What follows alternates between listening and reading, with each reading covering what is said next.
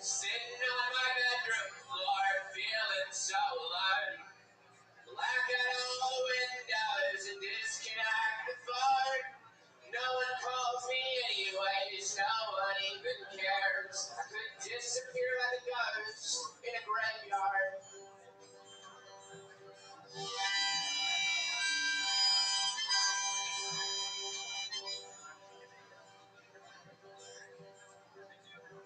Open up the dresser drawer where I keep my gun. The cold black steel looks up at me like shadows at the sun. I load it up with bullets and I down a glass of rum. It burns my throat, but that's okay, cause it numbs the pain.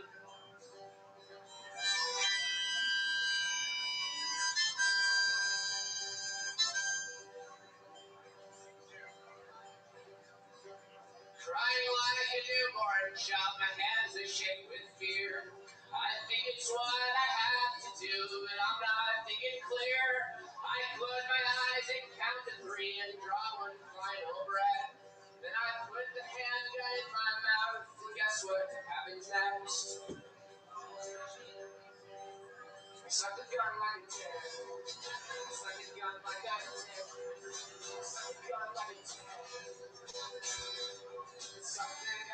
Gobble,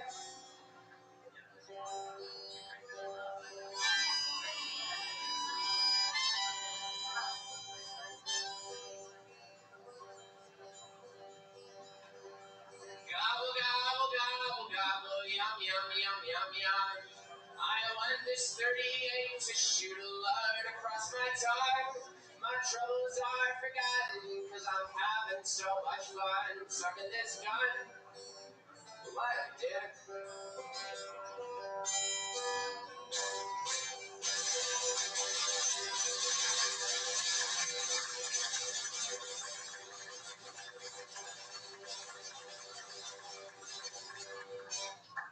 Yeah, hey guys.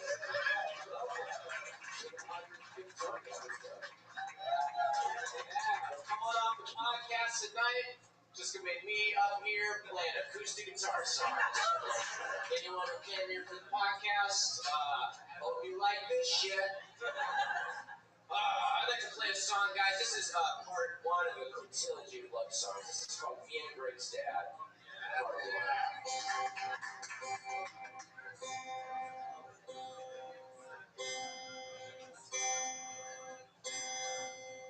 It goes 1, 2, 3. Then we jump in the water. It's just you and me and these oceans of blue that surround us. This blue that surrounds us now. I'm a baby boy. You're my best friend, Greg's dad. You, me, and Greg went on a jet ski group tour.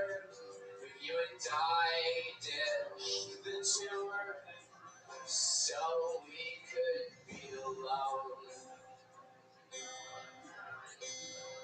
Now you're the king of my body and I am the god of the ocean. I hope Greg's not upset that we totally ditched his fat ass, his tubby ass. And you turn to me and say, it looks like it's down to just us, babe. You goddamn angel.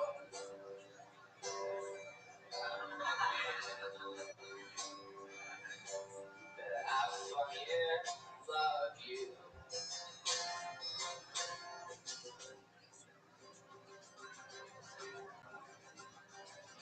Greg's dad, cool guy, sweet man, gentle man, soft hair, kind eyes, sweaty back, a thin eyes, great lips, fat lips, fucking angel. We make love in the ocean. Oh, I'm gonna sit back down. Now.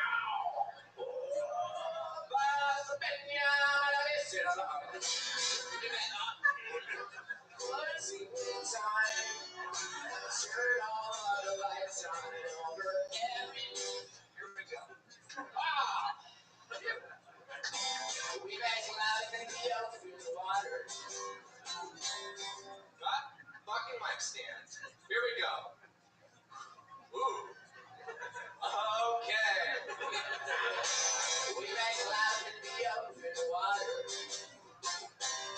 And you start to almost fear. And you said you're gonna go closing in time. Turn all. That's what I do, Brian, when I fuck up my song. I just say closing time. We make. Do you even remember this part? It goes. We make love in the open water. And you start to hum a Peter Gabriel song. But we're interrupted by the new West Coast storm who informs us something's wrong. Greg is dead.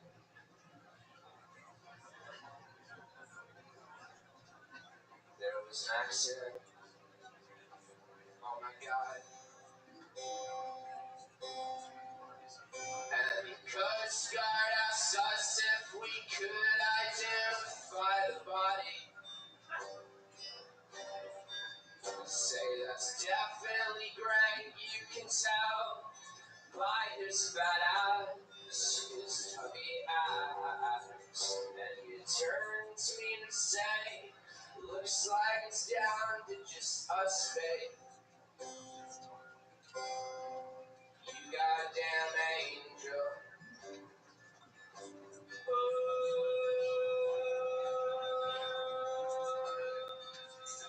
Te amo.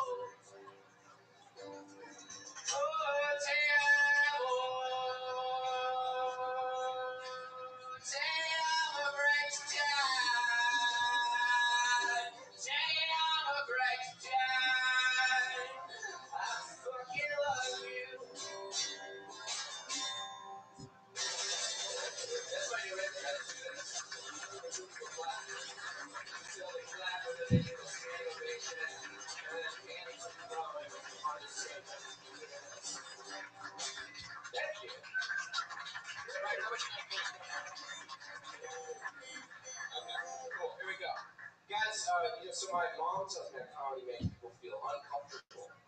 She says, the record, my mom also once told me Mount Rushmore occurred naturally. So this is kind of first for well, this is my mom's favorite song. It goes like this.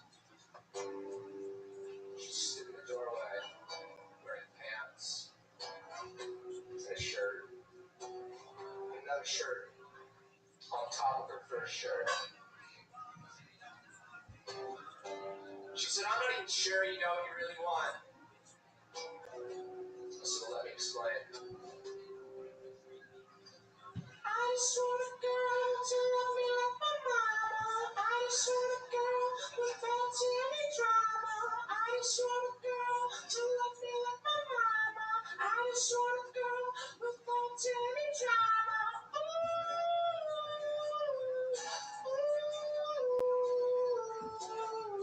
Who needs Coachella, right?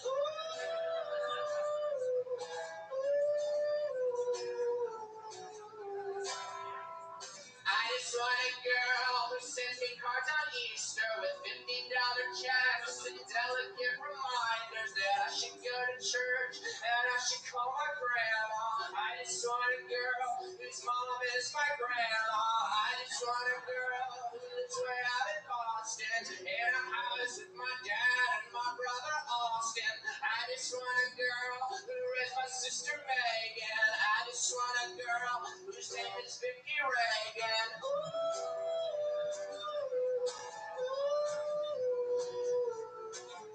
That's my mom's name.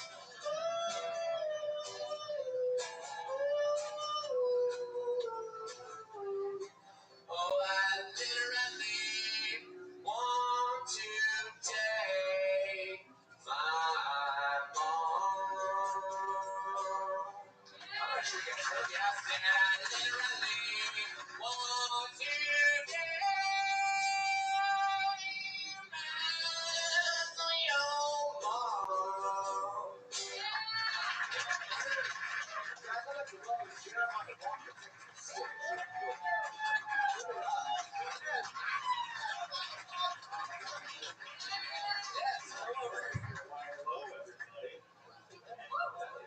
All right. My name's Pat Rankin, guys. I'm Jeremiah Watkins, and together we are.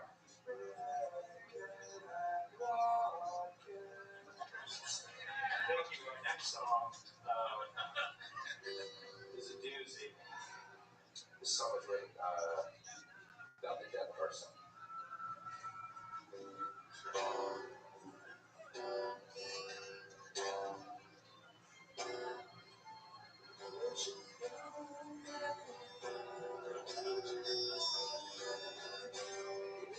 Sorry. Thank you very much. Thank you.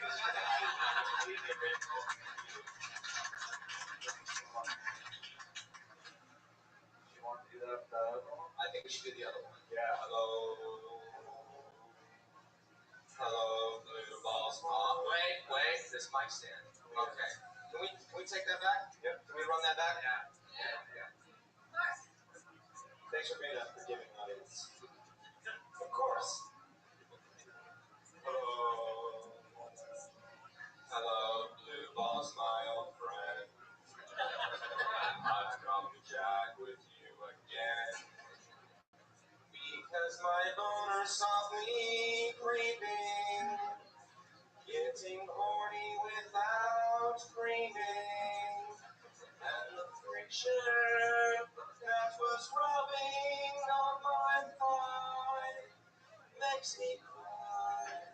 And that's the soul of blue balls. Thank you. I know you don't see you.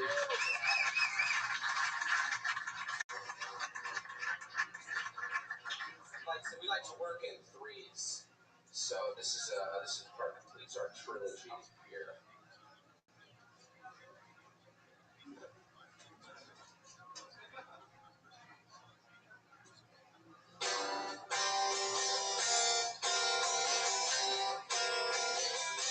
Are you guys fans like soul music? Like, yeah, you guys like soul music? Huh?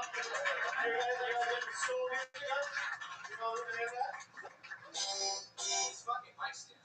Man, if I'm having trouble with it, imagine the amateur comedians. You guys know how Kill Tony works? Already know how it works? Yeah, they have this bucket of names right here. It's the bucket, and they draw names with a hat, and then amateur comedians come on stage, and then this panel of judges comes and have sex with them. Yeah, that's the format of the show. And this is actually the 100th episode of that today, so pretty special.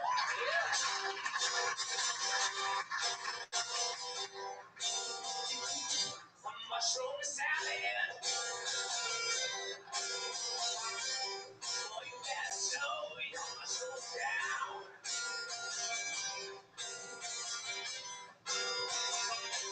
Mushroom salad now, baby. Yeah, you better slow your mushrooms down.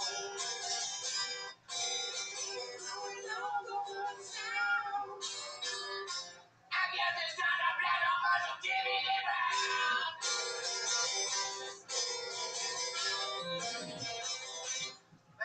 Thank you.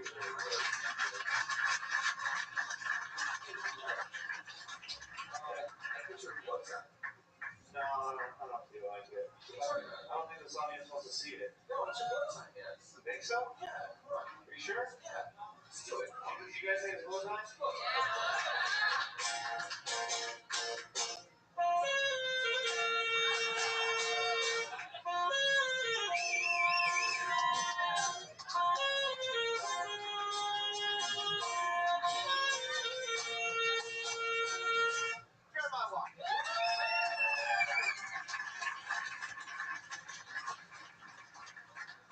Now, this song is going to be a little bit sadder, guys. Is this a dog crowd or a cat crowd? Dog, you're one guy with a cat. Everyone's like, dog, one guy cat. Well, lucky for everybody except that one guy. This is a song about a sad puppy. And this is going to be the last song that we play before the podcast doesn't start, and I just keep playing songs. No, this is the last time we're going to play, guys. Give it up for yourselves. Let's do some interviews.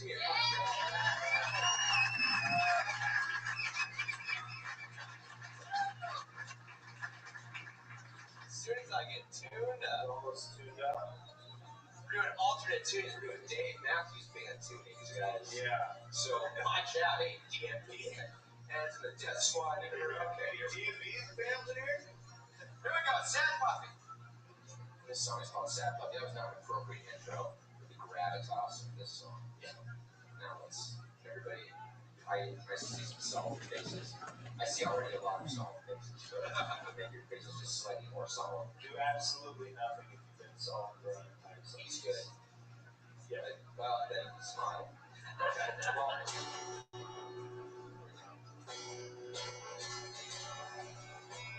very good. That sounds beautiful.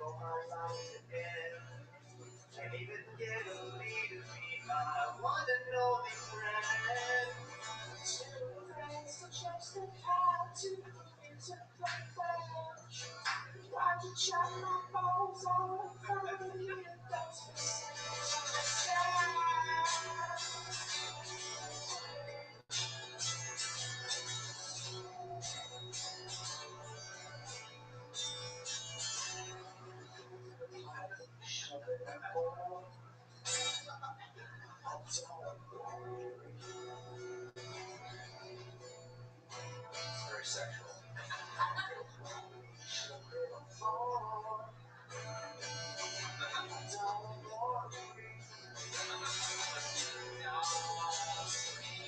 I watch you there through the window, and I stare at you wear nothing but you wear it so well. You walk by my house every day. You're a beautiful lady. All that I wish I know and lay with, and make puppies with. Make puppies with my partridge. Dogs.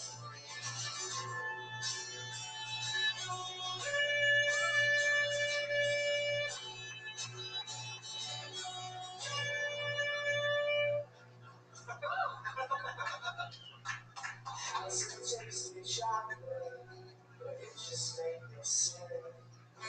Why'd you chop my balls off? Just leave me a dick on the side.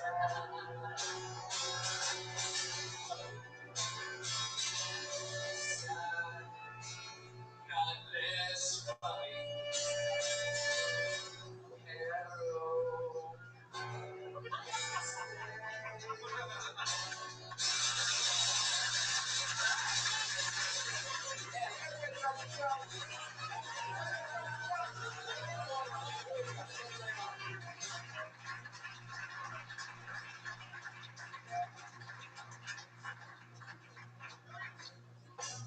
Hey Tony, are you ready to start the show? Alright. Guess we'll start the show now.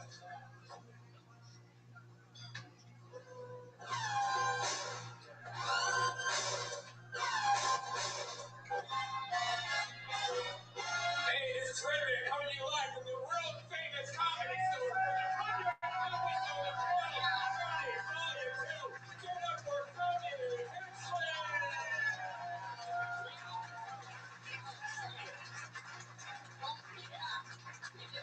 Hi everybody, welcome. Changing of the comedy store. This is very exciting. Welcome everybody. Happy Monday to you. And I'm very excited to be here. Hi everyone. Yeah, just like the belly room. Let's make it weird, right? Always fun. Some traditions never end.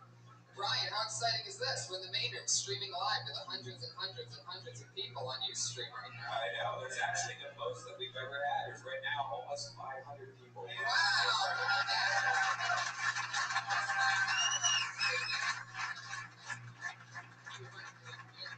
I'm very excited. Bring it once again for the leader of the band, everybody, Pat Reagan.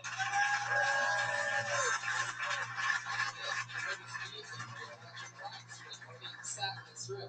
It's very exciting. First time we've ever been in the main room of the comedy store. Pat, how you feeling? It's hot. It feels good, man. I'm hot. I'm sweating, but I'm in glam bro. Yeah, always rock and roll. I love that. We have delicious food made for us by our one and only sponsor, our amazing chef who cooks us a new gourmet meal every single week. Tonight she made maple balsamic glazed lamb chops and salmon with French peas and mint puree. Sounds delicious. The amazing Elise Lane. You can find her on Twitter, the girl with the pan. Hell yeah. And Elise Lane. Now, Pat has been the co-host of this show. He's been the man on the side, the band leader for what, like a few weeks now? About 4 or 5 weeks. So. Yeah, we've had a lot of fun. Yeah. We found out that we have this amazing chemistry, which is always exciting. And for those of you that may not know, I know some of you have obviously been to this show before, but some of you might not know the whole backstory, that after the first episode of this show, there was a man who came up to me in a $5,000 suit that was supposed to be the Iron Patriot. It was a spin-off character of Iron Man. It's like a more American version of Iron Man. And he came up to me after episode 1 and he said, I want to be part of the show in any way possible. I said, great, you're going to be set decoration. You're going to stand next to the stage. And you're just going to stand there. After a couple weeks, it turned out we started letting him talk a little bit. And he was so obnoxiously weird that it was funny. So then we put a mic in front of him. And this went all the way for about, 30 weeks or so. Yeah. Until the Doug Loves Movies podcast, right. I heard that Doug gets high. Yeah, Getting Doug with High. We did Getting Doug with High. We brought the original co-host, the Iron Patriot, along with us. and he sabotaged the entire show. We told him very clearly before the show, do not talk unless you're spoken to, and he took over the entire show. Which, on Getting Done with High, which is a show where you smoke pot throughout the entire show, is really frustrating. Yeah. I don't know if you've ever been high and furiously angry at the same time. It's not a great combo. It's like a whiskey vodka. It's like just mixing. But it happened. It was crazy. And so we parted ways. His last words to us were, when this show gets picked up for TV or for something like that, I'd be willing to come back. It's right there. Right. There had to be a live stream. There had to be so many things. This guy had so many demands. And he left the show. Then we started replacing him with a brand new Patriot every single week. And then eventually, we just realized, why not have the guy that plays music? Why not give him a shot and patch us stuff?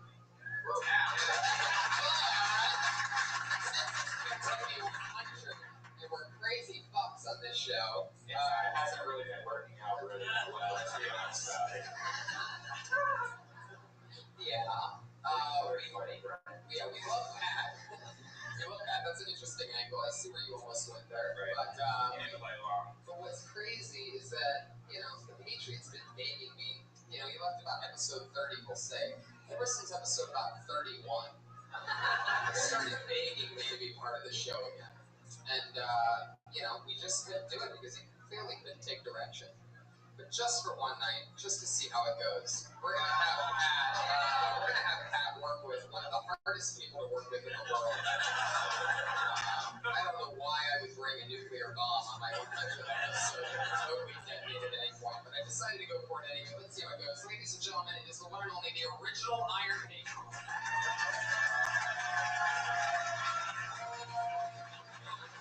If you know anything about it, it's $5,000 suit. He's barely moving.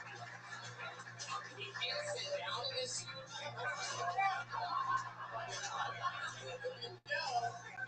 Wow, almost a huge fall for the big welcoming back. It's been 70 episodes. There he is, everybody. The Iron Man. That's one of his special things. That's one of 4 special things he can do is that sound that he makes with his mouth. Want to fire that off again, Patriots? We can get in. From Josh. Where is that? Yeah, Josh just runs away. Just the energy of the Iron Patriot just brought down the entire show. How do you ruin the electricity? This is our system of figuring out what that does. Josh just reviewed a lot of background. They just touched the microphone. Yeah. That didn't do it, Josh. I just got me out of it. Oh, okay. Patriot, welcome back. Josh, can you help coach that microphone so that somehow they can meet the middle? We'll see how it sounds. Patriot, say something. I will lead these new Avengers into battle against anyone who can my red light. I am the Iron Patriot. I can't miss it. I mean, right? Yeah, I can't believe you just said the same line as he did before. I thought you evolved a little bit, like something cool. Any new shit, Patriot? For every life you say, there's a certain way to die. I heard this. That's not new. You just completely ignored the question I asked you. All right, we heard your beliefs. All right, settle it. I asked you if you had any new sayings or something. Just between me and you, here's my little secret. The bad guy always wins. The healing you is just perfect symbolism for the times. The best stuff at the end was you bombing. It was pretty accurate. It looks like your costumes got a little bit more beat up since last. I see sponges and stuff sticking out. And your car wash sponge right there. How do you get so stretched up? Yeah, I got that. Those sponges at Home Depot. I think you're answering the wrong question. We don't literally need to know where you got the sponges. How did you get the scratches on the side? Well, this costume was sent to me battle-worn from England. They made it in England. The other sculptor was in Norway. One of them was working in England. They sent it to me battle-worn. What kind of battle?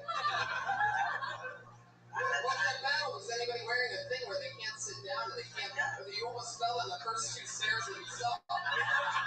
Somebody battling in this outfit. What do you need to worry about? Yeah. You're not answering anything.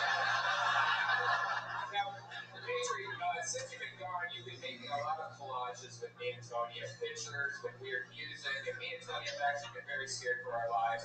What was the motivation behind all that? It's a new kind of music video. I use pictures, and I put the song that I wrote with it that I feel fits the song. Like I did Holy Moly for you know. It's a slideshow. I like band music. Yeah. I've been watching this show live since February. Every Monday at 8 o'clock, I'm on a routine. I smoke some weed, and I like to and I've been listening to dance music, and so I'm never saying something about a Facebook stalker song or something.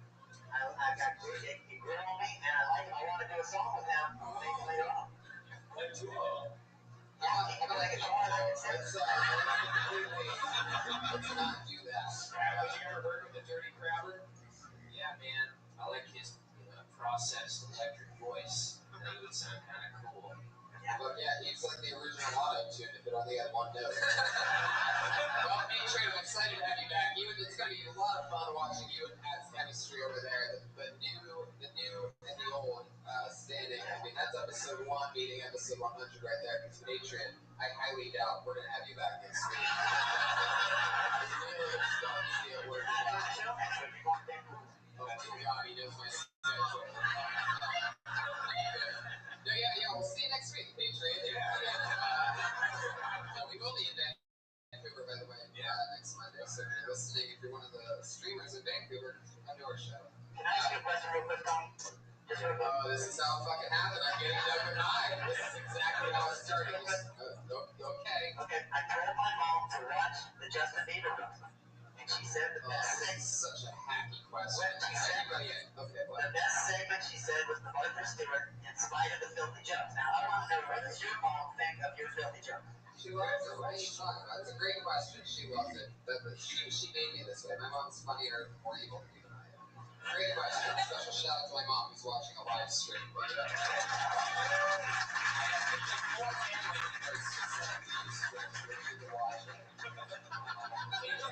you very much, Aaron.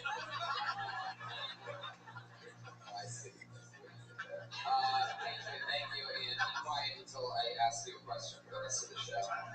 You understand what I just said, right? Yeah. Very good. Guys, you know the show. Over 40 comedians signed up for the opportunity tonight to do 1 minute in front of that microphone right there. They always do 1 minute. They always do it in front of 2 of my funniest friends and guests. Then we talk to them about anything. Maybe we give them advice. Maybe we make fun of something. Maybe we try to help them out in any way possible. Tonight, 2 of my favorite guests of all time. 2 of the funniest people that I know. Put your hands together for them, everybody. It's the one and only Dom Irera and Joe Rose.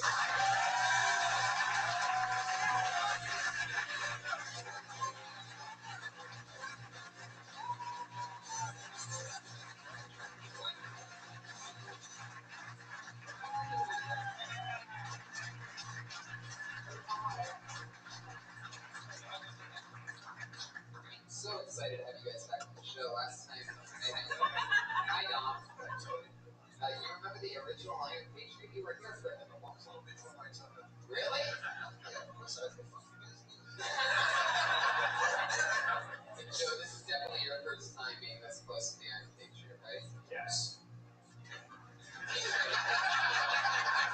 Patriot, you have any questions for our guests? Yeah, I'll start with Dom. Dom, you were raised in a large Italian family in South Philly. Now, have you been back to your native country of Italy, and have you done comedy there before? No, I've been to Ireland mostly. I have done comedy there.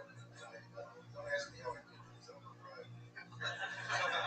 I kill. By the way, I'm very uncomfortable being back there with you alone. Yeah. Let me ask you one more thing. I saw a clip of you on The Tonight Show in 1989 with Jay Leno was filling in for Johnny Carson. Now, did you wish that would have been Johnny Carson instead, or how does it work? What do you think?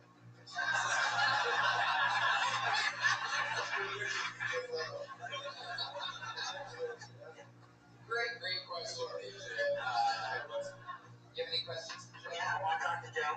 So you might not remember this, but a while back on the Joe Rogan Experience number 300, 367. Are you gonna tell me the same shit you already told me backstage? No, but I want to podcast ground. I didn't like you already say it then. Okay. You said you might not remember this. Motherfucker, you just told me. Well, shit, way to begin a conversation. Okay, this is a question I'll ask. You go all over the world with Tony doing comedy. Now, what's it like going on the road with him? Is he, compared to other partners he went with? Now, These questions are fucking terrible. He wants to help you. It's not called partners. I know, what are you doing? We're not comedy partners. this is the last try. No, you fuck. No questions, Patriot. Terrible. This is Can I do one more? No, Patriot, fucking no, you son of a bitch. No, stop talking. What did I tell you, Patriot? I told you before. Patriot, I told you before this show that if you get out of hand, I'm gonna have the two biggest store guys drag you and scrape your outfit all the way up to the middle. Alright, so just behave yourself and relax. I will talk to you. When I ask for something, then you can talk. You're an animal. Reagan, do you have any questions for our guests? Yeah, I do. Joe, in episode 290. Patriot, that's why I got no fucking new guy. Wait, Roby. That's all timing, son. Joe, when I finished the question, I heard a fart noise, and I was just wondering who made the fart. So I've never made that on camera. Who's on the podcast? Dom. What? Next question, Dom Irish. Dom, you have a lot of testosterone. Have you ever hit a woman?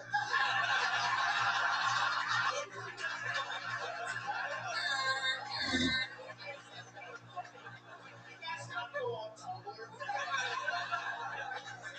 Well, there you go. Those are the questions. Those are the co-hosts. These are the guests.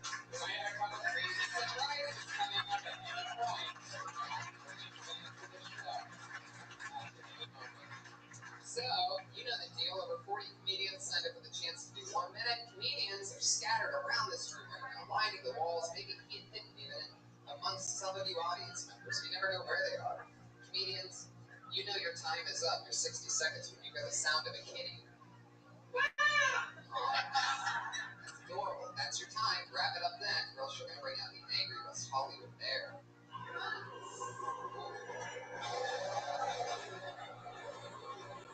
Alright, okay, that's where that ends.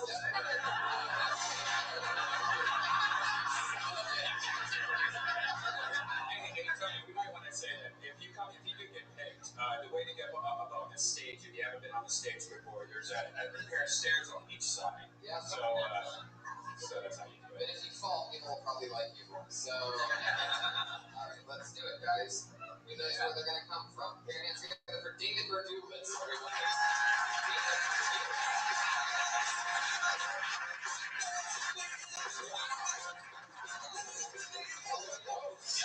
And you know what that means? David just got blacklisted.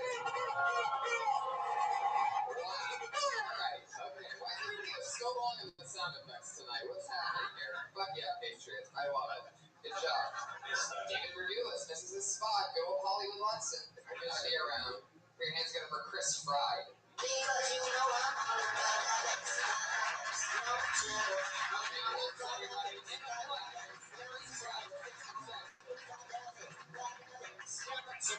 I'm all about Alex.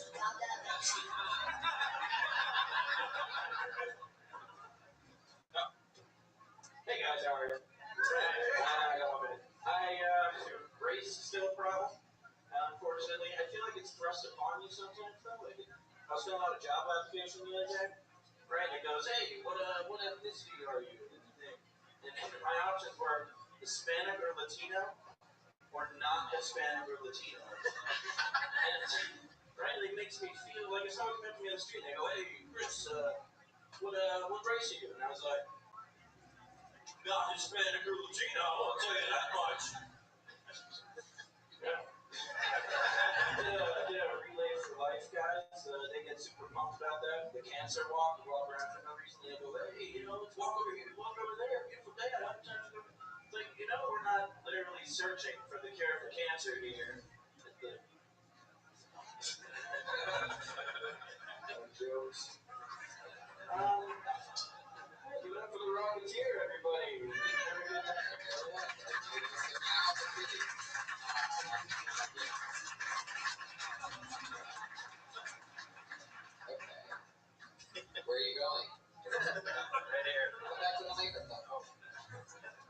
I'll see hockey. Tony, when they said the term life is short, yeah, how many watch that?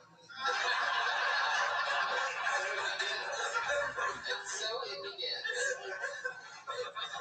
Chris, what was the job application? It would have said Hispanic or not Hispanic. What is that? It's like landscaping? Like, well, we're that's like the only option in the job application. I think that's the part that maybe throws people off, is because they've never seen anything like that. I don't remember exactly. That's what it said. You don't remember the place you applied for the job? Not this specific one. I've seen that a couple times. Sometimes they have other options, but there was one I saw where that was the only two. Seems like that'd be really shitty jobs you must be applying. Yeah, that's super. Probably. Huh. Did you find a job? At that time, yes. You remember the world has all different kinds of people. Some people are great for certain jobs. And then, sometimes it just doesn't work. It's true. It doesn't mean that you can't be a comedian.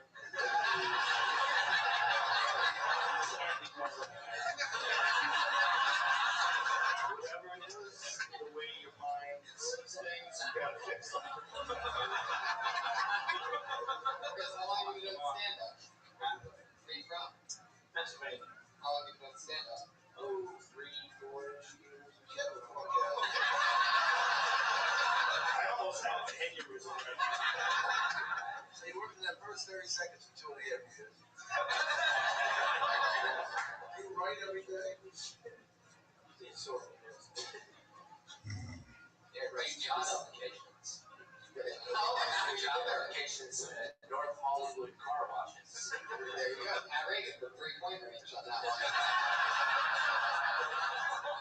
What state are you right now, by the way? What state are you right now? No. You're not. So you're part of the problem. You're asking. You might be the only one here. Is that your real name, Chris Fry? It's free. Oh, free. It's spelled Fry. Interesting. What part of Pennsylvania? Allentown. Wow, wrestling town. Northeast part of, or northwest part of it.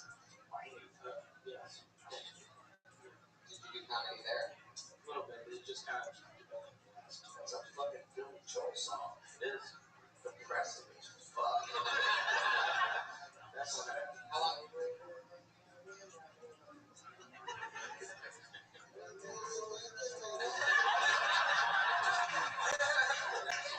How long have you been in LA, Chris? Over a year. How's that going for you? Off and on.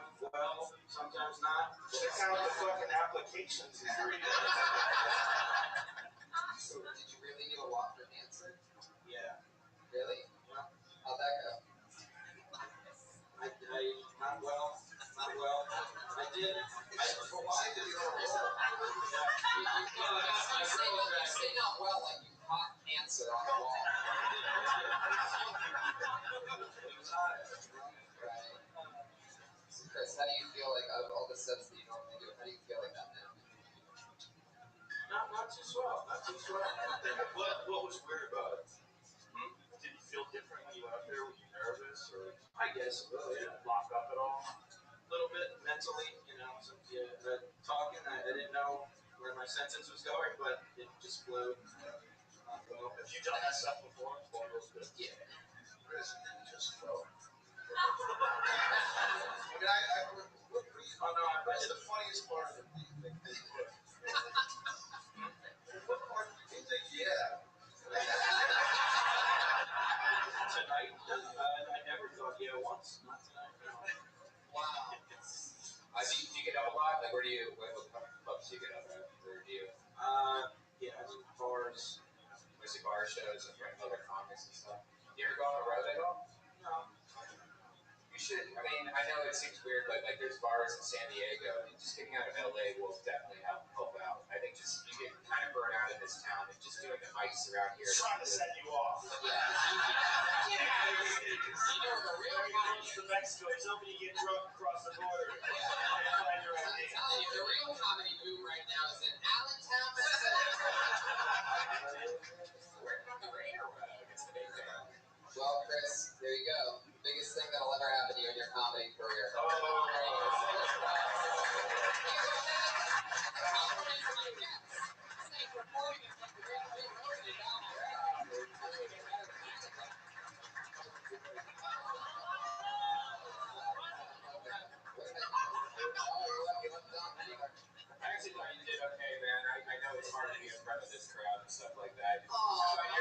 Big reference is pretty cool. So He took a phone. What are you talking about? There you go.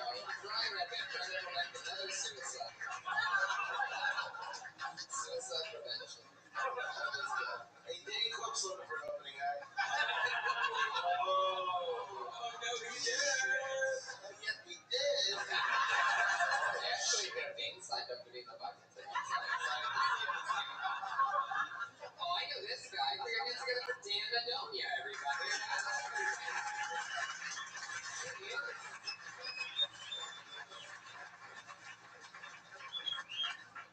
Hi, guys. I'm Dan Madonia. I'm an adult. Don't need anybody's help to move the couches if I want to make a form.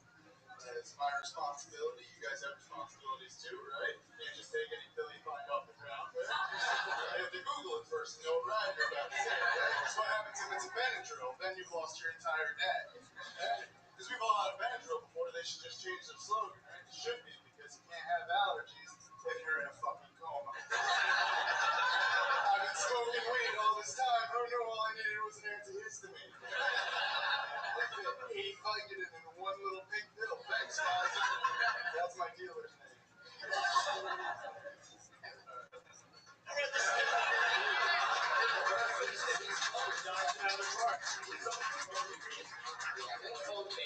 That's a goddamn Iron Patriots song. It's been some fun for real. It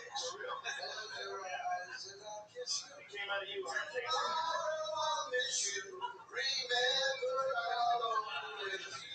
I guess we're singing, everybody.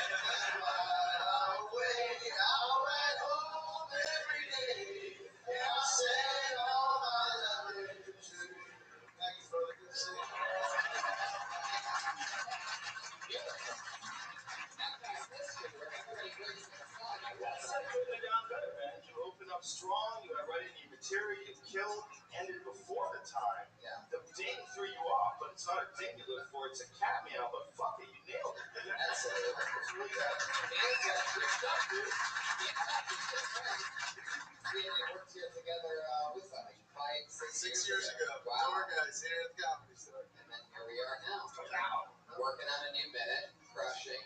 You know, Dan is Eddie Grill's son. You guys know Eddie Grill? I probably knew your dad before you fucked your mom. Have you met his mom before? No. Somebody in the audience met your mom before. Lots of people in the audience met my mom. Yes, that's what was assumed in the first joke. Yeah. I think that's just a different position. Next time. Fuck yeah, Dan. Good job, Dan. How's everything else been going? You've worked with Don Herrera before. Yeah, we sing all the time. I disqualify myself because I love this kid. Probably. All right. It's great. I'll never forget the first time I made love to you. You were asleep. It's so nice to connect you.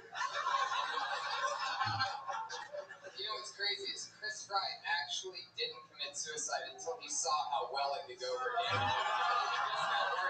Just now doing himself. He wasn't going to do it. Then he's like, oh, this is how it could have gone? Is everybody loving me? There he goes. Technically the second shot. He survived the first. All right. Well, the first one was just a call for help, so they finished the job. Dan, that's how you do the impossible. They say it can't be done. You kill. Dan Madonia, everybody. Still following Chris Fry on Twitter. Chris Fry. Account's still open, even though he's now dead. One more time for Dan Madonia.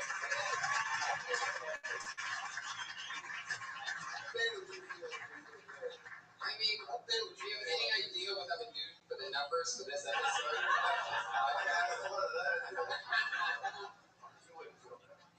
You know what's crazy is, this is nuts. I remember this guy being on the show that you two did together on this show in Pasadena. He did really good. I'm excited to see how it goes tonight.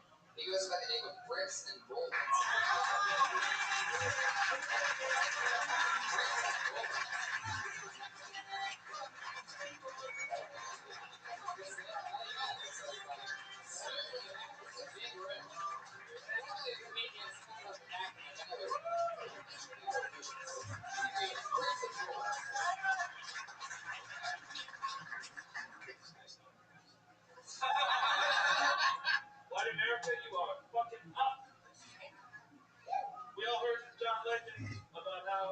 there are more black men incarcerated than there were slaves in Egypt.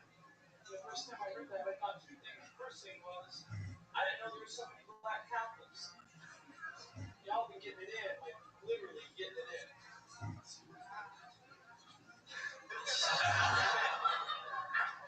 The second thing I thought was, no, I don't agree with either the rate of incarceration or slavery. I think, we're both bad function in our society. But I mean, if you look at it from an economic standpoint, you had to choose one. I'm just saying, 100 years ago, China was a third world country, right? Now they're our biggest threat. When's the last time you saw some Chinese dude throwing down on some railroad tracks? Alright, interesting. Racist political set. Totally people come across those two types of comments. You're racist and political. Yeah, I felt like I was doing Beth, the dude who works at Ralph's. One of those dudes in the back that stacks boxes and we already closed the place down. We were hanging out in the alley behind the supermarket. Dudes would shut the fuck up and then go home. That's what it felt like. Listen to yourself. What are you trying to say? You just said it, correct? So I think it's still not present. Yeah, man. Yeah, black people like to fuck. I admire how you hold your mic. It's very gangster how you hold your mic. It's like you hold it so far away in such a quiet voice. If you're going to hold it that far away, you got to project. I mean, we can barely hear you in a head-to-head level. Maybe that's good. And also, you're competing with the mic stand, but that's you're not. I don't mean to be the way you talk, but super technical. Yeah. There's a lot more issues. I just thought that it was really bold of you to go out on a limb and say, you didn't believe in slavery. That was a lot of us. Those are like really complex subjects. Like there's subjects that there's subjects that are easy to pull off, and there's subjects that are like black belt subjects. That's a black belt subject. Yeah. And that's not a subject you ever want to take on in a minute. Because if you do it in a minute, you want to talk about things that are easily relatable or silly or really weird so they get you giggling right away. Because you don't have any time to go into depth. You talk about slavery, everybody's assholes. This is white guy talking about it. And you have to like really good get them out of that. It takes a long time. You're not going to do it in a minute. Like if anybody came up here and did a minute about slavery, like fuck man, you got to make a quick point, and it's got to be really worth doing that. Like it helps if you're black.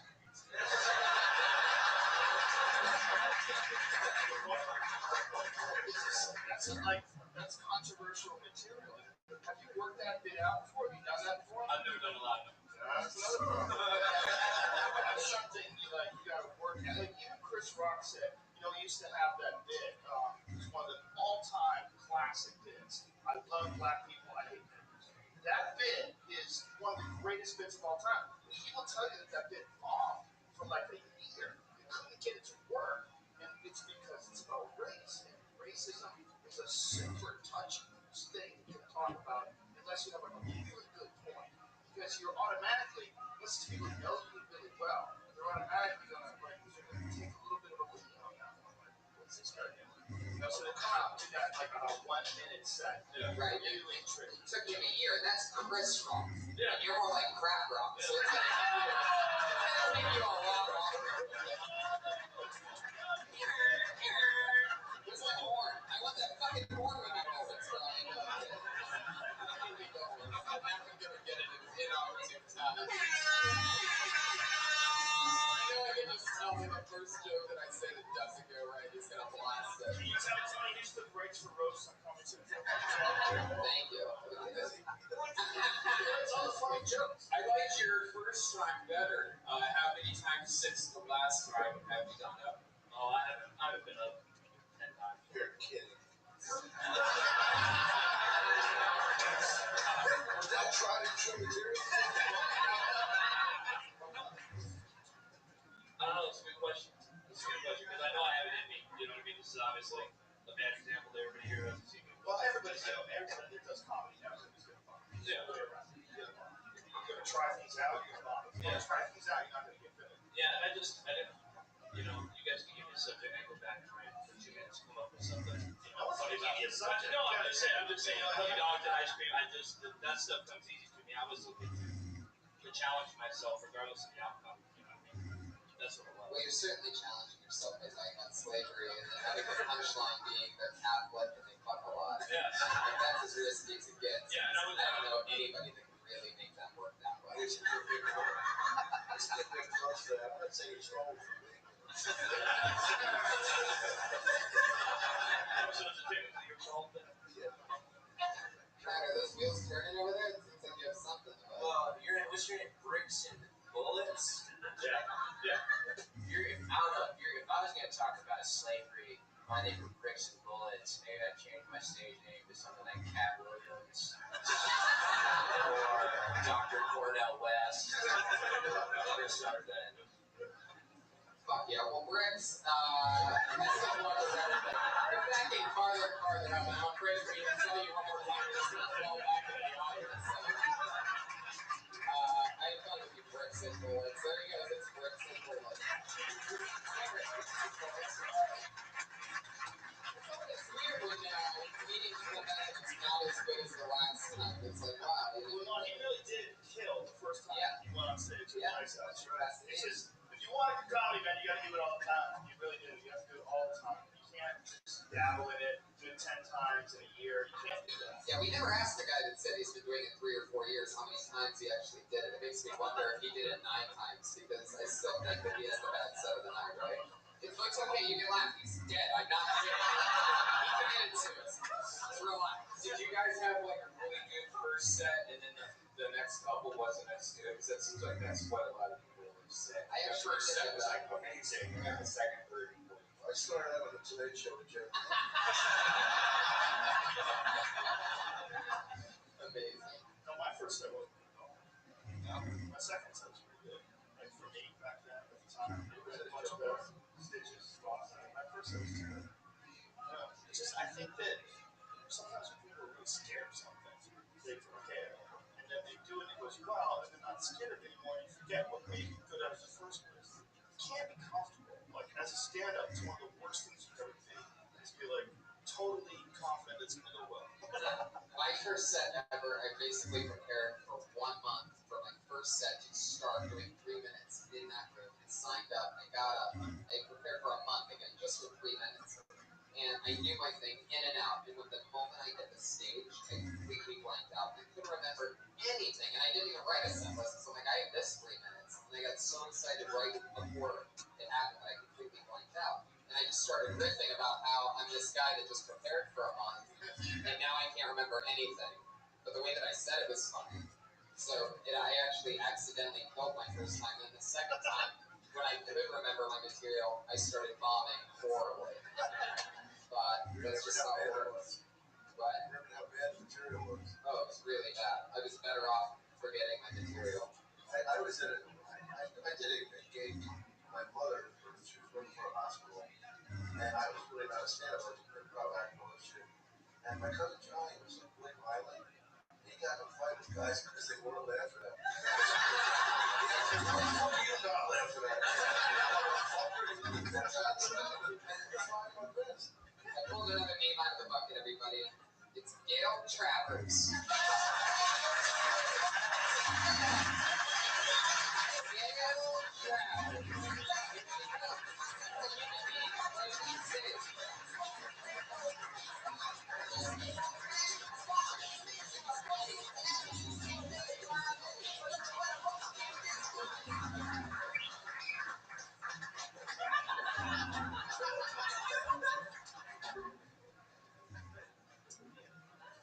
So I was dating this Navy SEAL guy, and he takes me out to dinner, and he tells me that if a robber ever broke into his home, he'd take his 45, and he would shoot until all the bullets are gone.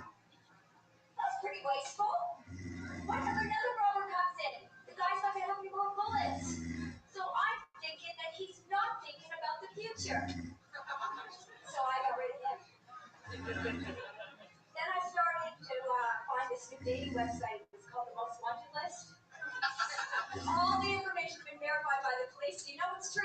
There are no liars on the site. They can't say they're 6 feet when they're really 5'7", because you can see those lines behind their head. And you get a nice, good, clear profile pic shop or soft lighting or makeup. You see something you like, you gotta act really fast, okay? There's a lot of competition out there. Bounty hunters, FBI, IRS. Immigration. Yeah, that too. And there's a lot to choose from. Bank robbers, whores. There you go.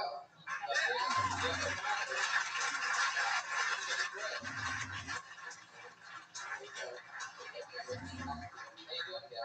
Great. How long have you been doing stand-up? About a year. Wow. How often do you get on stage? About three times a week. Okay. You like it? I love it. That's interesting. So you're really saying all this stuff's true. You're looking for a man. Looking for a man. What do you think about your Patriot?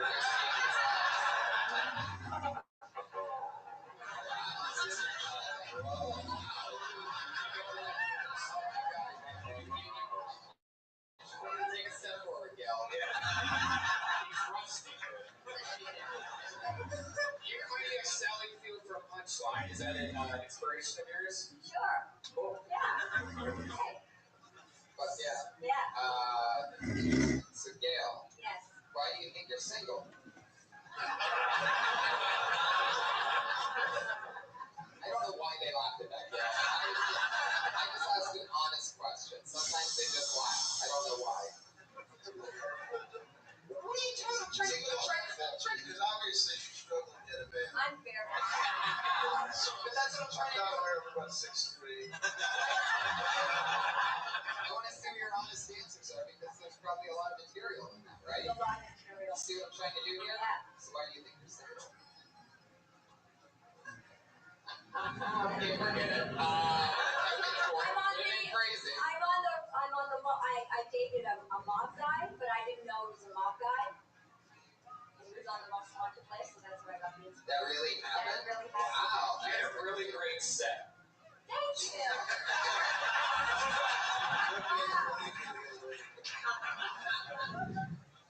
So Gail, how do you make a living? I'm an actor. Oh, really? Yeah. You see any of your work? No. I guess I'm an actor too then. Yeah.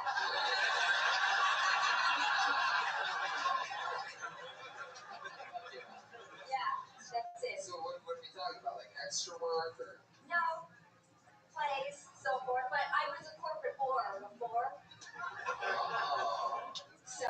Yeah, double vaginal, double anal. I think that's not what corporate means, bro. Oh, I just call them anybody in corporate. I shouldn't do that, but I just call them corporate whores. Well, what did you do? Fuck, Maddie Spencer. I was in pharma. What's that mean? Pharmaceuticals. So I call those corporate whores. Got any scripts, girl? Exactly. All right. You can also see bricks and bullets, but that's one.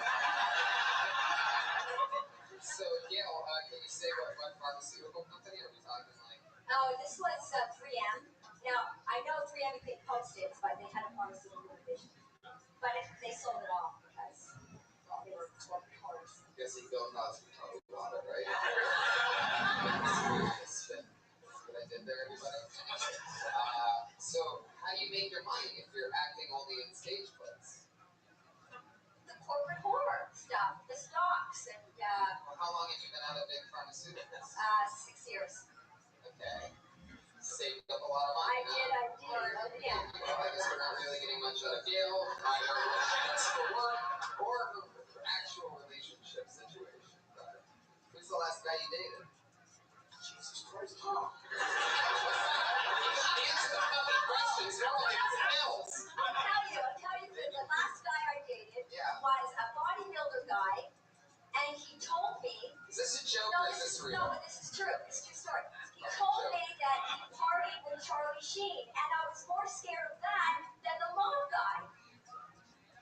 It's true. I believe it. It's true. I partied with Charlie Sheen. I don't think so. Do you have a question for her? Do you have nice feet?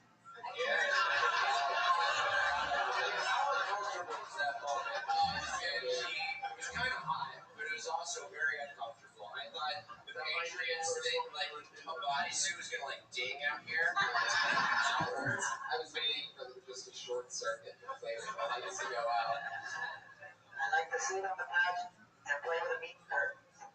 Alright, you're first of all, I don't know what that was. I'm not gonna ask you to repeat it. Repeat curtains, I'm gonna stop you. Whatever that was, don't repeat it, and that's your first warning. You're now on probation.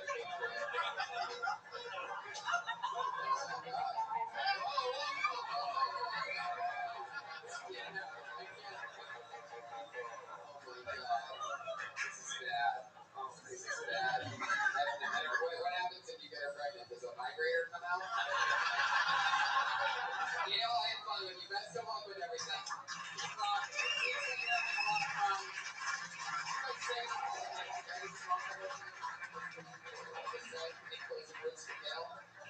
Patriots, stop trying to grab her. Patriots, stop. Gail, go. Get the fuck out of here.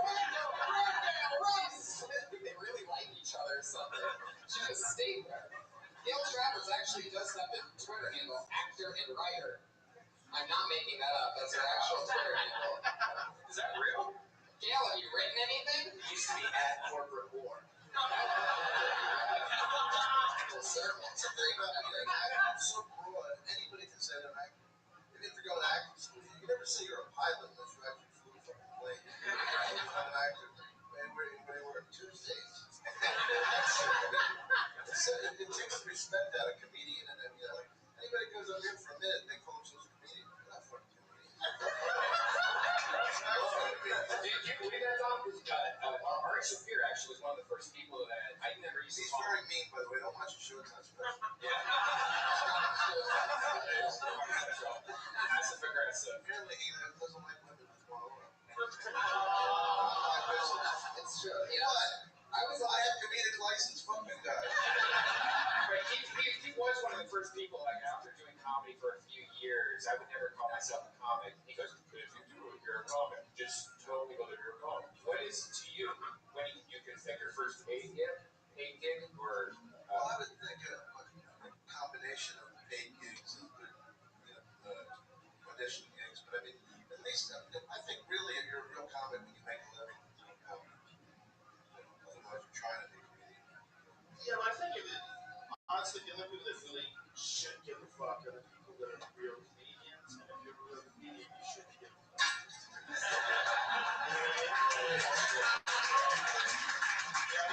They want to be a comic or they're trying to be a comic. Is it really money? What matters? If they make somebody laugh. I think it's symbolic of it. I think money. Yeah. I think because it shows you're at a certain level. Now you can be a fucking act and make money. We both know that. But there comes a point where you're doing it for 10 years, you're not making any money yet. It's kind of sad. Right, but give them a way to lift the show up.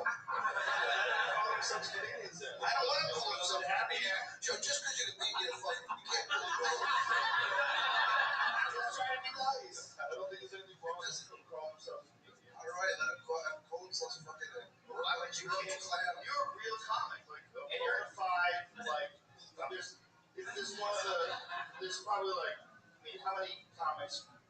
If I wasn't a comic, there's maybe 100 people that I pay since you're one. What number? You're 20 or 80? I literally paid to see Don Rivera before I ever did open mic night. I took a date out to see Don Rivera.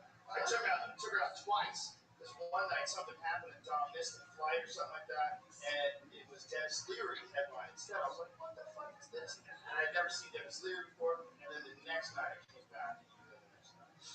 So I think you're a world class comedian. So like, why would you fuck yourself? No, because I'm on King Tony, man. I think that's why there's three levels. Like there's headliner, middles, openers, hosts. I think that's why there's different levels of being able to say it. I think it's it's definitely a lifestyle. You know if you're a comic or you're not. If you're wondering if you're a comic, then you're definitely not a comic. Like you're either in it or you're not. I think. Well, it's got to be at least 5, 6, 7 nights a week, and that's just pretty much it. There was always this ridiculous hierarchy from Boston. The guy was a middle act, the guy was a headliner, the guy was a middle actor with no respect. And then I remember this one kid, I don't want to say his name, but he went off and he got a TV show. And these guys in Boston, he's a fucking middle act. I'm like, he's a middle act with $1 million, you tell me. What are you talking about as a middle act? He's a comedian. What do you give a fuck? You're labeling him by this weird fraternity.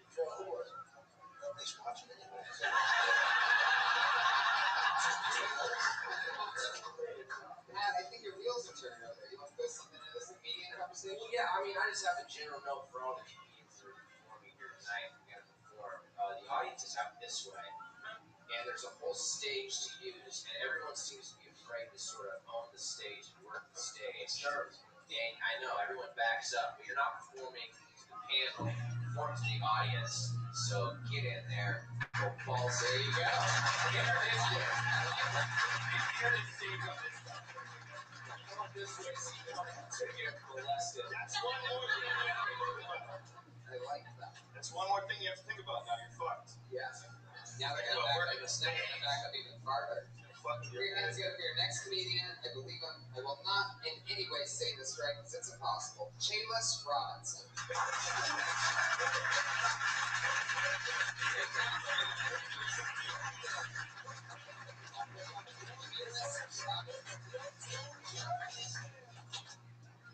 So, man, it's Shanelis. Shanelis. You put ball feet in right now.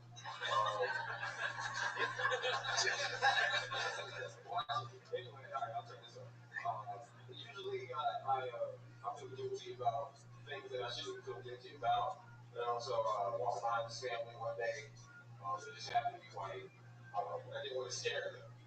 So, I stayed about 10 feet behind them in the sink. Officially, the mom of the family just told me to go to the side and said, maybe you should pass by. I said, oh, I'm sorry, I wasn't trying to scare you. Straight face. She said, oh, you weren't. You're about 100 pounds soaking wet. My 12-year-old daughter can take you. So I looked at the daughter. She had corn with a lollipop. I was not fucking with that. So I feel like I should probably work out. What's the point of being a shit around if I can't still like it's like they fall.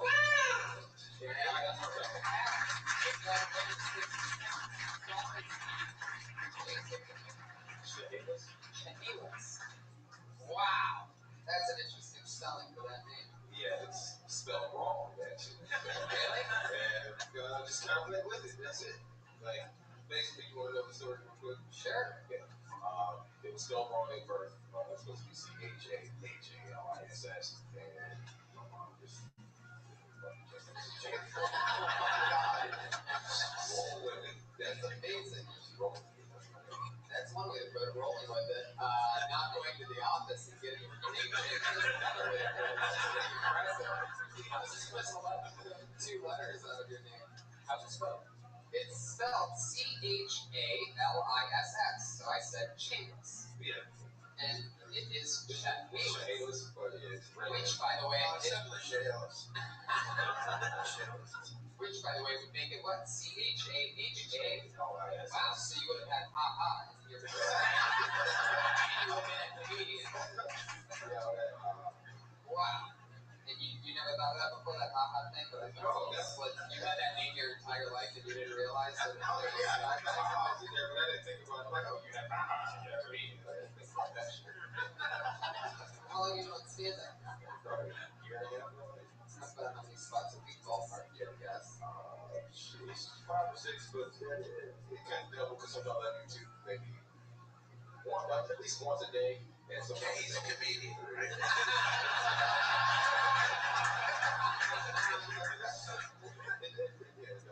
Where you from? What part? Like 20 minutes outside of DC. Are you ticklish? And I said, mind control sometimes. Like, don't go back on this. Yes, about it. How long have you lived in LA? 6 years now, yeah. 6 years. I like it. Yeah. Why did it piss me off? His name for all of it.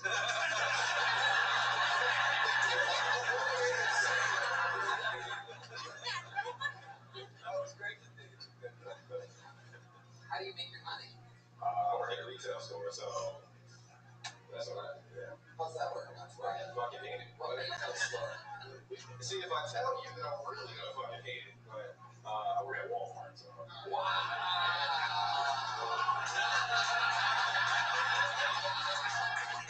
It took 100 Kills on the episodes to get that answer. I had 7 Walmart jokes just waiting. Walmart girls are easy easy, right, boys?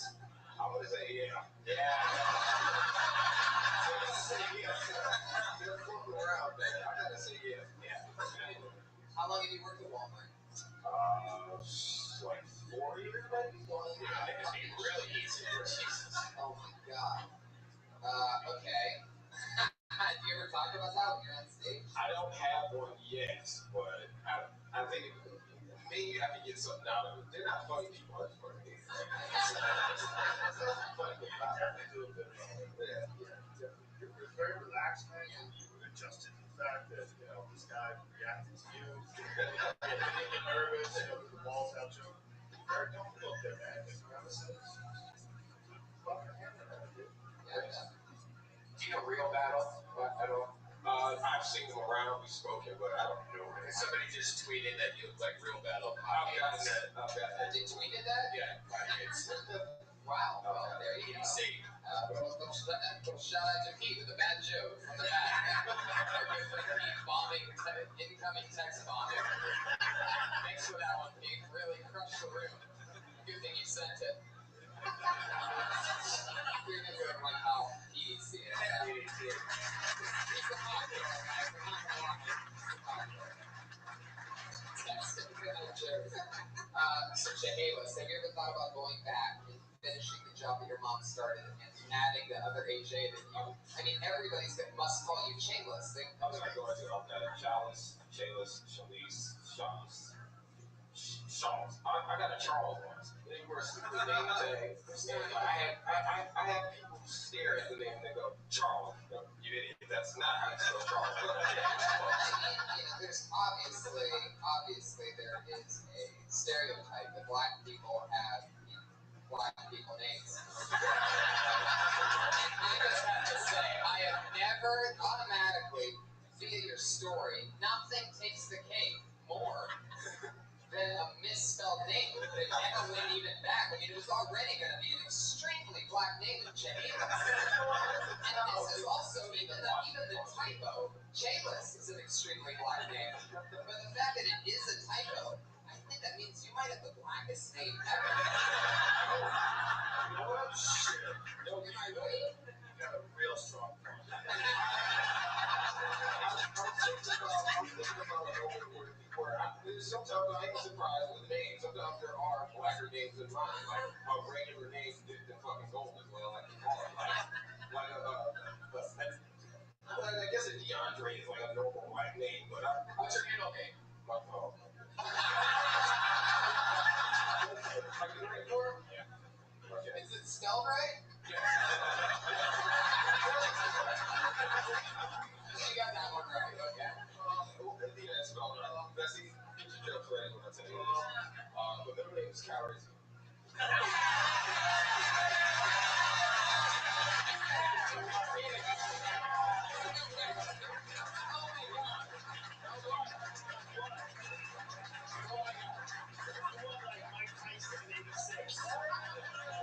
Chris Wright just spelled something in.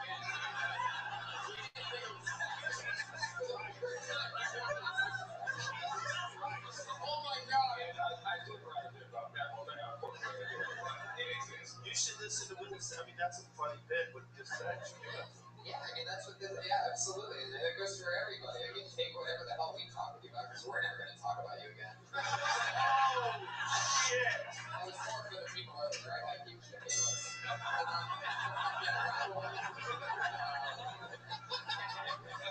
Okay, so can you please, for the love of God, explain to us just the truth behind how they landed on Calrissian? I mean, if you don't know, well, I'm just gonna say real quick. Star Wars. You guys all know Lando Calrissian. So, Star Wars, okay? You take over. How the hell, in God's name, you got that as a middle name? That's not an answer. A lot of us were born in the 80s. My middle name's not Skywalker.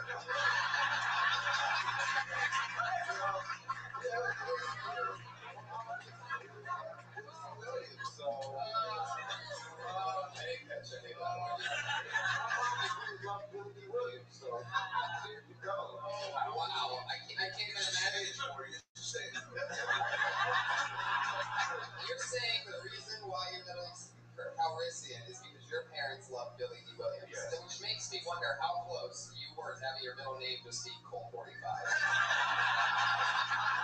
Take it all, Chehalis. Take it all. You win, buddy. Great spot tonight. Fun times. There you go.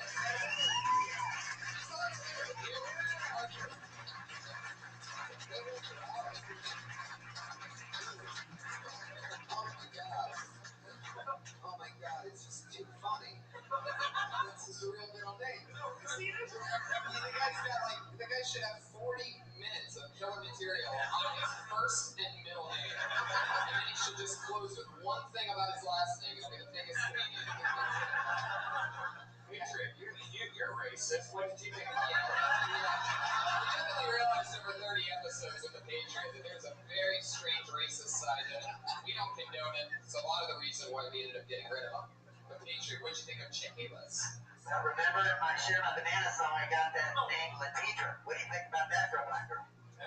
Answer my question. What do you think of Chehalis? What? Oh, Pat Reagan. We got you locked in for life, buddy.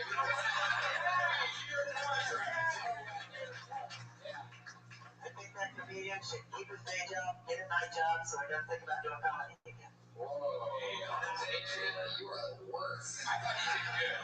Yeah, he really did. And he handled himself well. You know, a lot of comedians don't realize that they bank everything on that 60 seconds that happens. But your interactions with us, just being real and answering questions, and giving us something to play with, goes a really long way. And that's exactly what Chehalis did. One more time for him, guys.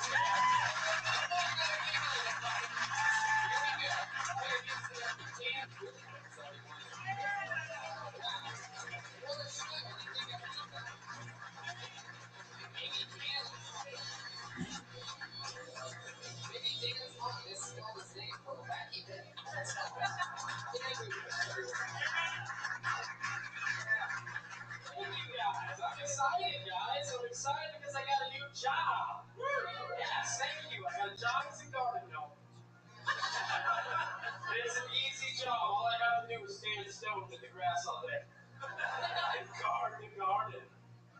Oh, it's great. I was thinking about it though. Gnomes and dwarves, they don't have a lot of options for work. Think about it. I mean, we can work for Travelocity, or we can go work in the mines all day and come home to some sleepy bitch with a weird apple addiction. Was at the bar the other night, and I saw this pretty woman. I tried to get her number. She told me I had no game. So I pulled her stool up from under and screamed Django. Thank you.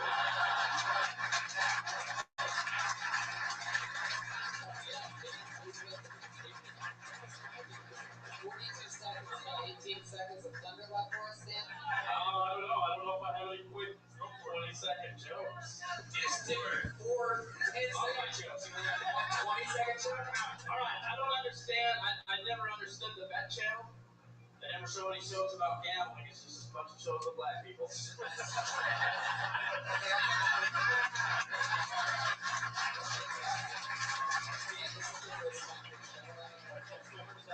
First time in the store, actually. Wow.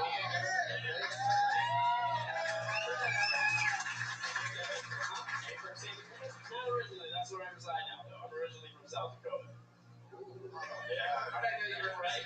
The funniest people in the world, South Dakota. This guy from South Dakota, I was on the floor. Are these people you brought them? We're all comics from San Diego. Wow, really? Yeah, wow, a squad from San Diego. Fuck yeah. Welcome, guys. Okay. All right. What we do? I think you're great, man. I love the stage presence. I like your jokes. Are you from San Diego? Yeah. So I see that. It was funny, dude. Thank you. Jackie said it was funny. The BT joke was hilarious. That's good stuff. How long you been stand up? I'm on my 5th year. I mean, like, you're still on the way. Once in a while. I go probably 5 or 6 times a week. I know much as I can. Where did you start? You started in San Diego? I actually started in South Dakota. What Bad Daddy's there. Not much. What part of South Dakota? I actually grew up, I lived in Watertown. I started in Sioux Falls, South Dakota. Had an open mic there. Then if I wanted to do, I either go to Fargo or Minneapolis. That's pretty much where I have to go to do number one. How far is the drive to Minneapolis? 4 hours from Minneapolis, 2 hours from South Dakota. How many people would go see a comedy show in South Dakota? Quite a few, actually. Really? Even the open mic I said I did. There was probably 50 or 60 people there. Just there's nothing else to do. That's so crazy. There's other things to do. That you could look for Bigfoot. You could look for Bigfoot. I guess that's pretty cool. Have you ever really done that? Of course. I mean, you say of course, like I've never lived in South Dakota. Wow, really? So how does that go? Does that work in the movies? Pretty much. How many people by round of applause have honestly done cow tipping? A lot of people called me out on it, and now I really think I have baby cows because I heard that it's a big conspiracy theory that you can't tip a full-grown cow, but you can tip baby cow, like cows. I'm pretty sure Brian's saying can you don't cow tip it. I'm pretty sure that's what Brian was supposed to take another fat chick one night. Did you went out to the bar? Yeah, Barney Fields in Ohio? I went to Applebee's, and she gave me good service, so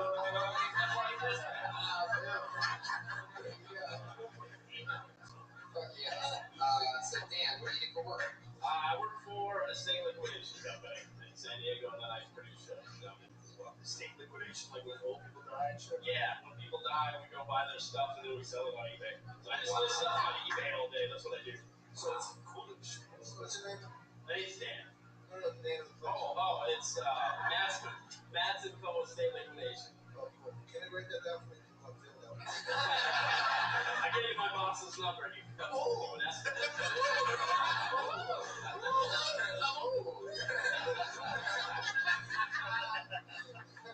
You said that funny, dog. You always say I'm old that way? Is that from a movie or something? No, I just made it up. Sometimes I do written stuff, sometimes I have thoughts. It's a gift. I mean, I've been with slaves. It's just funny about slaves. Let me ask you this. I feel the need to work to go balls deep. Of course. That's the whole stage, right? Use it. Personally, you have a beautiful body. Thank you.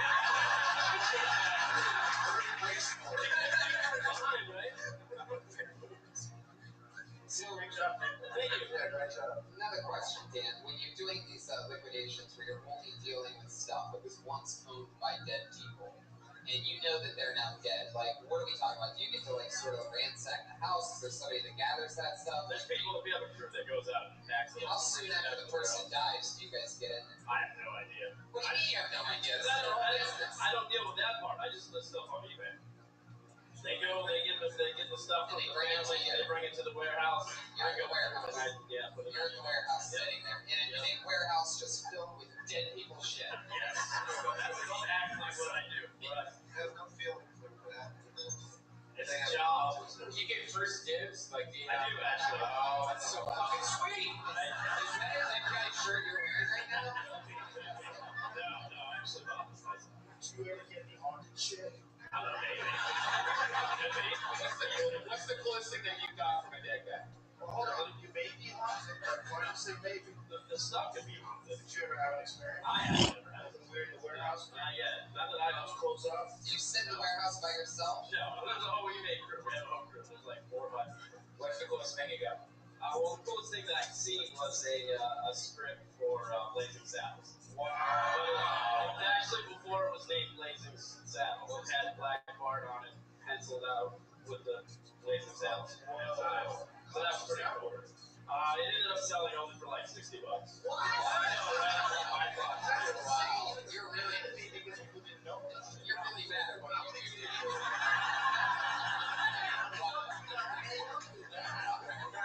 I would have spent $70 on it. You want to grab a shirt out of here?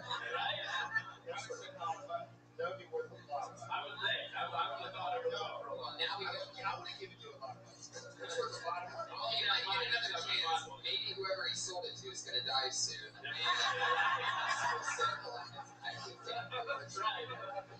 What I was going to say is, you live here in Los Angeles, but I think we've been doing lately is that I've been inviting you people to the Friday show at the Ice House. Now, I don't want you to drive all the way to do 5 minutes at the Ice House, but if you can set up a second show, you're welcome to go to the Ice House comedy show at the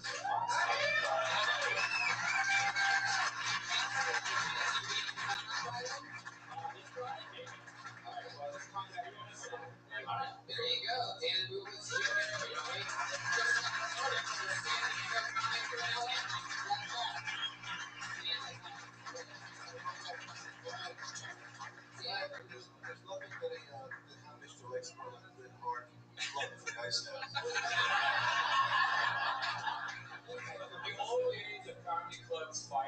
each other, I think it should be over. Because there's so many fucking comics in this city. There's no reason for comedy thugs to fight with each other. Don't you agree?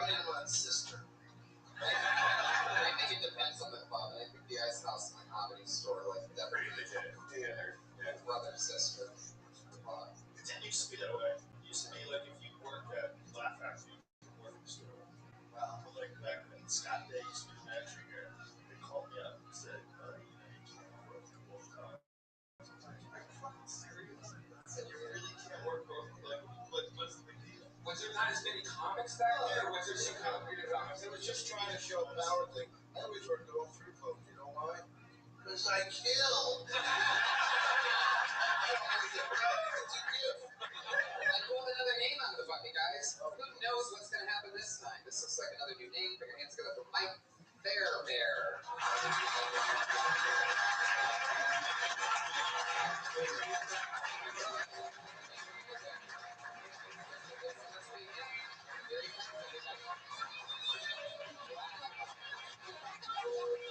All right, that's your 60 seconds. Mike Fairbear.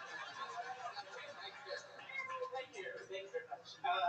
I just want to get something off my chest. There's this guy I have to live with. Maybe you know the type. He's a British guy. You can't even open the fridge without being right over your shoulder. He's like, I'm telling you, I fucking will go up there.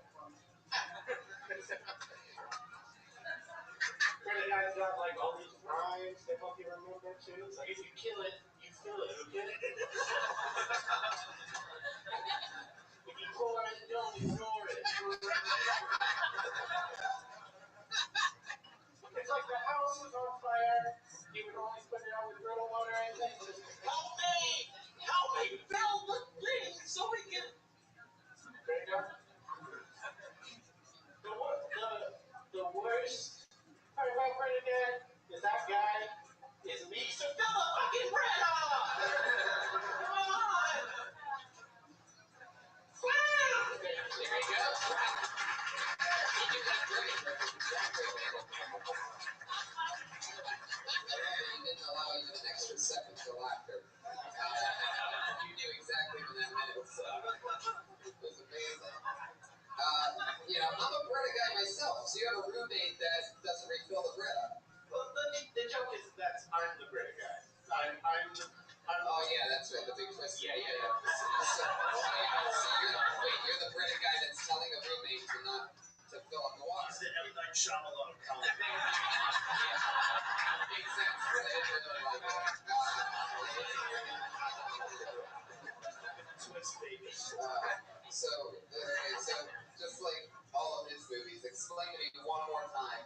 Are you the bad roommate or the good roommate? I'm the bad You've been by yourself? Is that what you're saying? Fight Club style, you're telling this British person to... How is he over your shoulder if he's you? I guess, You shed a lot at home. I'm a hairy guy, yeah. I'm like a dog who got transformed to be a human. When you say that you're the British guy, what are the words you say? You say, so I'm a British guy. Fill the fucking bread up! You say it like Brad Pitt. Like Brad Pitt. When Brad Pitt was talking to Kevin Spacey, he was like, what's in the fuck? Fill the bread up! Is that your inspiration to the way you delivered that? Because it sounded a little desperate. No! Like you nailed the exact same. You want everybody to understand your point. You know that right now I feel like the format's a little bit watered down. And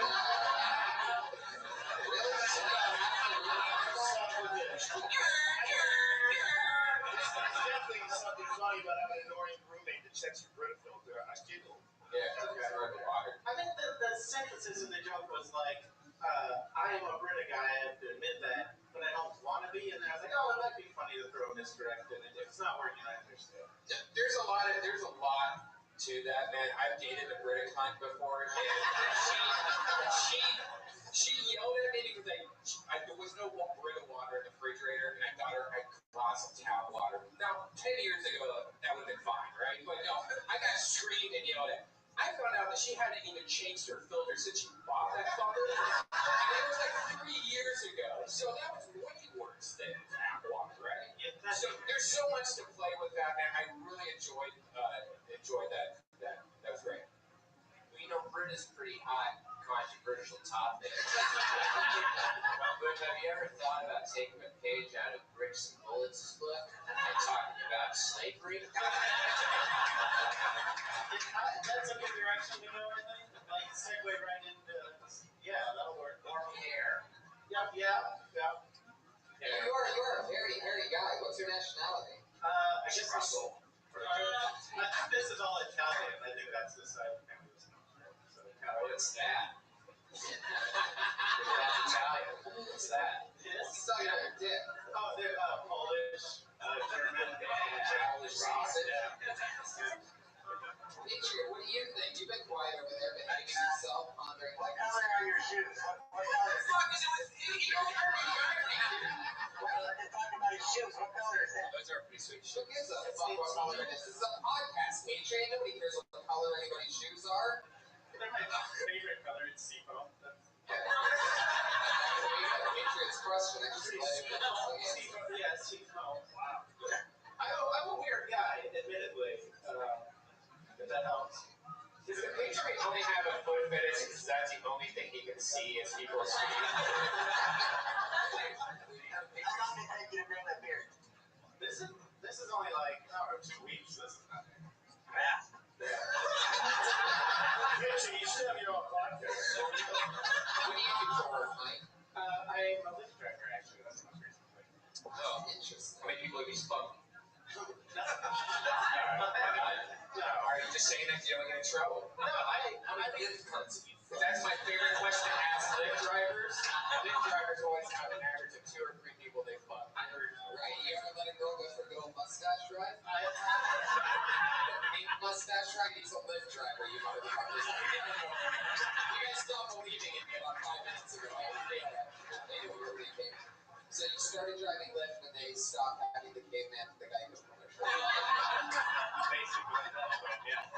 I really like the job. I've been tempted a few times. You know, you meet people. That's like a big part of the job. You meet a lot of people. I'm pretty lonely. It's a word. Yeah. You're not a bad-looking guy.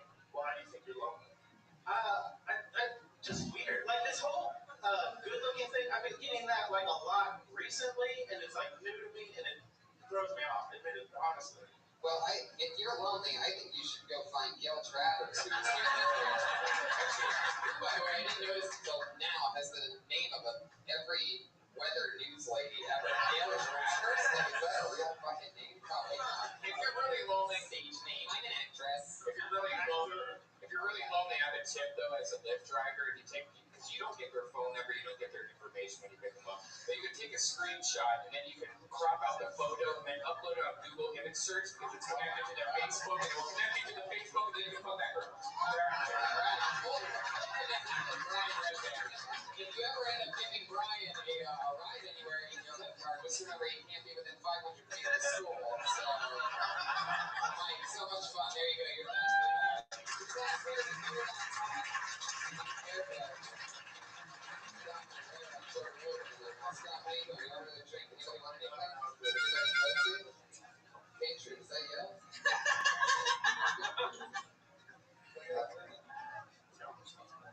Here, hands up here. Next Canadian, Edie Gibson, everybody.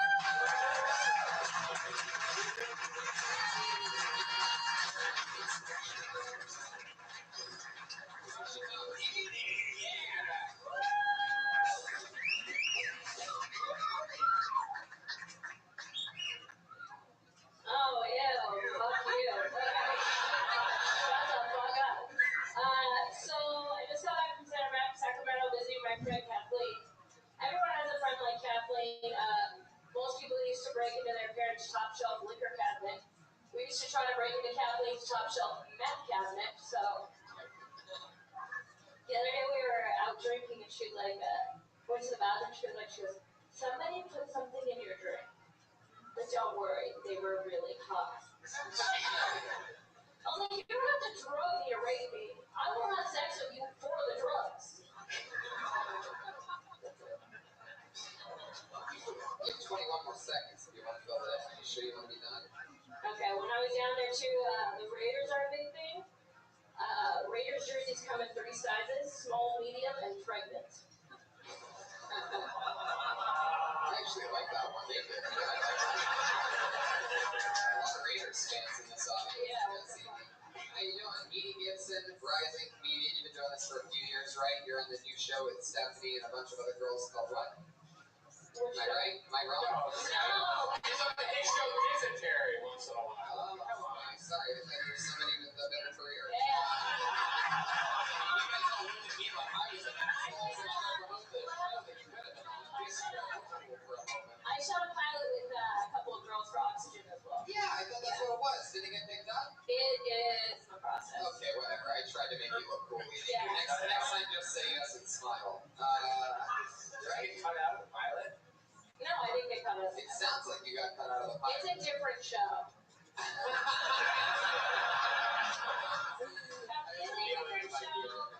This isn't a different show. It's more like Girl Code.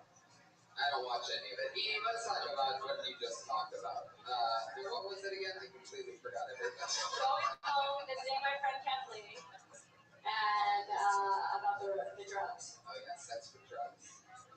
Don, you ever work with Bill Cosby? First time Bill Cosby raped me was it's so funny because when I used to relax when he fucked me, and he would give me pills to stay awake. I was that relaxed.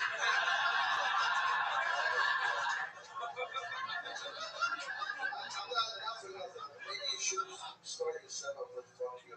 I think when someone oohed too, if I'm correct, I think they were oohing the fact that someone was whistling. Oh no, someone went gross, and I was like, oh, whatever. I think what they were doing was someone was going. Oh yeah, they can do that. I think they're like, ew, don't be a dick. Am I right? Or, you know, if I'm wrong, say something. You were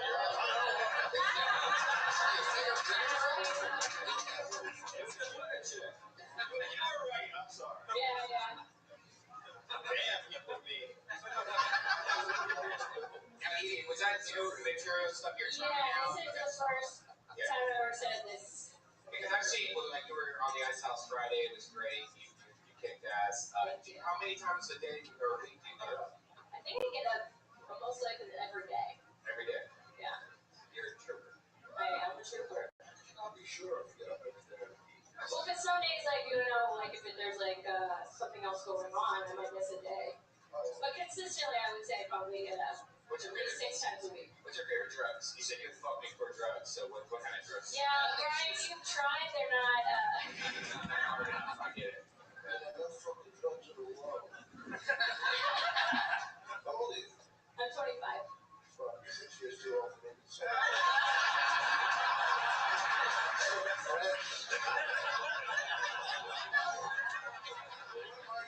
Stretched out all 20.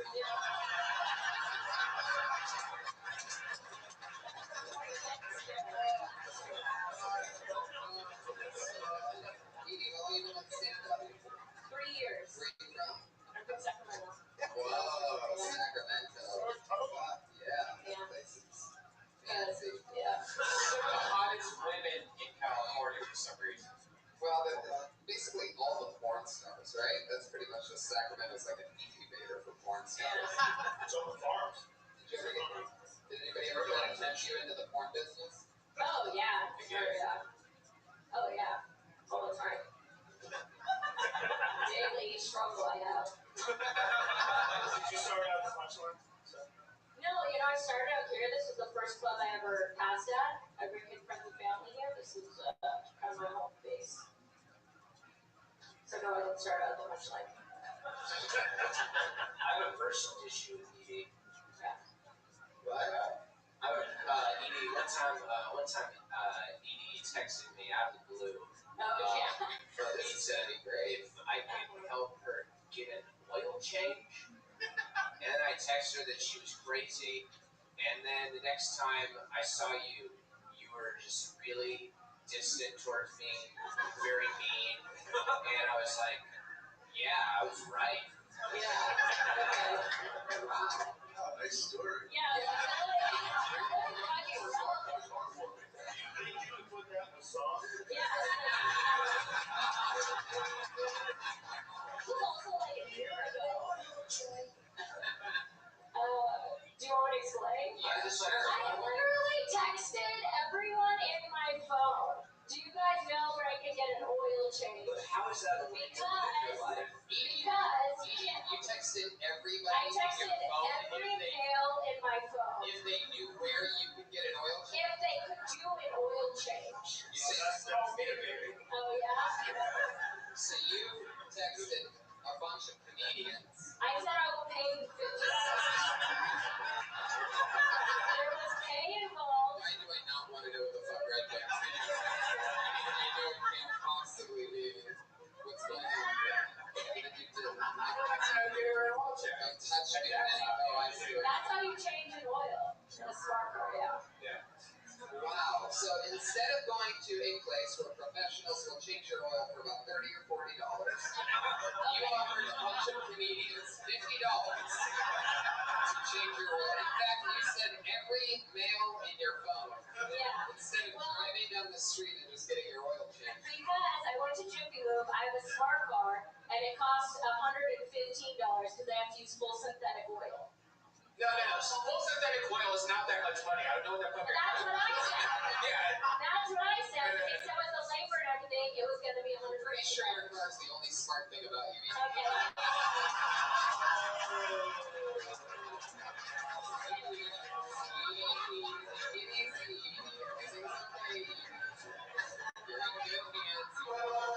Set me up for it, Edie. I had to do it, Edie. Yeah, I know it was an easy one. Yeah, sure. It's so easy.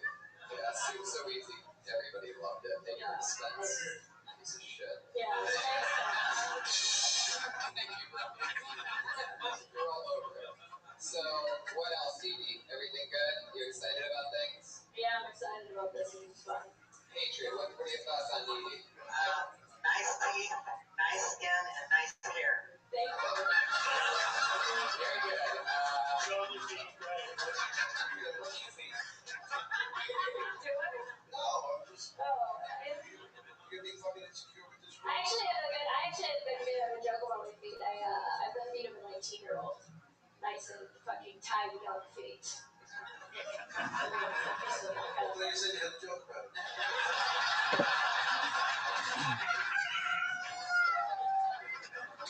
We almost jinxed on that joke. It would have been fucking epic, by the way. Almost said it. Edie, thank you so much. You're welcome. But yeah, this is a part of the show, everybody. We're on two regulars. Every single week since the show started, we've had two ladies that do a brand new minute every single week.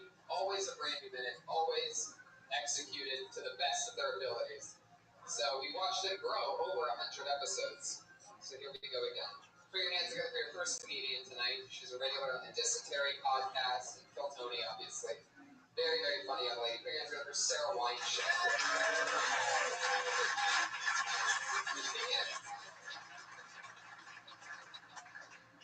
What's up? Things change people. Specifically, leather jackets.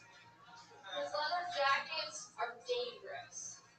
Put that on, you're a different fucking person.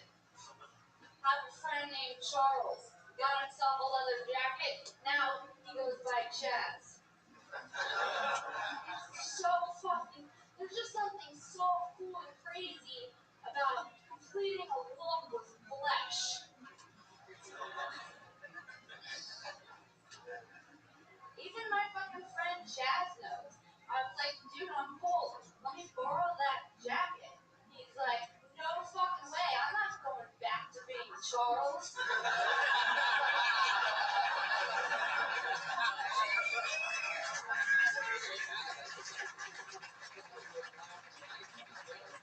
Sarah Weinstein, everybody. Have fun.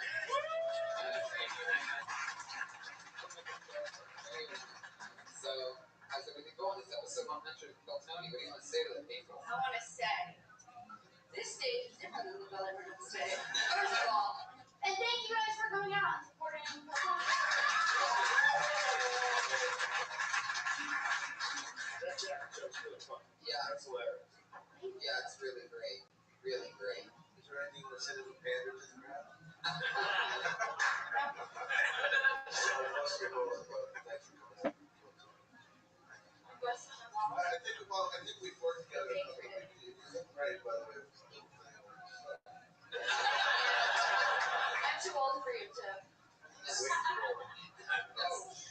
Sarah, you were definitely on the show back during the days of the original Iron Patriot. It's been 70 episodes without him.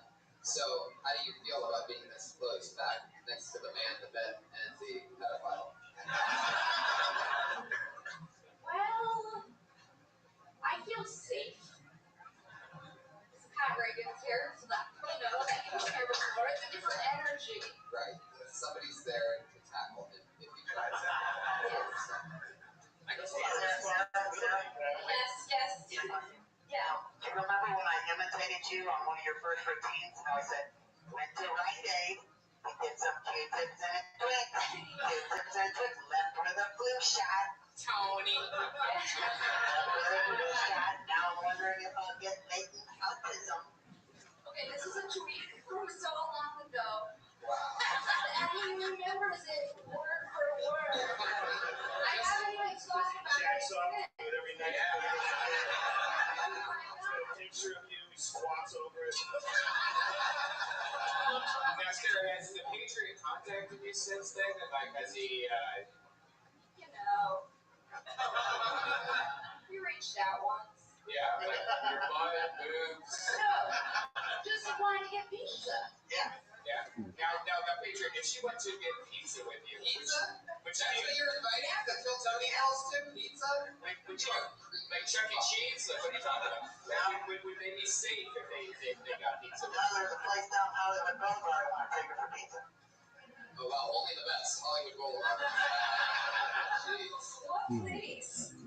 That Gregor place right down across from Yeah, I know it. the movie theater or Jimmy Kimmel. Yeah, turn up in that. Yeah, Yeah. that's Yes, that's it's really good. Probably one of the worst Not right. kinds of places in Hollywood. literally one of the worst pizza places you could probably go. Hollywood and Island, just the dirtiest Now place. it's New York style. Yeah, just because it's New so it's some forms of DiGiorno, Patriot. Saying a girl, just because it's New York style. Yeah, so it's Domino's pizza. I wish that I went to San Diego with Sarah and I wanted to have fun on that trip. New York style. Wish that you went to San Diego with me. You would have had fun. When Tony went to San Diego, I was really wish I would have went on that trip. Yeah. Well, guess what? Yeah. You quit the show. You said that you were too good for the show that we wouldn't be able to sustain without you. And Sometimes 70 episodes later, a pack mater, I'm like a real dummy. You know, Sarah was questioning going on a date with you and having sex with you if you went to that show, and now she's heard that you're here and it was really It's changed uncomfortable. don't play with me, man. Don't tease me. Wait. I don't even, we would be hanging out in San Diego, but you would be in your mask. I luckily just know you like this. You know what I mean? I see you, on the stand and that, and it's weird. Yeah. The great thing about the suit, you must admit, is that he can't rape you in it. He's barely walking. So it just takes clips up like, I'm pretty sure if that happened, it would have happened when the chick was grinding up against the motor. Sarah, okay, there's a horse race race to Brian. Brian did crutches on the second Mexico. Stop it 6 times. What was that even supposed to be? fucking that chick, man. That's horse cock. Oh, okay. I guess it's You have a big dick, right? Yeah. Are you really sticking with that answer? I want to share my banana with you. Yeah, I know a lot of guys with just giant dicks that were $5,000 cartoon character in fucking costumes. All right, well, Sarah, you did it again, everybody. It's been, it's so amazing. Sarah,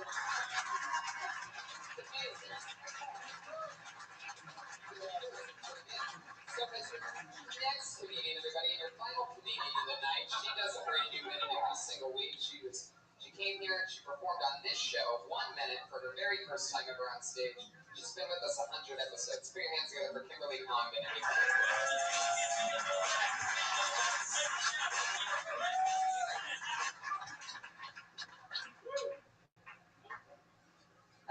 So I don't get super emotionally attached to men that I hook up with. And it makes it weird when they want to end it because they get really apologetic. And then my response is really weird. It's usually something like, oh no, where will I ever find another dick?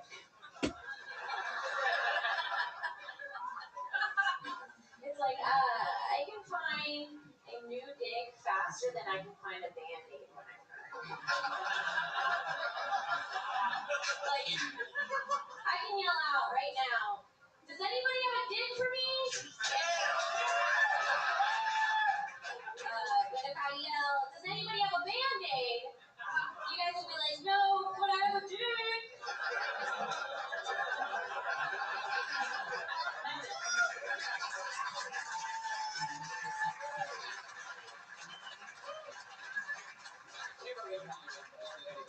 I have a band-aid.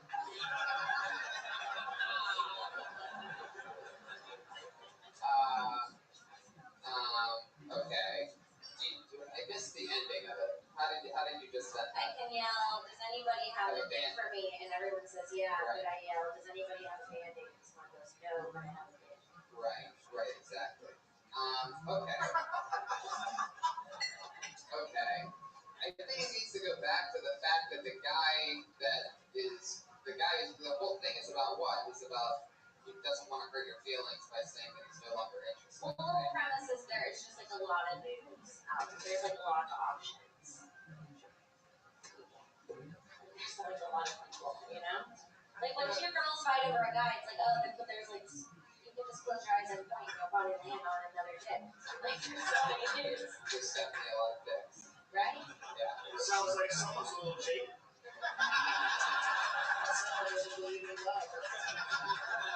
Dicks. The availability of dicks.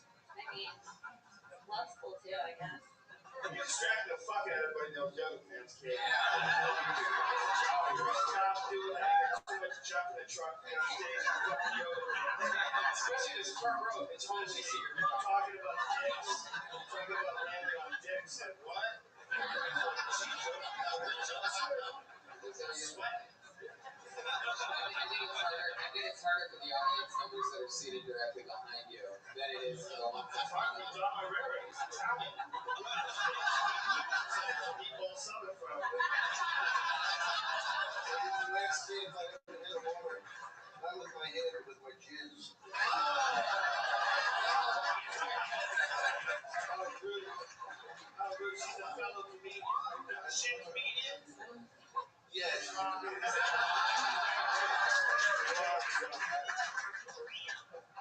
Kim, you have new material. You did it again. That's Very good. good. There she goes. Follow the emails on Twitter.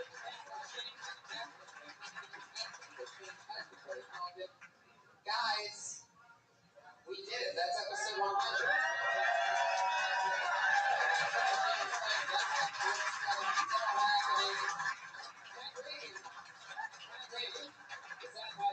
Anything you want to promote, Pat? No. Nice. The Iron Patriot is back, everybody. One last appearance from the Iron Patriot. Come on, one more time. It's his last time ever anywhere near the show.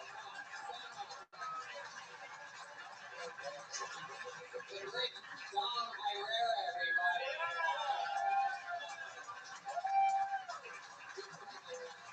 Joe Rogan, the one and the only. Thank you. Thank you, everybody. It's so much fun. Very complimentary. Thank you.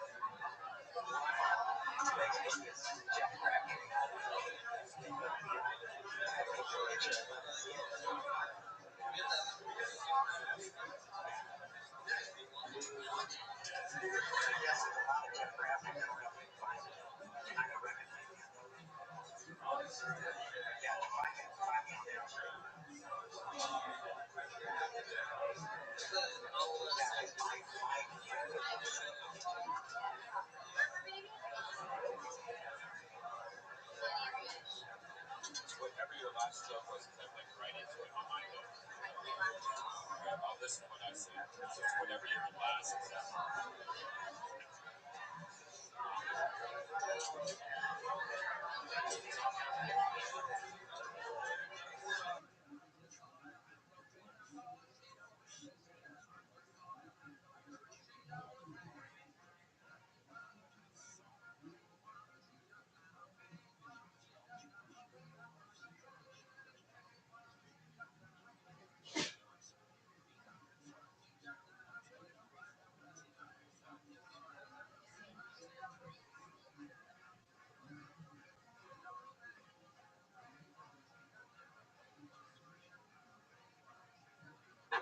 For Tony, it's good.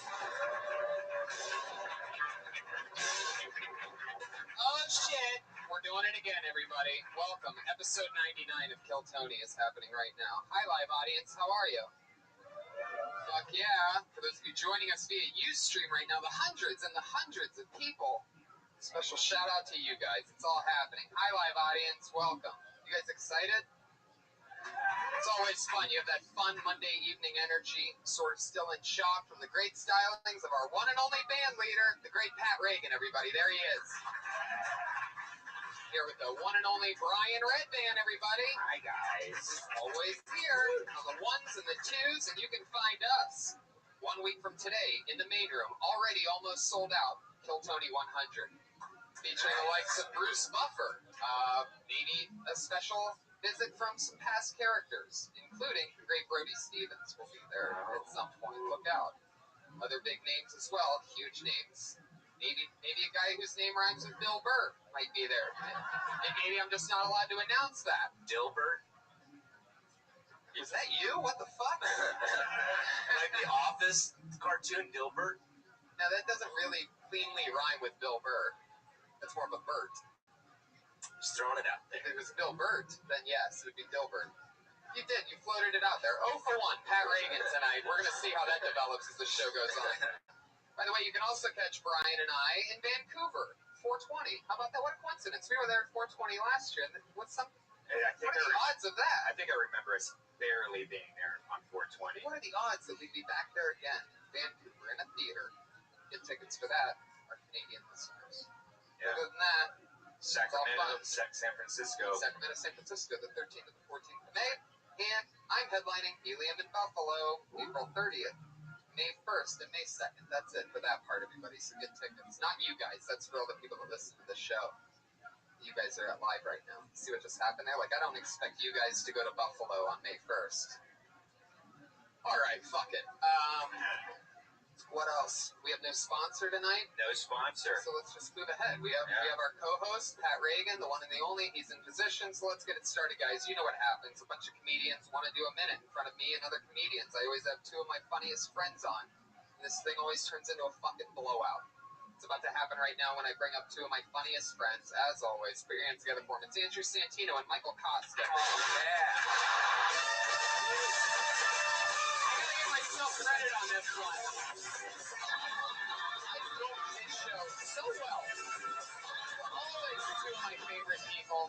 This time it's Michael Costa and Andrew Santino. What's up, guys? Welcome back. You've both done the show before. You know what's happening. I wanted to shake everyone's hand as I was coming in, and no one shook my hand. Not one person. Yeah, they still feel a little bit mellow. She was such a fuck no face. Yeah, don't touch me. Don't look at me. How you guys doing? You were watching the championship basketball game down there, and you sacrificed what? The end. It's not. You don't know what happening. Yeah, we just love stand-up comedy so much. But I'll tell you, 68 to 63, Duke. Whoa, Duke's pulling ahead again. Seconds. That fucking Mike Krzyzewski's a monster. Yeah, he is. Yeah, he's really good at that. Oh, no, he's good at the. Yes. This seems like a great topic for this show. I love it. Well, let's get right into it. Every week, Pat always has a question for our guests, a question that people might want to know an answer to. So go ahead. What's your question for tonight, Pat? Okay, I'll start with Michael. Michael, what are your top 3 sex positions? Top 3? Sex. 1. That's number 1. The sex is happening, so any position's good. I come immediately in doggy style. Okay. Missionary is boring, but it's definitely the most used in my department. And then the last one would be standing up somehow. Whoa, look at that. I love how that ended in a question. I'm pretty sure I just named standing 7 different positions for myself. Those are mine. That's a good question. I like that one, Pat. That's why I like this system that we have set up. Sometimes you get comedians on to get the same question about what they've done, their half-hour specials, or this and that. But Pat asks the tough question. Right. My first sexual experience ever was in a woman's ass. Really? Wow. When I was 17, she was very religious. It was a very good year. She was very religious, so she wouldn't let me penetrate her vagina, but the ass was okay, and I was okay with that. You know what they do now? It's called soaking. Yeah, I heard about soaking. They just stick it in and let it sit. Let it sit there. Yeah, that way it's not sex. If you put it in the vagina and let it soak, it's not fucking. If you don't pump, it's not sex. That's what the Mormons do. Yeah, the Mormons are all totally okay with soaking. I love soaking. Did you guys ever soak before? Like after sex, you just put it in and go to bed, and you wake up the next morning. I love that. The deep soak. Yeah, the deep soak. Pat, what's your question for Andrew? Andrew, what's the worst breakup you've ever had? Ooh. It's going to happen any day now. The worst breakup I've ever had. That's terrible. I've never been dumped because I'm a misogynist, so I do all the dumping. I've done all the dumping, and I think the worst for her was when I moved to Los Angeles, California. I told her the day I was moving that we were breaking up. I had the U-Haul package. She was under the impression she was going to come with, and I just said, I'm going to go without you. You used her as a mover. Yeah, put all that stuff in. But that goes over here. Like, oh, by the way, I made her do the Tetris of stuff, and I was like, I don't like you enough to take you. I gotta go. Wow. Kill herself. But, oh well, life goes on for me. You know what I mean? Not for her, but. Oh, I love it. That is a bad breakup. Yeah. Good question. Good questions. Really Put your answer up with Pat Reagan, everybody. He's going to be there all night. Good question. The band leader, the a cappella band leader, the one-man band. And that woman turned into be Megan Fox. Do you ever talk to her anymore? Megan and I don't communicate as much as we used to. Not after she went with the bag and Brian Austin Green. We really don't see eye to eye. We're just two totally different people now. You know, we have different values. Boom. Special shout out to Megan Fox out there, everybody. Let's get this party started. You guys know what it is. Over 30 comedians signed up for the opportunity, all knowing what they were getting into, to perform 60 seconds of stand-up comedy in front of you and my friends here. Comedians, you know you're 60 seconds up when you hear the sound of a kitty. Adorable. That is cute. That means wrap it up then, or else you're going to bring out the angry West Hollywood bear. Whoa.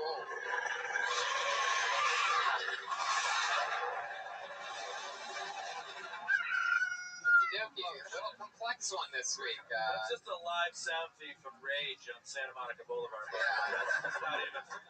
A leopard ate the bear, and then the bear got eaten by a rooster, it sounded like. So it's a special one tonight. I'm really excited about this.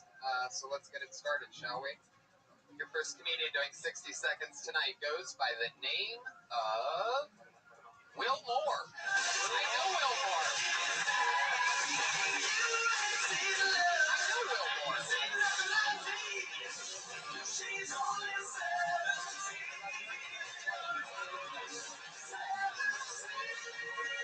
Here he is, Will Moore, everybody.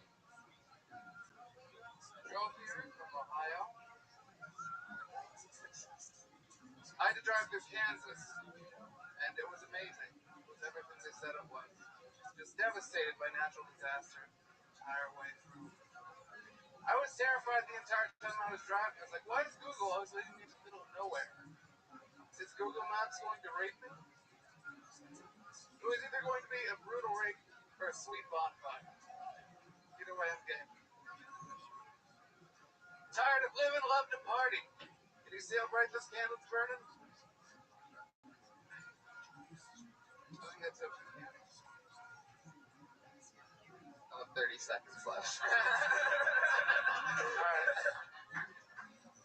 The second day of driving to Kansas.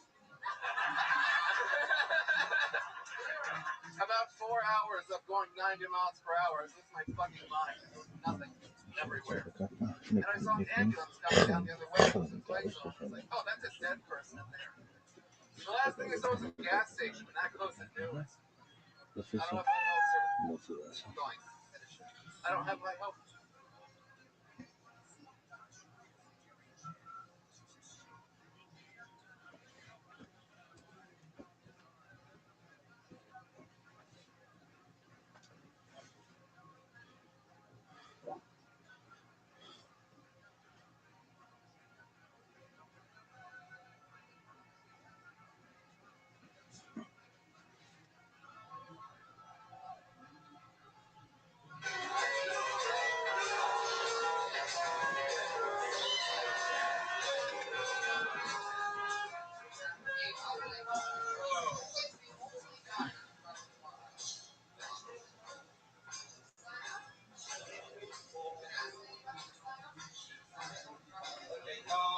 Hey, what do you think about Hillary's story? Let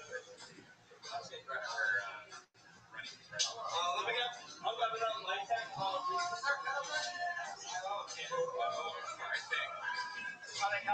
think it's going to be like Clinton War too, I hope. I like the Clinton years. I was a big fan of the shit, but I don't know if it was not kind of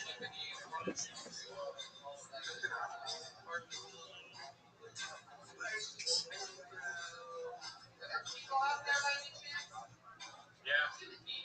Yeah. Just curious. I mean,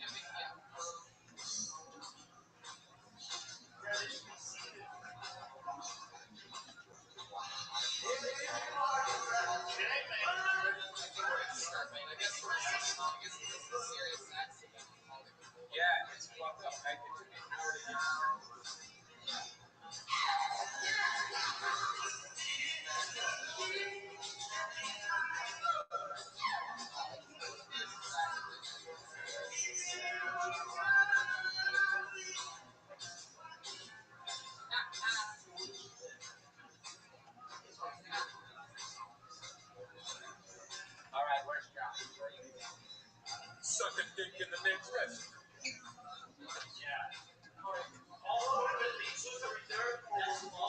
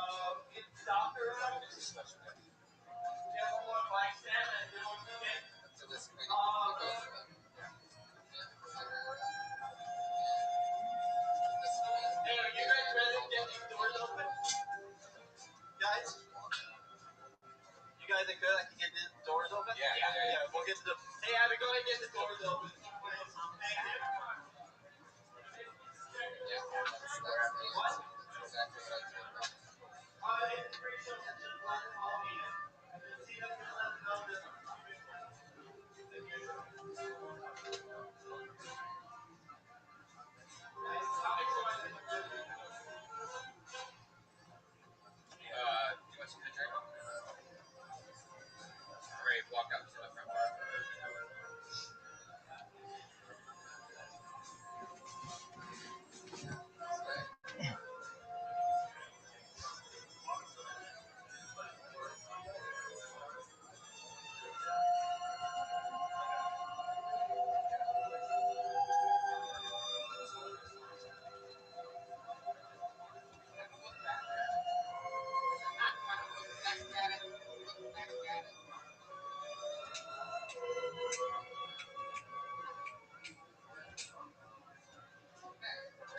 But they're gonna start seating right now.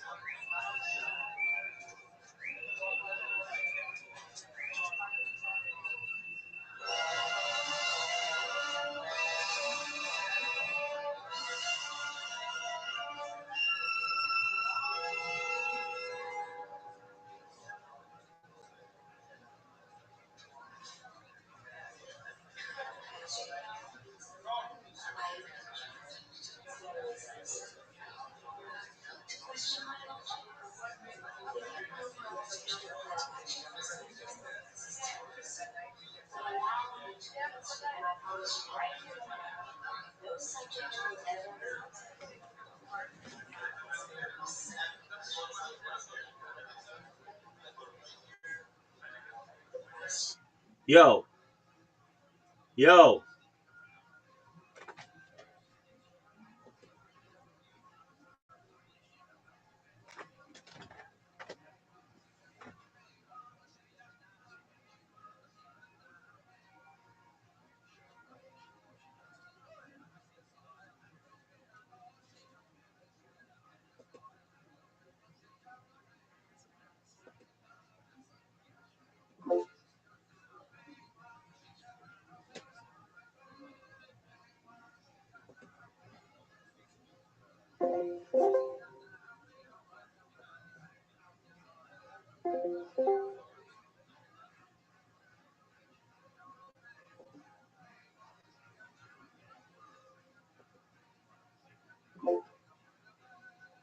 Yo.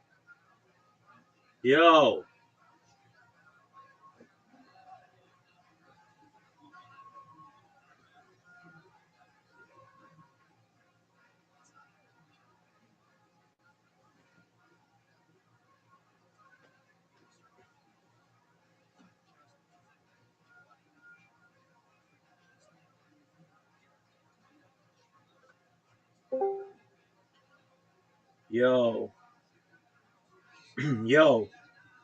Yo. Yo. Yo. Yo.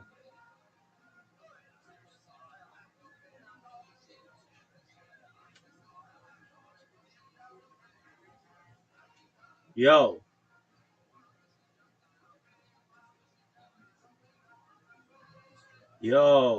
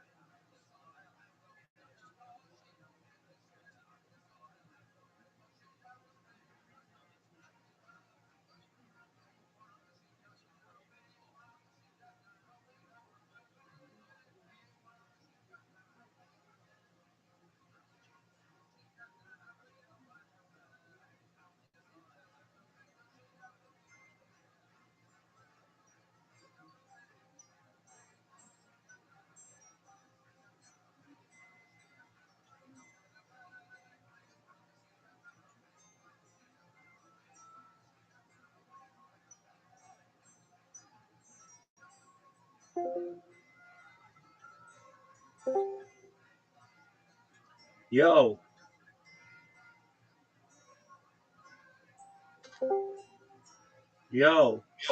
There we go.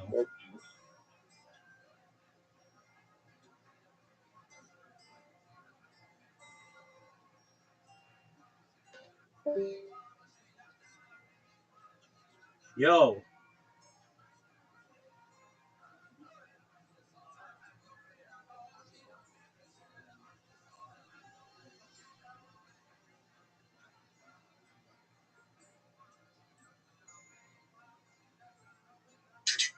I always thought I don't tell me I want to like.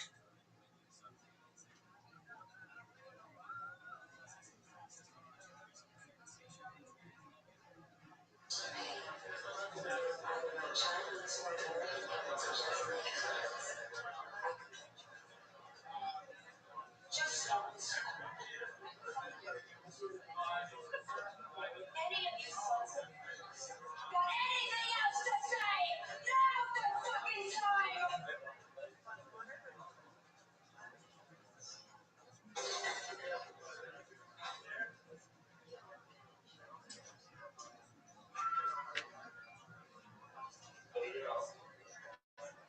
I want to dedicate this song by hand to all my nieces.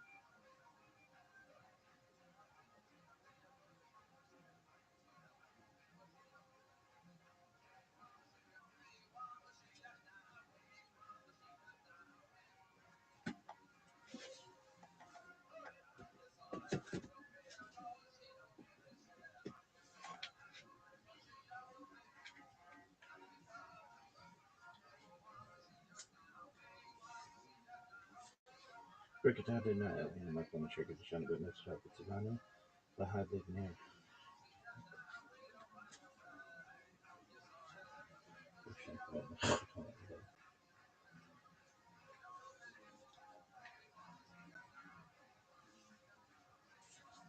Rickettata Nile, and my phone triggered the Shana Goodness, Savano, the Hanya Tico.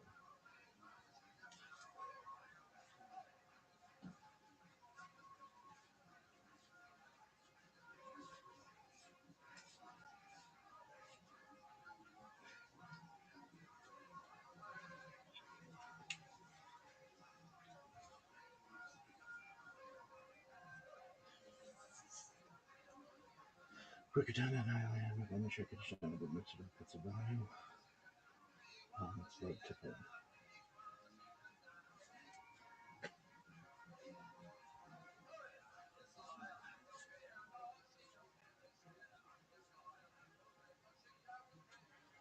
Friction in my bed. Shema Yisrael Adonai Eloheinu Adonai Echad. Friction in my bed.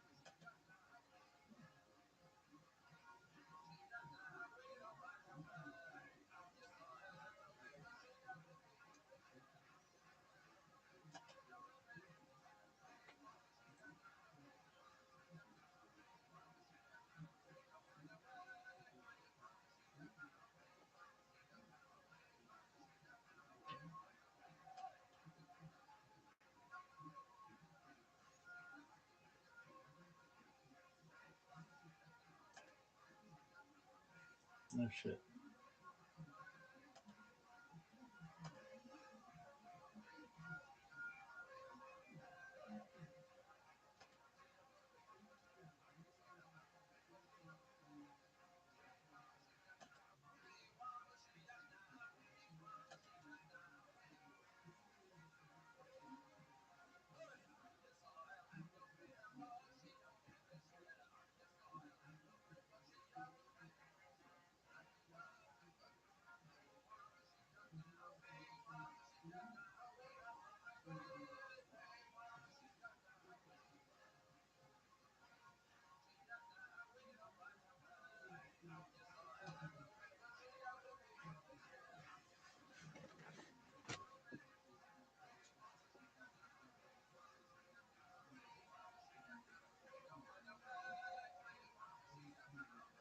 What's up, babies?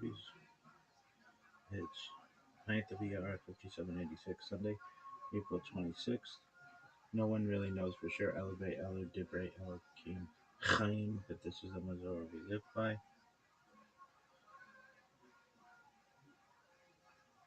We should say by which we live, Lord knows.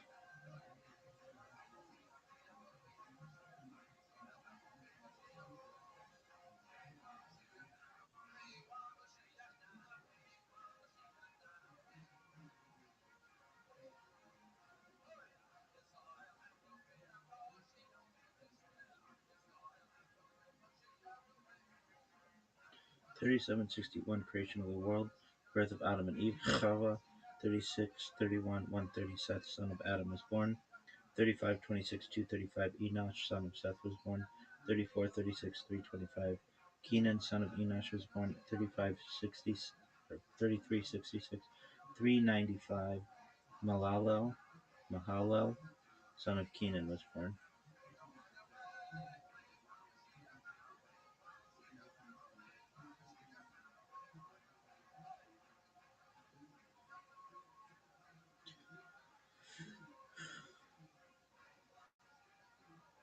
Brigadad and I land upon the Shirkut John and Gometz Top, it's Bana Al Sifra Omer.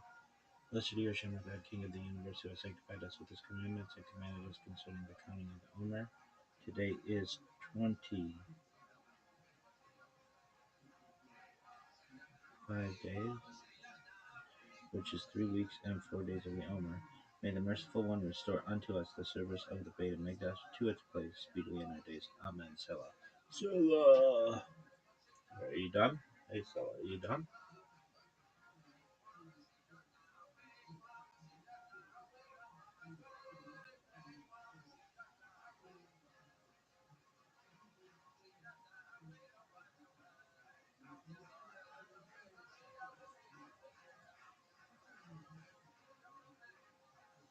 Coffee and Kabbalah Quran coffee. Really? We're done.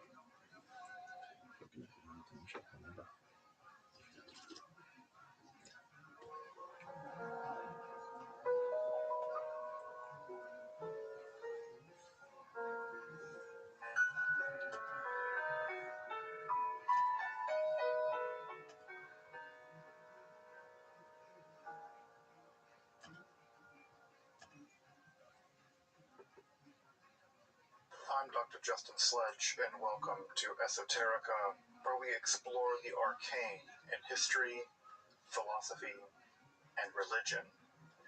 One of the most difficult aspects in starting to study Jewish mysticism and Kabbalah is getting a handle on just how those ideas developed over time.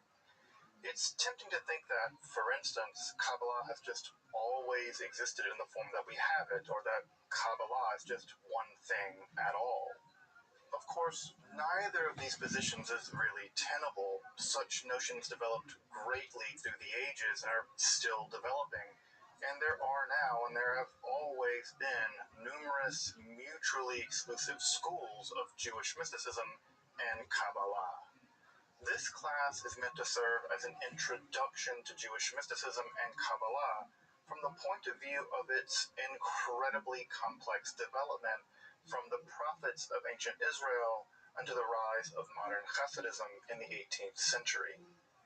Of course, this series isn't meant to be exhaustive by any means, but only should serve as a springboard for deeper study and reflection, and hopefully it will also enable you to situate developments in Jewish mysticism and Kabbalah in their historical and cultural context, and hopefully embolden you to dive into the primary texts, which are admittedly as sublime as they are obscure. Let me express my gratitude to Congregation Tchia for allowing me to use these lectures to reach a larger audience here on Esoterica. If you want, you can find the entire series under the playlist Entering the Garden, an Introduction to Jewish Mysticism and Kabbalah. I'll be uploading them over the next few weeks, or if you find these episodes after autumn of 2021 and you want to watch the entire series, you can find them in that playlist. If you find this series on Kabbalah interesting, I'd hope you check out my other content on topics in esotericism and perhaps consider supporting the production of free academic and scholarly topics in occultism, hermetic philosophy by joining my Patreon or perhaps with a one-time donation. You can find those links below, and I really appreciate your consideration. Now, let's enter the garden of Jewish mysticism and Kabbalah. So, first and foremost, I just really want to thank everyone for taking the time to join me on this journey through Jewish mysticism. This is some of the weirdest stuff. I mean, it's sort of like ancient science fiction. And so I really appreciate folks taking the time to join me as we begin to explore some of this vast and I think really, really amazing and beautiful and very controversial literature. So that said, again, also just like really stoked that some of the really awesome people, I mean, it's like scholars like Ashley Bohr. It's really, thank you so much. Ashley is an amazing scholar of Marxism who I really admire a lot. So having folks in the room that are so smart and just willing to take the time to listen to me, I guess I'm just really humbled by that. So thank you all for coming along with me on this journey entering the garden. As I mentioned in the email, the term garden here is from pardes, right, which is this big word in Jewish mysticism that often mystics are described as going down into a garden. In Jewish mysticism, we don't typically go up, which is a little unusual, right? We typically think of mysticism as going up towards God or whatever that is up there. But typically in Jewish mysticism, we go down. We descend into things. And so the sort of lobby of the world of the mystical is this pardes, this garden. And what's really amazing is that we all get to enter this garden together. And I will say that in traditional Jewish lore, especially found in the Talmud and through the Middle Ages, this is considered to be a relatively dangerous journey.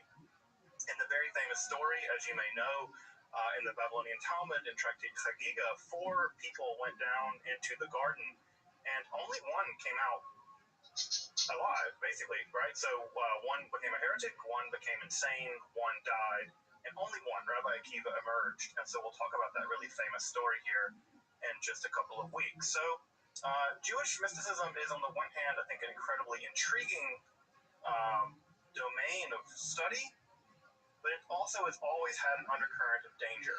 And we'll see some of that undercurrent of danger as we get into it as well. So what kind of class is this going to be? How are we going to approach this material? Well, I wear my methodology on my sleeve. I am a historical materialist. So when I approach this material, I try to approach it from a historically minded material understanding of history. And what that means is that I try to locate historical ideas and persons and other kinds of concepts in the environment in which they emerge. And I don't try to do sort of general mystical ideas about what this stuff might mean. You have to do that on your own time because I don't have the mental capacity to tell you what half this stuff means. I can tell you what got written down, by whom and why, and maybe something about the world in which it got produced. But what it might mean for your spirituality, for instance, is something that might just be, frankly, completely beyond me. But what we'll be looking at through the course of this class is a kind of guided tour of the major concepts, the major texts, the major history and personalities that go into Jewish mysticism and on Kabbalah. One of the things I really hope that you get out of this class as we work through it is, for me, Kabbalah has always been incredibly intimidating. The books of the Kabbalah are very intimidating. And part of what I hope to do is give you confidence and give you enough context that if you wanted to dive deeper into Kabbalistic books, you could do that, right? So you could pick up a copy of the Zohar or the Sefer Yetzirah or other major historical Jewish mystical texts, and that you could feel confident that you could dive into them. Now, sink or swim, that's probably up to you, but you can at least feel the confidence to make the dive. So what I'm not going to do, and what my aim isn't in this class, is I can't make you a Kabbalist, right? I'm not a Kabbalist. I don't identify as a Kabbalist. And so I can't make you a Kabbalist. I think it takes a Kabbalist to make a Kabbalist. I think it works like that. Like it takes a rabbi to make a rabbi. I think it takes a Kabbalist to make a Kabbalist. And I ain't no rabbi, and I ain't no Kabbalist. So I don't have the ability to make you a Kabbalist. Now, that's not to say that some of these ideas might very well prove to be incredibly positive in your spiritual life and your spiritual development. And if that's the case, that's fantastic. But I don't want anyone to have the idea that what I'm going to be teaching is how to do Jewish mysticism, because I don't know how to do Jewish mysticism, or if I did, I would be doing that in a different class maybe. So we're going to be studying it again from a historical academic perspective, as opposed from studying it as trying to be mystics. So we're not going to be doing much in the way of meditating on Hebrew letters to measure the body of God, which was a thing in Jewish mysticism. We'll talk about it. Yeah, they measured the body of God. God has really long fingers, which are really creepy. So we'll get to that, this kind of mysticism later. So what do I mean by mysticism? This is a word that is really difficult to pin down. It's one of these words like religion or magic, where scholars and academics have no real consensus about what this word means. So I'm just going to throw out a really stipulative definition of what I'm going to mean by mystical in this class.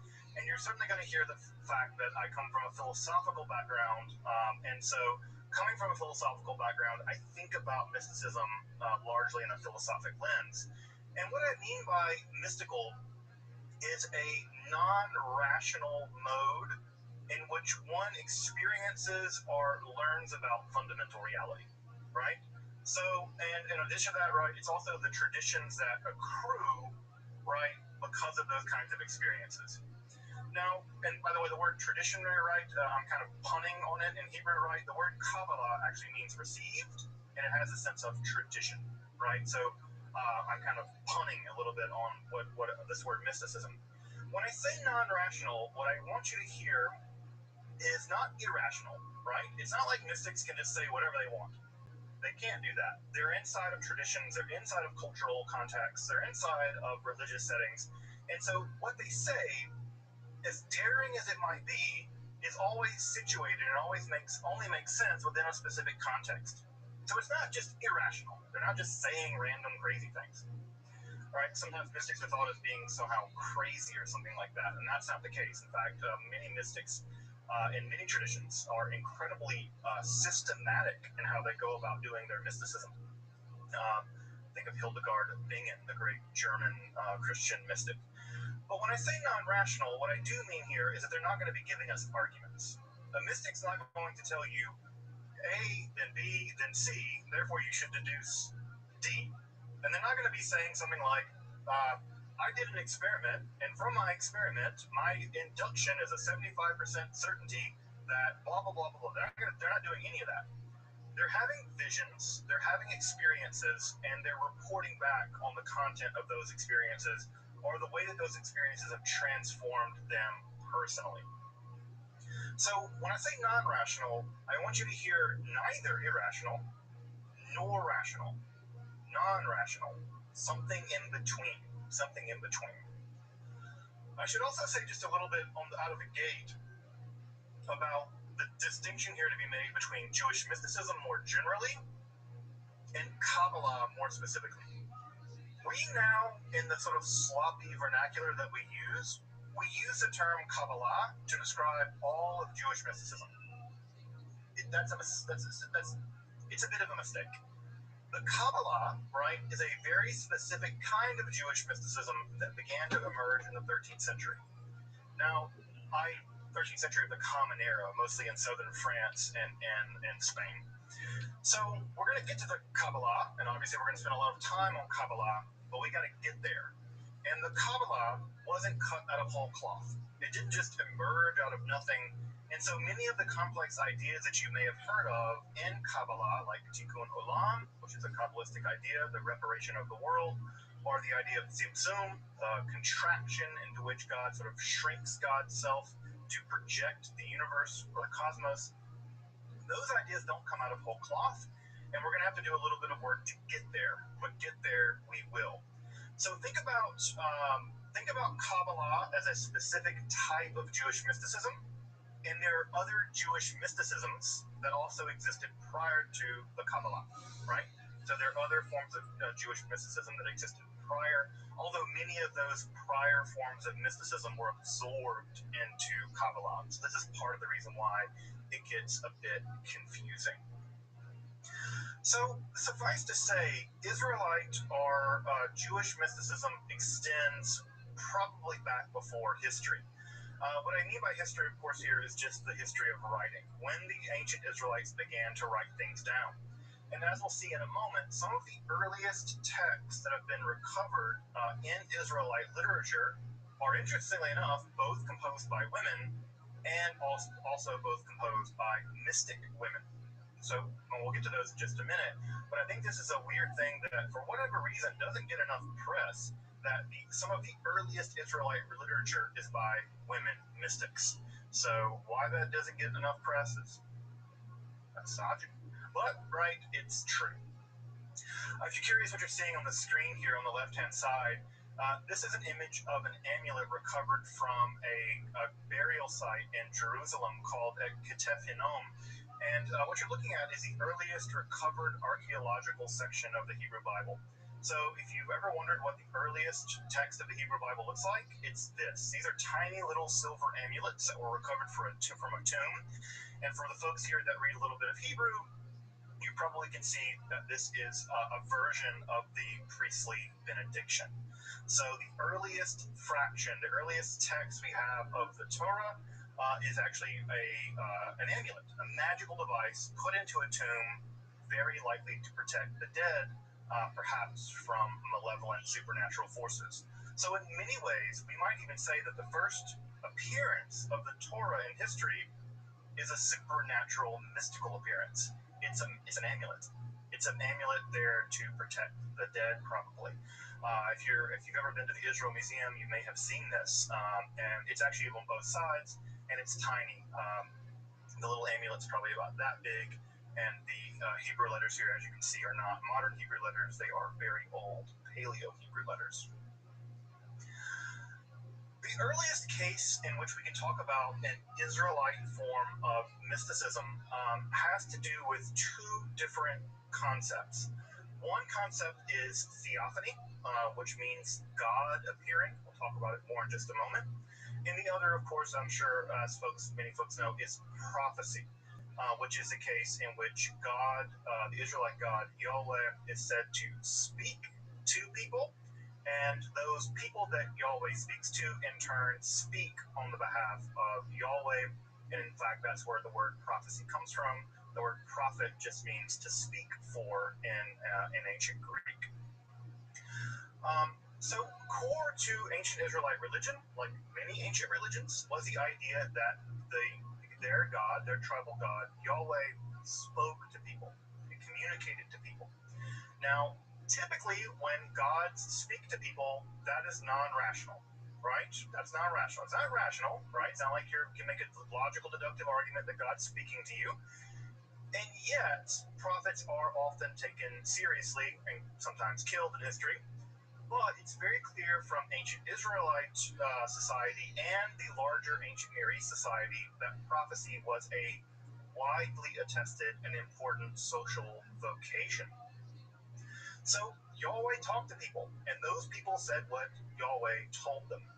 And this is really important in two distinct ways.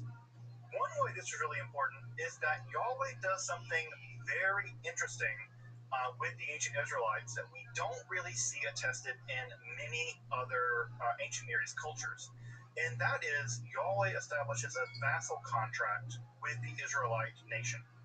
A vassal contract is just what it sounds like.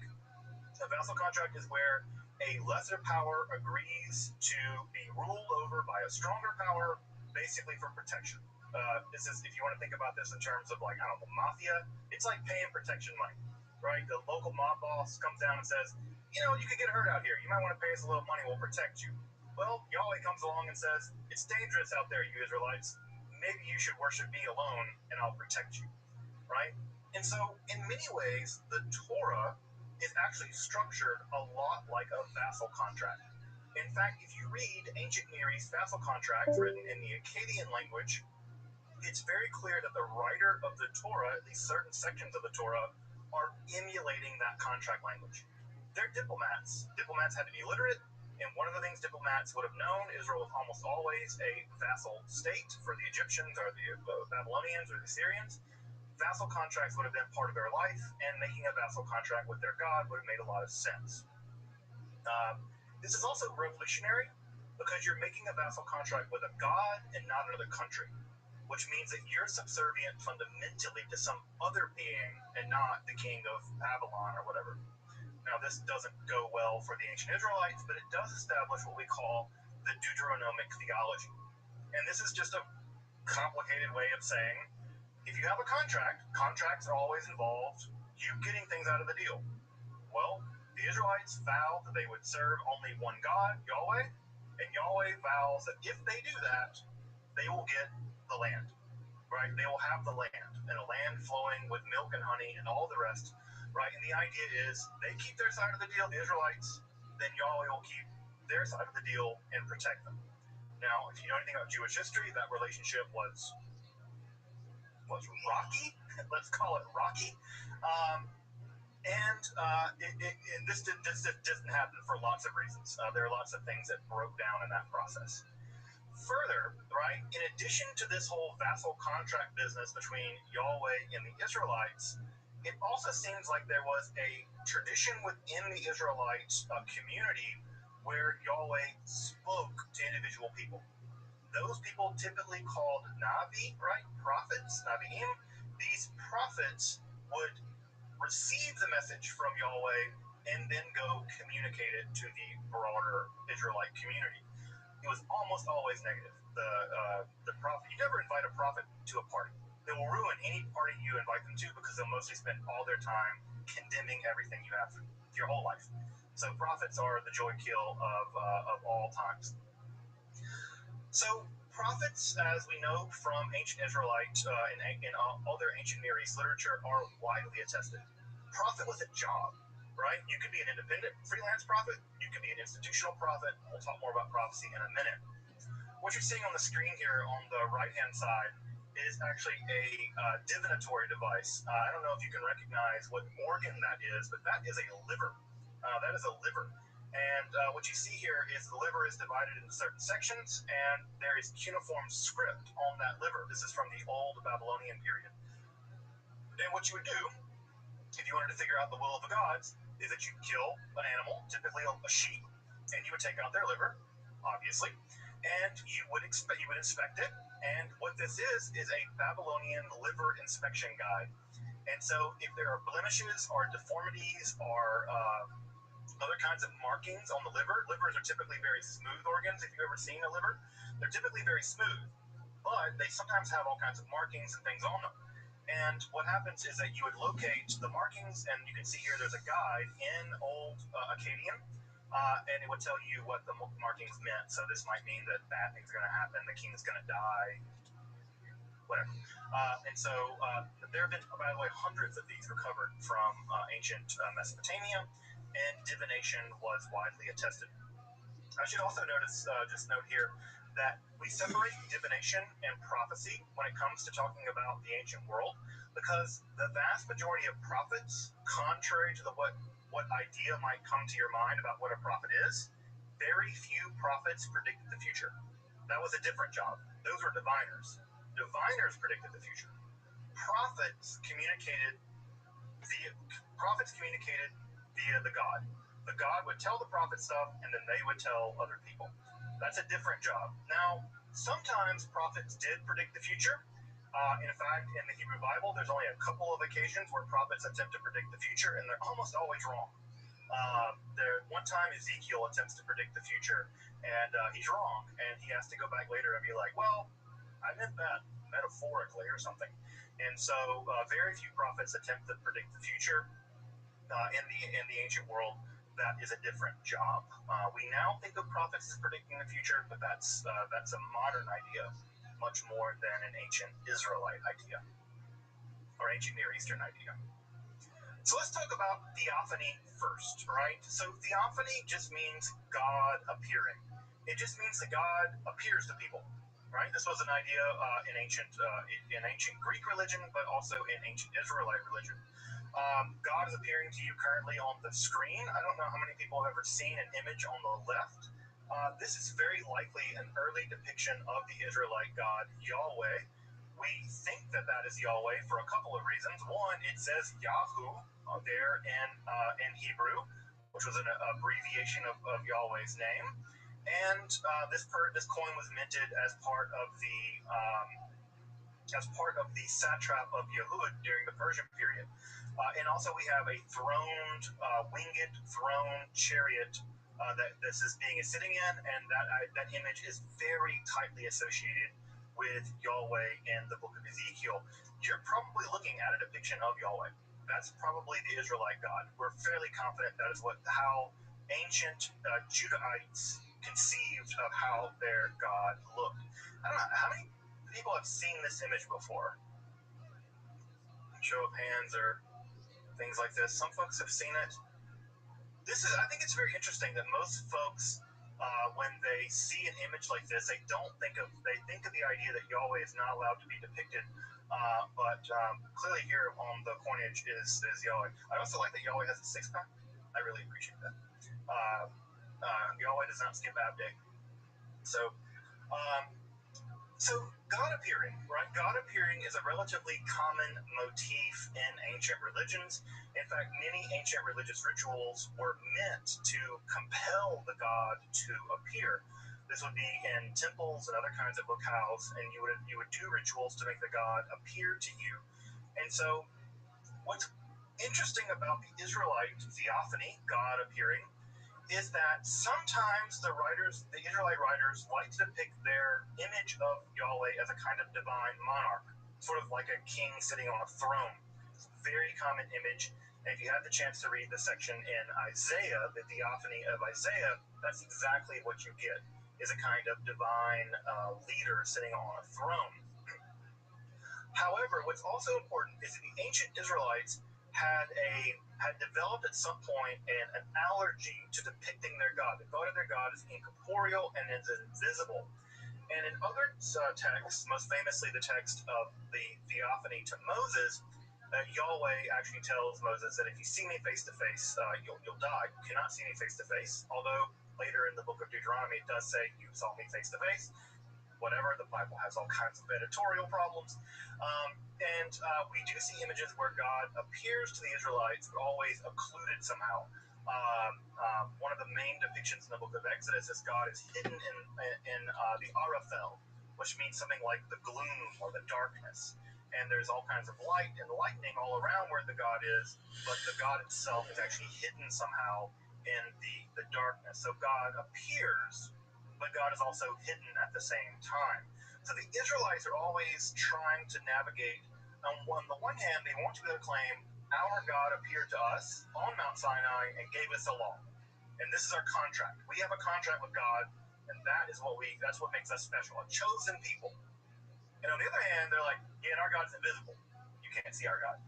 Our God doesn't have a body, doesn't live in a place. God's a God of everything. And so God often also appears quasi-invisible as well. The main accounts that we have of theophanies in the Hebrew Bible are the main three, right, or four actually. We have the theophany to Abraham, or Abram at that time, right? His name hadn't been changed yet. where God appears to Abram and says, "Hey, you need to follow me and do what I say." Right? Move out of Ur of Canaan, and move to Canaan and set up shop there. We don't learn a lot about God in that instance. The other three theophanies that are important are the Moses theophany, that is to say, the one in which God appears to Moses, both in the burning bush. So notice again, God is there and not there at the same time. The voice comes out of the bush, but it's not like there's a person there that Moses sees. Again, there's a relationship to God that they want to keep separate, unlike perhaps other nearby religions. Although I will say that the two most important theophanies that we have in Israelite literature are the ones to the prophet Isaiah and the one to the prophet Ezekiel. And I don't know if you had the chance to read the theophanies to Isaiah and Ezekiel. They're very strange, especially the Ezekiel one. It's notoriously weird. But the one thing that we do know about those theophanies is that in both cases, they are terrifying. You do not want Yahweh showing up for you, right? This being is not your friend. This being is not your buddy. It's not your drinking partner. This being is a terrifying being that when they do show up, the people that seem to see this being, they're quaking in their boots. The text says they are quaking, like literally, they are shaking in terror. And this is one of the things that we see in Israelite literature, beginning in the Hebrew Bible, but extending into other mystical literature, is that the experience of the divine is terrifying. We have the word awesome, right? But notice how we say all full of awe, the word gets negative. All full is bad, all some is good. Some awe is okay, like a rainbow. A lot of awe is bad. It's all full. But when God appears to you, when Yahweh appears to the Israelite prophets, it is a terrifying experience. We even have the records of their bodies physically shaking, sweating. They lose the ability to speak, and things like that. What we think is that the instances of Ezekiel and Isaiah may have been part of what we might call an Israelite shamanism. Now, I don't like to use the word shamanism in a willy-nilly way, because I think that shamanism, as you may know, was a religious practitioner, an ecstatic expert, primarily found in Siberia. And this idea that shamanism has been taken out of this context and applied more generally, I'm a bit skeptical of that process. I don't like using terms like that in a kind of a rough and ready way. But what we see is that the ecstatic expert, or the shaman, is able to withstand a visitation from Yahweh, and from that visitation, they're able to extract certain kinds of information about what needs to be done. And so, in much in the same way that traditional shamans will often travel to the spirit world in order to cure people, it seems like something analogous is happening with some forms of Israelite prophecy, where the shamans are being visited by Yahweh, and Yahweh is basically telling them how to fix their country. Right? Most of what goes on in prophecy is criticism of society in a general way, and the idea is by criticizing society along religious and social terms, then the Israelites can restore their relationship with Yahweh, and therefore Yahweh will continue to protect them and allow for the prosperity of the land. So the prophets don't cure individual people. You can think about them much more like shamans, but they're shamans for the entire community. So again, this is where using some of these terms can be a little bit misleading and a little bit unclear, but I think that the term does track, at least in a general way. We think that the experiences of the prophets Isaiah and the prophets Ezekiel, the literary record that we have in the Hebrew Bible, probably actually represents an experience. Which is just to say that the persons of Ezekiel and Isaiah probably did experience some kind of mystical event. And they recorded that event, and it is that recording of it is found in the Hebrew Bible. Now, Ezekiel is especially interesting in this regard, because if you've read other texts of Ezekiel, you'll know that he is really unusual as a person. He seems to do really extreme things, like lie in the street naked for days at a time. So he may have been suffering from some kind of underlying mental health condition, right? We don't know. I mean, again, it's not for me to pathologize Ezekiel or to diagnose him because I have neither the ability to neither. But from the record, it seems like Ezekiel may have had some other kinds of mental health concerns, what we would say now, which is also interesting because it shows that what is insanity in one culture is prophecy in another, right? That a shaman functioning in one culture, right, is completely normal, but you take them out of that and put them into capitalism where they can't work, and now they're insane, they're crazy. And so it's just interesting to see how what counts as insanity can really change from culture to culture. Ezekiel is clearly a respected member of society, whereas I think now he might be institutionalized. So again, it's just interesting to notice how these things can shift enormously through time.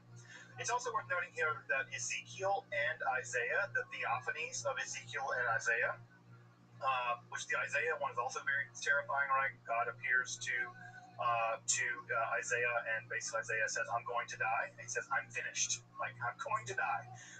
And he doesn't die, and then he's basically anointed by God to tell the message of Yahweh. What's really important about both of these visions is that they will become the foundations for an entire school of Jewish mysticism called Merkabah literature, or chariot literature. This form of Jewish mysticism, which we'll get to not next time, but the time after that, this was the dominant form of Jewish mysticism for 800 years. So if you want to think about the Kabbalah as existing now for about 800 years, Merkabah mysticism was the dominant form of Jewish mysticism for the 800 years prior to that. So this chariot mysticism, and again, when I say chariot mysticism, you should always keep in mind, right? This is how Yahweh is depicted, as literally riding on a kind of winged chariot. Unsurprisingly, this form of mysticism is going to be very important. Just as a preview, Merkabah mysticism is a form of mysticism in which the rabbinical elite would descend into the palaces of Yahweh, and they would meet with various angels, and they would show angels these various passwords, and eventually they would be able to climb through the various heavens. And again, even I did it up, right? But they're not going up; they're going down in the mystical your day. They go down to the chariot, and they eventually are given a glimpse of the throne of God. Sometimes they're allowed to see the body of God, which I know that Jews are not supposed to believe that God has a body. They did. They were allowed to measure the body of God. We'll look at that literature. And in some cases, they were even allowed to sit on the throne of God and be transformed into angels. So if you ever want to be transformed into an angel, all you have to do is bypass a bunch of scary angels and sit on the throne of God. No big whoop. No big whoop. So that's a very cool form of mysticism, and we will get to it in a couple of weeks. So again, Merkabah mysticism, not Kabbalah.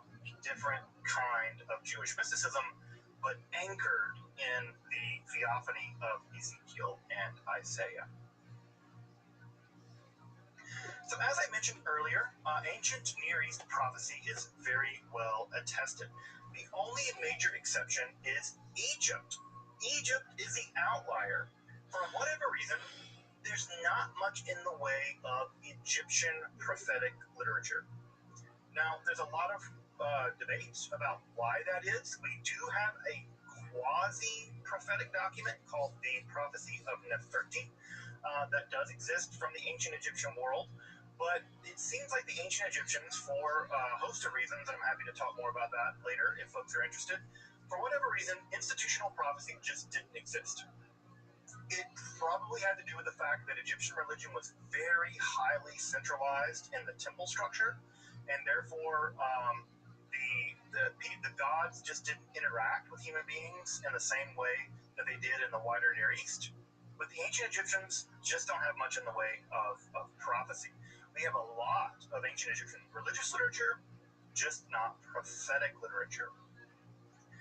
I will say that outside of ancient Israel, the best adaptation of prophecy in the ancient Near East world more generally is from the Neo-Assyrian period. Now, this may be a little deceptive because it just so happens that the Assyrian Empire was destroyed and they managed to burn down the main temple, the main library of Ashurbanipal. And when they burned that library down, the entire library was preserved. We have basically an entire ancient Neo-Assyrian library. It's like the Library of Ancient Alexandria, but over in Iraq. It has tens of thousands of cuneiform tablets that are in great shape because unlike burning libraries down now, right, because the books tend to burn, that's bad. If you burn down an ancient cuneiform library, right, those texts are all preserved on clay tablets. And burning clay tablets makes them more likely to survive. So, thank God they burned it down, right? Because had they not burned it down, it probably wouldn't have survived. So, we have the entire library of Ashurbanipal. It's in the British Library because they're great at stealing things. And so what we have is an enormous amount of literature from this time period, including prophetic literature. In the ancient Assyrian context, what they would do is that individual prophetic utterances would be requested by a leader, typically the king. Those utterances would be written down, and then a digest of those ecstatic utterances would be collected together on large clay tablets, and then those clay tablets would be stored in the library of Ashurbanipal. So we have individual utterances stored together on bigger tablets and then archived. The exact same thing happened in the ancient Israelite context too. Many of the documents that we have, for instance, the book of Isaiah, is not written by one person. Isaiah is at least written by 3 people, right? At 3 different times with 3 different agendas. All of the various Isaiah texts got edited together into one digest, and that Isaiah prophecy became the book that we now know of as Isaiah. So the exact same literary and material culture in ancient Assyria is also attested in ancient Israel, which we shouldn't be surprised about because ancient Israel isn't special. Now, I know that some of us were raised with this chosen people stuff, but the ancient Israelites were an ancient Near Eastern people. And they did what other ancient Near Eastern people did. Sorry, not sorry. So we know a lot about ancient Neo-Assyrian prophecy. We'll get to Israelite prophecy in just a minute.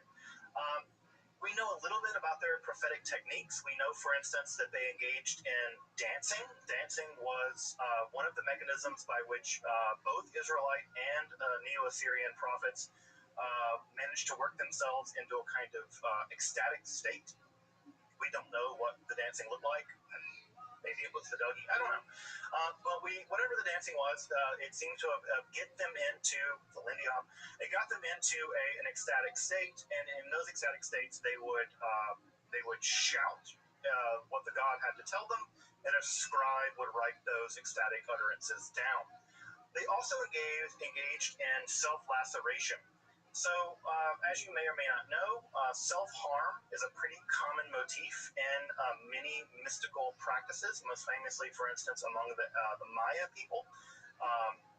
The Maya would they would pierce their tongue or their genitals, and they would pull string with barbs on it through their tongue or genitals in order to make themselves in a great deal of pain. That blood would be gathered into a pot, and then the paper with the blood soaked would be burned, and in the burning smoke, Maya kings would see visions. Self-harm is a very common thing that happens in many prophetic cultures. The self-harm also occurred in ancient Mesopotamian culture, and it seems like they engaged in something like flagellation, probably, so whipping themselves in order to use perhaps the endorphins or the serotonin release to get them into ecstatic states. Although there's some medical debate about whether blood loss would have been helpful in getting into an ecstatic state. I don't intend to find out. I can tell you. So at any rate, self-harm was also part of this. Also notice that in the ancient Israelite law, there are several prohibitions on self-harm, especially in terms of religious self-harm, specifically things like tattooing and harming yourself on the occasion of the dead. So it seems like the Israelites knew about these practices and forbid them. So if you've ever heard things about you're not allowed to get tattoos if you're Jewish or whatever, it actually comes from those kinds of laws. Although also there's a persistent myth that if you have tattoos, you can't be buried in a Jewish graveyard. That's nonsense. I don't know where these weird things get started, but that's a thing people say, and they're wrong. We also know, interestingly enough, that ancient Near Eastern prophets could be both women and men. We have attestations of both women and men prophets. And we also, what's I think really important that doesn't get talked about enough, is that we have a third gender that is specifically connected to ancient Near Eastern prophecy. Specifically, the goddess Ishtar, who you may know from the name Esther. The name Esther is just the version of the name Ishtar. We know that the goddess Ishtar could convert your gender from typically male gender, man gender, to another third gender called Asinu. And these Asinu prophets would have their gender converted by Ishtar, and they could be converted and converted back on the command of the goddess. And while you were converted to this Asinu gender, this third gender, you would be serving the goddess Ishtar probably in a ritual sex working job in the temple precincts. And so we don't know a lot about this exactly because the literature is pretty scant. But I think what's interesting, again, from a material history and gender studies study of this, is that the only attestation we have of a certain third gender with its own kind of grammar. The grammar here actually means womb person, but womb person is in the masculine gender ending in Akkadian. So clearly womb is associated with female people, whereas the word here is asinu. They're clearly making it a gender bending category. And you could have your gender, typically men. I don't know if there's any cases of women being assigned to the asinu, but men prophets could be shifted to the asinu gender. So if you're curious about that, FYI, there's a great study of that by the SBL called Prophets Male and Female. I can put it in the chat later. That is the most extensive study of this, the role of gender and the Asinu gender in ancient Near East prophecy. We only know of one Canaanite non-Israelite prophet, and that is Balaam, son of Beor, who you may know from the Torah.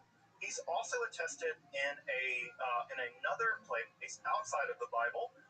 He's attested in a shrine that there's a plaster. The wall is plastered, and he's mentioned on the plaster of the wall. And he's mentioned in a non-Israelite language. I think it's Moabite.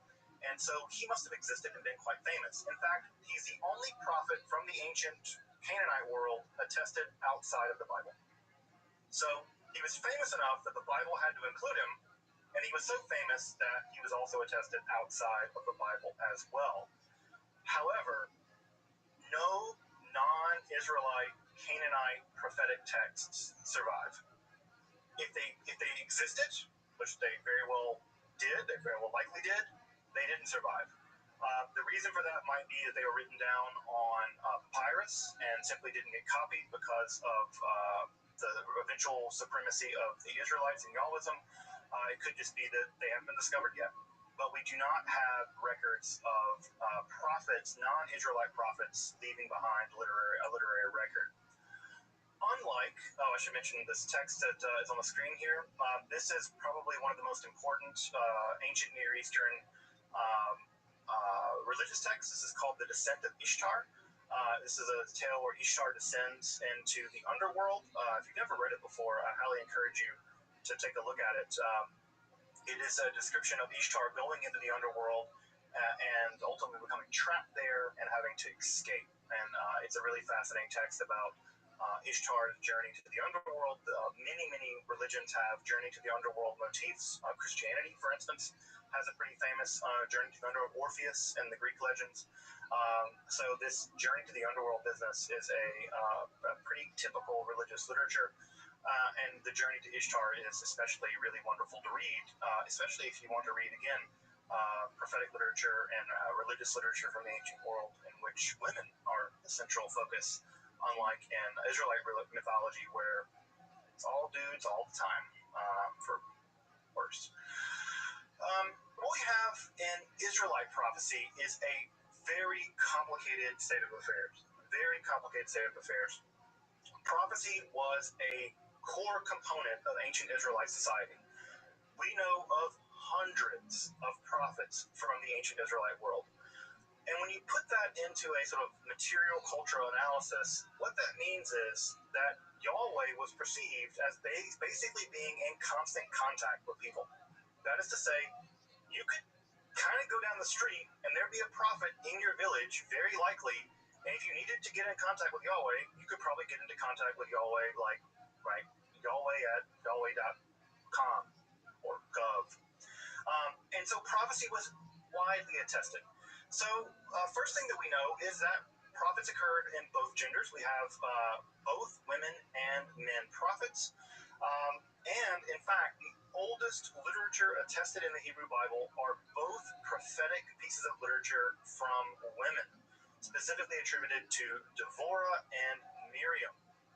As you may know, the Song of the Sea and the Song of Devorah, found in the book of Judges, are probably the oldest pieces of the Hebrew Bible. They are so old that there's no definite article yet in Hebrew, right? They are very old, probably dating back to the Bronze Age. And what we think is that at this period, both of these prophetic pieces of literature, the Song of the Sea and the Song of Devorah, are what we call warband prophecy. Warband prophecy was a very common form of prophecy all throughout the world, in which a prophet had contact with their God, and they would give advice specifically about military matters. And usually what would happen is you would consult the prophet about military matters, and then after you won, assuming you did, the prophet would sing your praises as having won on behalf of the God. And that's exactly what we have in the Song of Devorah and in the Song of Miriam.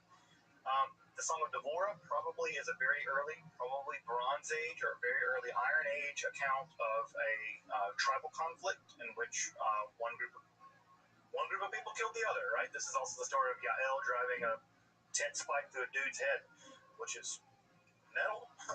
And so, yeah, tent spikes through skulls, that's the thing.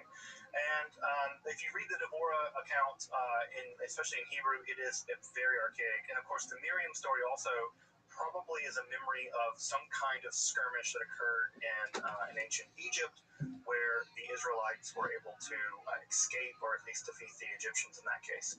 So I think just what's interesting about this is that the earliest pieces of literature we have from the ancient Israelites that survive are mystical literature. They're accounts of the God speaking, and they're accounts of the God speaking to women in both cases.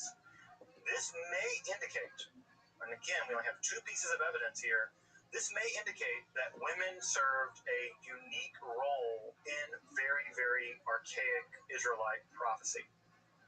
It may have been the case that because they were accepted from battle, that they were allowed to talk to God about the battle, or it may be the case that they had, for whatever reason, thought of as some extra kind of connection to Yahweh. We just don't know. We have no idea. And it just is conspicuous that these earliest pieces of literature are both attested to women. We also have independent prophets. I like to call them freelance prophets. Those are people that basically go around condemning people for everything. Those prophets that you probably know are famous people like Amos, who is very famous for condemning the social practices of the ancient Israelites, specifically their excesses, being very wealthy. Amos is probably the most social justice-y, warrior-y guy of the Hebrew Bible. He really dislikes the fact that the Israelites are so wealthy and they use their wealth to oppress poor people. If you've ever read that great section on Yom Kippur, right, where it says, "This is the fast I want. I don't want you fasting from food and water. I want you fasting from all kinds of social injustice," that's Amos, right? And so those pieces that are really big in our tradition, I think more progressive people, come from the prophet Amos. So he was an independent social critic. We also know that the Israelite state employed hundreds of prophets. Hundreds. We have at least two different cases where ancient Israelite kings would have hundreds of prophets in their employ, and those hundreds of prophets would go into ecstatic states. They would often act out their prophecy. So, for instance, if you thought that the king would be gored by an enemy, it's not uncommon that the prophets would actually have gore, like horns made of iron, and they would dance around with the horns of iron in a very theatrical way, it seems, and that these theatrical shows where prophecy, ecstatic states, and theater really meshed together in ancient Israelite society. So we do know that the Israelite state, like the ancient Near Assyrian state, employed a huge number of prophets. It also seems like, by the way, FYI, that unlike other ancient Near Eastern peoples, the Israelites did not rely on astrology. The ancient Assyrians, ancient Babylonians had developed a very, very sophisticated form of astrology. The ancient Israelites rejected it for reasons that aren't clear. And they rejected it not because they knew better. It wasn't like the ancient Israelites somehow knew that astrology was wrong. It's probably just that they were jealous and they didn't have a sophisticated math. But the ancient Israelites do not like the idea of astrology. Rather, they like a direct kind of contact with their God. All things told, none of them were terribly reliable when it came to, predicting the future. They all got destroyed by somebody, and none of them saw it coming.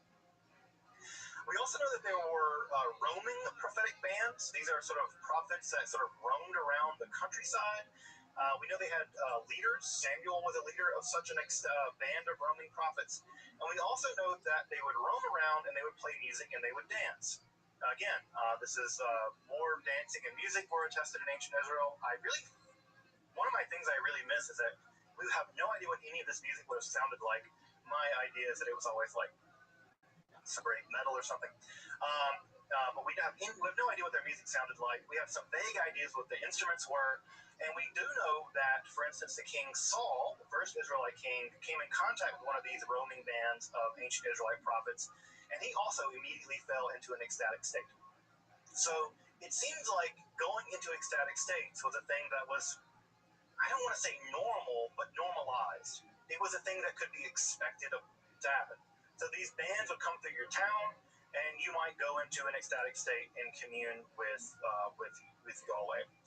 We do know of several women who were engaged in prophecy, and they had, in some cases, very high rankings in society. One thinks of the prophetess Huldah. Huldah is primarily known from the book of Kings, where the King Josiah, the Judahite King Josiah, finds a Torah scroll in a wall, has it written down to justify his political agenda, and which is the Torah we still have, by the way. Like, it basically is a piece of political propaganda from the 6th century BC, which no one talks about that. That's the thing. But Huldah is actually a woman prophet who is an immigrant, a refugee from the north. She's living in a suburb of Jerusalem, and she's consulted to basically vet whether or not this scroll found in the wall is true. And of course, she does the very wise thing and says that it is, because I'm sure her neck was on the line. So we do know that women had a relatively high-ranking position of power as prophets. They were not allowed to be priests, but they were allowed to be prophets, and they could do things as high level as basically vet scripture. And again, I want to restate that just so folks hear it. This is a woman vetting the legitimacy of the Bible.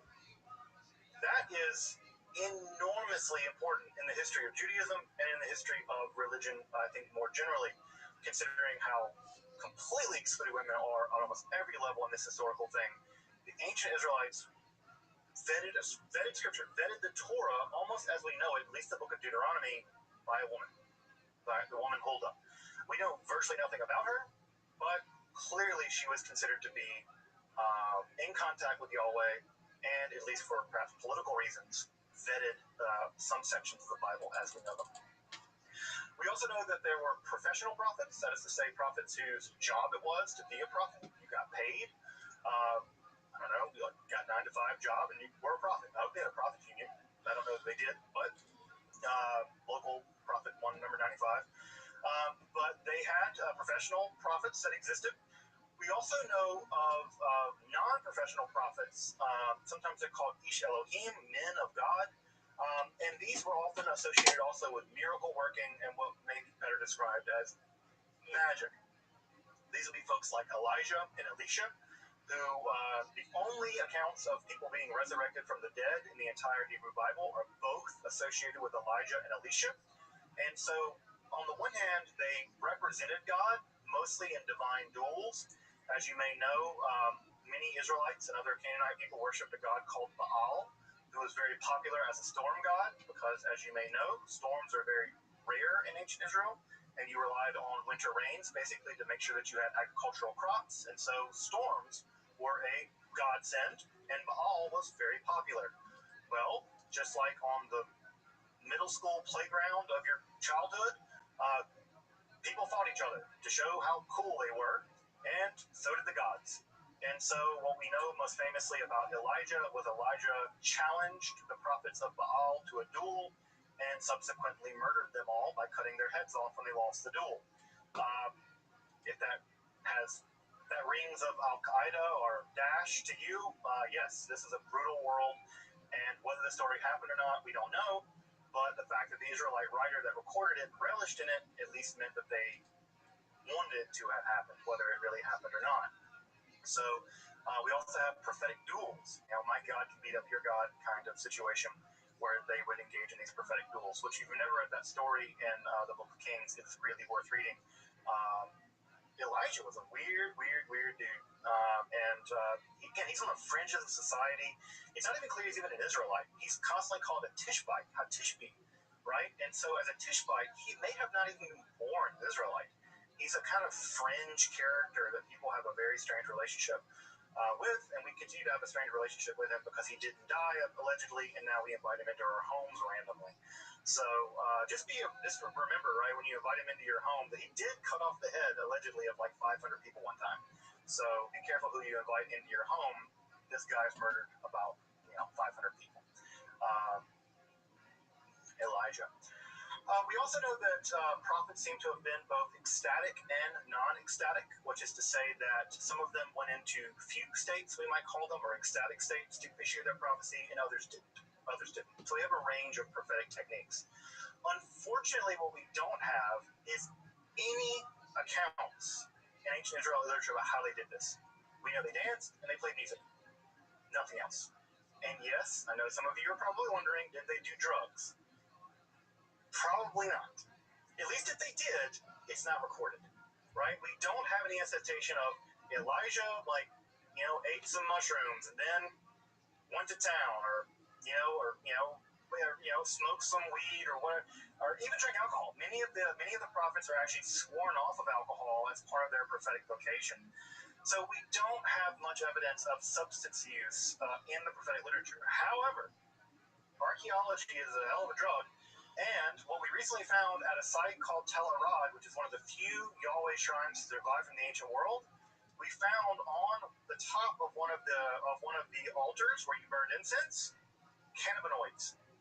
And so we know that room, right, would have been relatively small. And if they were burning incense with cannabinoids in it, they were hotboxing. Maybe. We don't know, right? But we found it. We found evidence of cannabinoids at a Yahweh shrine, right? One of the only ones that survives. There are only two that survived. There's one in Tel Arad and there's one at Tel Dan. The Jerusalem one has been destroyed, and so the Shiloh one has never been found. But maybe they were getting contact highs, talking to Yahweh. I don't know. I would encourage you to do your experimentation on your own time, see if it works for you. So I do not know. But this, by the way, that find about the Tel Arad cannabinoid thing was just like a year ago. So people who think that they've come over everything over there, they find all kind of weird stuff. So actually, it's not that they found it; they just didn't think to test it. That shrine's been sitting in the Israel Museum for like 30 years. They just didn't test it for some reason. And so some guy scraped it and was like, "Yeah, it's weed in here." So that's the thing. The image on the left-hand side here is from the Dead Sea Scrolls. This is from the Habakkuk Pesher. Pesher is a commentary. This is the first commentary we know of in Judaism. And if you know anything about the history of Judaism, commentaries are our jam. We are a commentary writing people. We love to write. We write things called hyper commentaries, folks. The hyper commentary is a commentary on a commentary on a commentary. Commentaries are our jam, and this is the first one. This is a commentary on the prophet Habakkuk. This was recovered from the Dead Sea Scrolls, and this is the first time where the prophet Habakkuk, is actually being read as a esoteric text. The commentator believes that inside of the prophecy of Habakkuk are secret things that are going to happen in the future. And so if you ever heard curious people say that they found secret things in the Bible that are describing the future, this is the first guy or person to do this, is in the Habakkuk Pesher found in the Dead Sea Scrolls. You can find this document in any collection of the Dead Sea Scrolls. But again, what's important to note here, right, is that even the idea that you can mine a prophetic piece of literature to divine the future, an idea that we all know it's culturally very common. Again, you just flip on the radio, and I'm sure you can find some preacher right now telling you that the end of the world is coming because they found something in the Bible, the book of Daniel, whatever. The first time we see it actually happen in Israelite literature is in this commentary on Habakkuk. So you could read the book of Habakkuk; it's relatively short, and then you could read the Habakkuk Pesher and the Dead Sea Scrolls and take a look at that one. This is also on display in the Shrine of the Book in Jerusalem. People always flock to see the Great Isaiah Scroll because they think that it's the biggest one, But just so you know, if you go to the Shrine of the Book, the Great Isaiah Scroll is a replica. It's not the real one. The real one's stored in a bunker somewhere. But the Habakkuk Pesher is the real one, and no one ever spends any time on it because they just think it's nonsense or they don't care. And I got to spend like an hour looking at it because I'm a complete fanboy of the Habakkuk Pesher. So there we have it. As I mentioned, we know basically nothing about the material culture of the ancient prophets aside from the books that get written down. Clearly, the scribes that wrote these books down thought of them as incredibly important and copied them. We know nothing about their practices, their mystical practices, so we don't know anything about their meditation techniques, their breathing techniques, the drugs they may have used or not used. We know very little about how they achieved these mystical states. So reconstructing what they did is very difficult. We also know very little about the phenomenology of this. And phenomenology is the $2 word that means the experience of this. What was it like to be a prophet in ancient Israel? What was it like to experience this ecstatic state?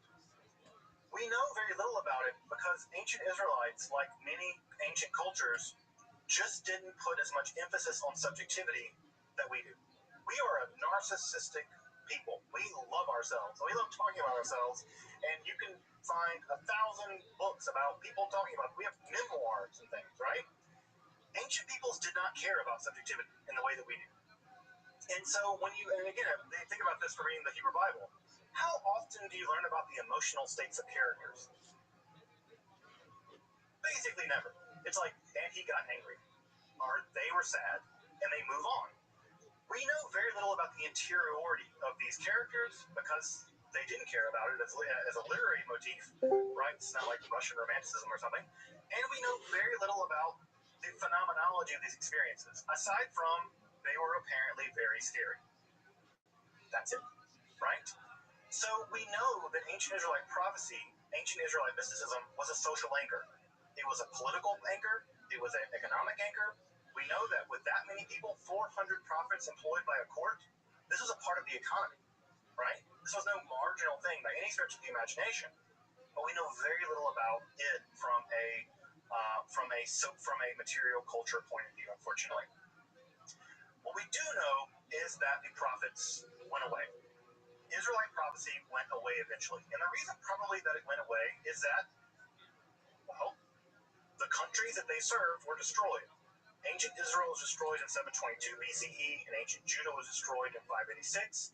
And if your country gets destroyed, well, you don't have a job anymore if you're alive, right? If you're alive. And we know there were prophets operating in the exile. Ezekiel's one of them. Jeremiah flees into Egypt. So we do know that they escaped, but we know that the social institution of prophecy did not survive these destructions. So why? Well, it could be a lot of things. One of the reasons it could just be that they got killed, right? You just wipe them out. That's the thing that happened in the ancient world. Another reason why it could be the case is, well, they didn't see it coming. Your whole job is to communicate from Yahweh what's about to happen to us and how we can make this not happen. And they didn't, right? So, again, if your astrologer doesn't see the thing coming, well, get a different astrologer. So, part of the problem of divination is if you don't see the big things coming, like your whole country being destroyed, well, that shakes confidence in your ability to communicate for your God. We also know that prophets just weren't terribly popular in some ways. I mean, no one likes social critics, right? Go ask the social critics. People hate social critics, right? People hate people being like, listen, you're rich and God hates you for it, and God's going to condemn you and God's going to kill people because of your wealth and your religious abandonment, right? No one like wealthy people, powerful people don't like to be told that being wealthy and powerful is evil, right? And they're also the people that kill people to prevent them from saying that. And so prophets often got themselves killed for saying these kinds of things. So it could just be that they were also always at some level, in many ways, a marginalized group. As the political situation in ancient Judah gets increasingly bad, what ends up happening is that prophecy ultimately shifts away from condemning the Israelites to basically saying, well, one day God's going to come and kill all you people, right? You're not doing the right thing, and God's going to get God's revenge on you. And this becomes a shift to what sometimes is referred to as the Yom Yahweh motif, or the Day of the Lord. When I say Lord, it always makes me feel like I'm a Southern Baptist preacher. But I gotta make that "or" really long. The Lord. But anyway, basically what it comes out to is the prophet's more or less saying, God's abandoned you, God's gonna kill you all, I'm out. Right? And so there's a kind of prophetic frustration that seems to set in, where the prophets are increasingly thinking about a more distant, removed future where God will sort things out because the present is just a nightmare. The Babylonians are destroying everything and things like that. And what ends up happening is that after the Judahite state is destroyed in the 6th century BCE, the prophets basically are done for as an institution. The Judahite prophets vanish. And the prophetic literature as we have it in the Hebrew Bible is codified. Now, that doesn't mean that people stop being weird. People continue being weird. It's just that their weird is a new kind of weird. And that new kind of weird is apocalypticism, right? That new kind of weird is apocalypticism. Now, I know that the word apocalyptic typically has to do with the end of the world. That's not what apocalypticism is going to mean in this case. But, right, what we will do is we'll return next week to talk about the rise of Jewish apocalypticism. Notice what we haven't talked about much. Angels, demons, the end of the world, the battle between good and evil, right, the Messiah. We haven't talked about any of that yet. And there's a reason for that. And the reason for that is the prophets didn't know about any of that stuff. Ancient Israelites didn't really concern themselves with those kinds of things. It's the apocalypse that set in. And so when we get back next week, we'll talk about the rise of people who have visions of angels and demons, people who have visions of the afterlife. The Israelites really didn't believe in an afterlife. They believed in a place called Sheol, which is this sort of a cave-like grave that you went and stayed in forever. There's no demons living in there or anything like that. So what we're going to see is a massive innovation in Jewish religion in the aftermath of the end of prophecy, where rather than the prophets speaking to God, right, rather than Yahweh speaking to the prophets, what's going to end up happening is there's going to be a shift from an oral culture, God speaking to the prophets, and this prophet speaking for God. Rather than speaking, God is going to show things to people, right? We're going to switch from a visual culture to we're going to switch from an oral culture to a visual culture. And in fact, the word apocalypsis means to reveal. And if you've ever read much in the way of apocalyptic literature, it is showing rather than telling, right? Showing rather than, and I saw, blah, blah, blah, blah, blah. So we're going to see a huge shift starting next time with the rise of the apocalyptic. And the apocalyptic is going to bring in the course of a new form of Judaism, and that new form of Judaism is going to be really, really, really weird. With a lot of weird beings and things like that. I will say this just as we wrap up for tonight. Prophetic Judaism did not completely go away. There continued to be prophets from time to time that did speak on behalf of Yahweh. You probably know one of the more famous ones. His name is Jesus, Josh of Nazareth, as I like to call him. Probably the case that Jesus of Nazareth, Jesus is just the Greek version of Joshua, Josh. He probably thought of himself as speaking on behalf of God. So these people did emerge, and they did manage to get themselves killed pretty consistently. And what we will also see through the Middle Ages, through the rise of the Middle Ages, is a new form of prophetic Kabbalah where Abraham Abulafia will actually develop the first techniques, mystical techniques for getting a vision of God, and we actually have those techniques. They're breathing techniques and meditation techniques, and we'll talk about some of those techniques as we get into the rise of Kabbalah. So prophecy has not completely gone away, but it has a kind of, I think, a kind of half-life that as an institution, it passed away, but it has a half-life, and there continue to be prophets from time to time in Judaism. They also continue to have a pretty bad life.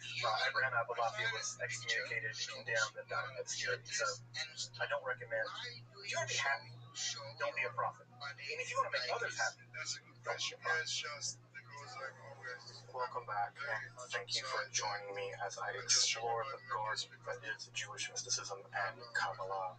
Again, if you'd like to support my work of providing accessible, free, and scholarly content on topics like Kabbalah, alchemy, and the occult, along with magic and hermetic philosophy, consider supporting my work on Patreon, or perhaps with a one-time donation. You can find those links below. Until next time, I'm Dr. Justin Sledge, and thank you for watching Esoterica, where we explore the arcane in history, philosophy, and religion. They say you're a bodybuilder like Ronnie Coleman, that's not strong, you're just a freak, because there's no point being that big. It doesn't help in any way, it's not natural in any way, and also you only get this big blood, it takes steroids, which makes you fertile, which then makes you not have children, which is also very disgusting and unnatural. So I think being strong is basically physically being, you can have muscles are fine, good, but be athletic and be capable of like movement and quick reactions, etc. I think this is way more important than pure muscles and strength. Of course, being strong, you need to still have a physique that's useful for life, not just looks. You like natural lifestyle, food, safe mind, and you see stress as a good thing. What does your normal day look like? Yeah, first, I don't see stress as a good thing. I think that there's a difference between stress that is fine versus stress that is bad for you. Let's say you get stressed from working a job and you just stress about garbage that doesn't even exist, like money and stuff. You just, oh my god, my mortgage and all this stuff, and you're just crying about garbage and you're stressed about it. You have headaches and anxiety. That's garbage stress, of course, it's bad for you. What you could say is fine stress if you're excited about something, let's say business, if you work toward it, you're kind of stressed. Yeah, I have this to do, I do this, that's normal, right? It's not ultimate, but it's just part of it, it's kind of fun. And Yo, what's up, OmniDuck? How are you? How can I help you? I have allergies, Rabbi. Alright, well, there are worse things in the world. Yeah, but I don't want to have allergies. Alright, did you take a decongestant? No. Okay, why not? I don't have one. We're out of money. Okay.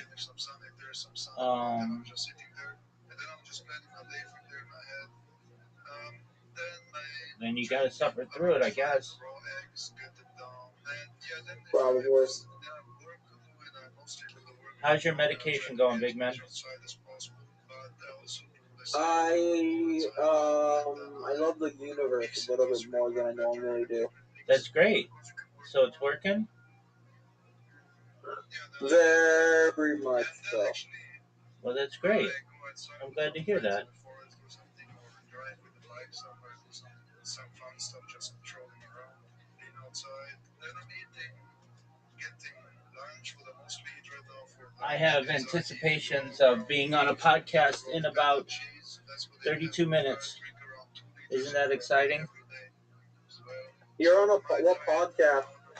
It's called the Life Podcast. It's on AI and human development. When is the podcast going to be? In 31 minutes. Are you going to drive there? No, it's just on the internet. I streamed outside yesterday, though. Cool. Yeah. So how are you gonna do the podcast? Basically, we use a type of software that connects us, very similar to Discord or Skype or um, Zoom, anything like that. And then what it does is it records us, and I get asked questions. I was on a podcast last Monday. I'll be on one tomorrow as well. So I'm on one today. I'm on one tomorrow, and then I was on two a week ago Monday. So Okay. I've been doing more and more podcasts to get word out about what I do, who I am, and such. So I feel that's good. And personally, I'm just continuing to grow best I can, right? Okay. So if you want to watch the podcast, it's in 30 minutes. It'll be in here. You'll be able to hear Okay. everything that I say, and everything that I um, hear. You'll be able to likely hear as well. Only issue is that I will not be able to speak with you because I'll be speaking with the host. So aside from that issue, no big deal. We should be good to go. So that's what I've got going. I'm excited. I like doing podcasts. Gives me a good opportunity to be able to share my views with the world. Um, all in all, I've been in about, I don't know, a dozen or so podcasts in my life. So I haven't done that many of them. I've hosted my own podcast as well, where I've done a dozen or so shows. So I do have some experience doing it, but you never know what they're going to ask, which is kind of the exciting thing about a podcast. I get asked all kinds of really personal questions, and fortunately, I'm pretty comfortable answering just about anything anybody has. And I find that these podcasts do really well for me on the internet because other people then learn about me. They just don't learn about me from me from my streaming in like Discord or something. Okay. They find Okay, that makes sense. That makes sense. all right, cool. So you're Jewish, right? 100%, dude. You ask me this all the time. Oh yeah. Oh yeah. How long have you been Jewish? My entire life, I'm a born Jew. My mother's Jewish. My family's Jewish. I can trace my lineage back to the Bible. Do you not eat pork? I do my best to avoid all non-kosher foods, including pork. Are Jewish people allowed to go to war? Certainly in a time of self-defense, 100%. It's about self-preservation. No, I mean like if there was A draft? if there was like a draft. I can't remember the name of it. Yeah, that's okay. If there was a draft. Yeah, most certainly. I've known Jewish war veterans from World War II, from the Vietnam, from Korea, from the Vietnam. I mean, in World War II, you gotta be a veteran because, like, if you weren't, you're gonna be in the ground because of how crazy it was over in Germany. Yeah, but I mean, there was certainly Japan as well. I've known war veterans. But Japan mostly tortured Chinese people. That's what I true. remember. That's true. I've known war veterans from just about every major conflict who are Jewish. And I personally, if I Were there other? Why? It's a quick question. Yeah. On the topic of wars, why is it that people blame Jewish people for wars? Who blames Jewish people for wars? Racists and white supremacists. Okay, I mean, that's a question for them, I would say. Generally, people have xenophobia. Many of those people have never met a Jew. Many of those people have no idea of how we live. I personally am a pacifist. I want world peace, and I know that's quite a common belief within many. I mean, the only way to achieve world peace is to kill everyone that doesn't want peace. You don't have to kill them; you can convert them. So in a way, like, But they don't want to be converted. They okay, don't want to change. They okay, just want hate yeah, and rage. then there are way you don't necessarily have to kill them though. You can convince them. No, Perhaps is a better word than we can send convert. them to the moon. Make the black. Put the white supremacists on the moon. All right, I mean, do whatever you want to do with them, but I feel that really, if they were exposed to the right person or perhaps people, that they would want to be like that person as well. What's so bad about having peace and serenity and not having to worry about the fear of being invaded all the time? Because people will still be paranoid. People with trauma will still believe that there are people out there that wants to kill them. Okay, There has to be a okay. public enemy, otherwise they would look at the problems inside. Well, that's a legitimate point, but there's the thought as well that people with trauma, we may be able to use certain therapies, perhaps mind memory eraser, where we erase their post traumatic stress disorder.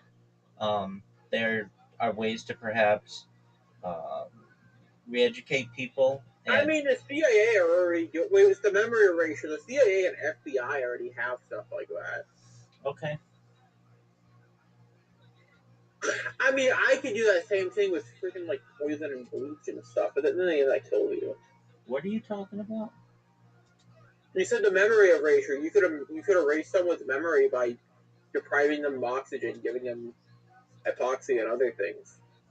Okay, I mean, I don't mean like that. I mean like through a therapy that's beneficial to them.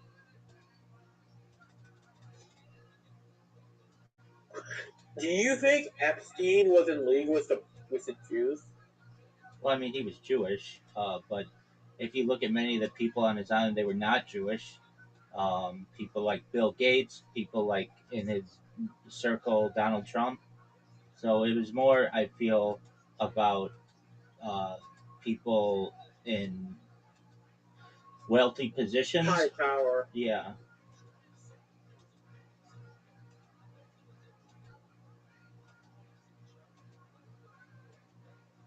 I mean, if you notice, like, to my knowledge, there were no rabbis on that island, so none of our religious leaders were there.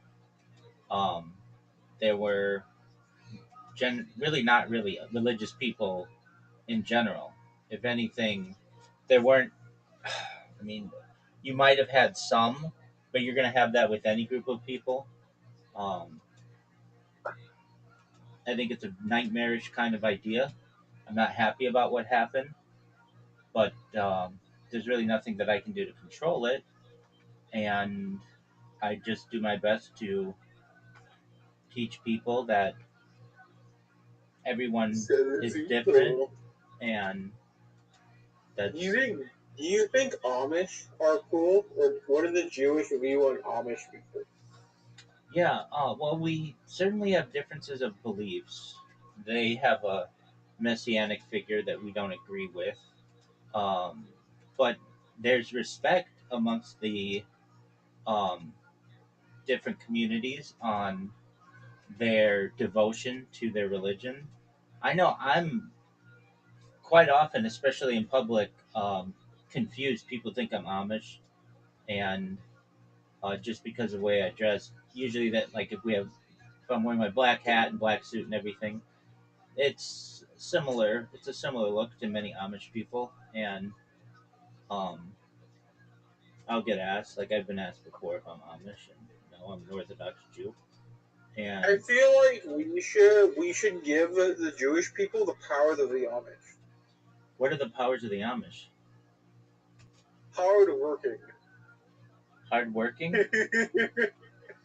And community, and the fact that they don't need electricity to exist. Okay, I mean we have all that stuff anyway. Well, yeah, but I don't see a lot of people doing it. One of the Okay, ones I can see without technology, and even then that's barely just the Amish. okay. I mean one day a week, many people we don't avoid electricity, but we don't stop using electricity, but we many of us avoid it. In terms of hardworking, they're hardworking people of every race, creed, and background, and Um, and then the community aspect, there's an argument to be made that within Judaism, we may have one of the strongest communities of any group of people in the world. Okay. Are there Jewish people in Antarctica? Um, yeah, there are. They're generally scientists. Pardon me. Um, just like there are scientists of all different religions there. So, predominantly, the people who are most likely scientists there are secular, perhaps agnostic or non believing of anything. But then you will find people of all religious backgrounds and affiliations. So, there are people in Antarctica who are Muslim, people in Antarctica who are Christian, Jewish, Taoist. But the big thing is, no one lives in Antarctica permanently. So, if anything, they're just visitors. But even I have known people in my community who have taken cruises to Antarctica, and while they didn't live there, they were definitely south of the Antarctic Circle. Okay. Is there Jewish people everywhere? Uh, in many Are there places, Jewish people on the moon? I mean, there generally aren't any people on the moon, so um, I would say What no. about Mars? Yeah, same with Mars. Basically, Judaism is an Earth-based religion, and Okay. in answer to your question, are Jews everywhere? Um, Everywhere where we haven't been persecuted, there are still small pockets of people, like in perhaps Saudi Arabia, in Iraq, that may practice more quietly because it's been illegal to be Jewish in some of these countries. Um, but you'll always have travelers, so there are Jews basically in every country in the world, including China, including India, including Russia, including Africa. Many places in Africa have some Jewish sects, including Ethiopia and even Nigeria. Yeah, I know. But they're like Jewish on like the Jewish side, you know. I'm gonna get going though. All right, take care, big man. That's Omnidog.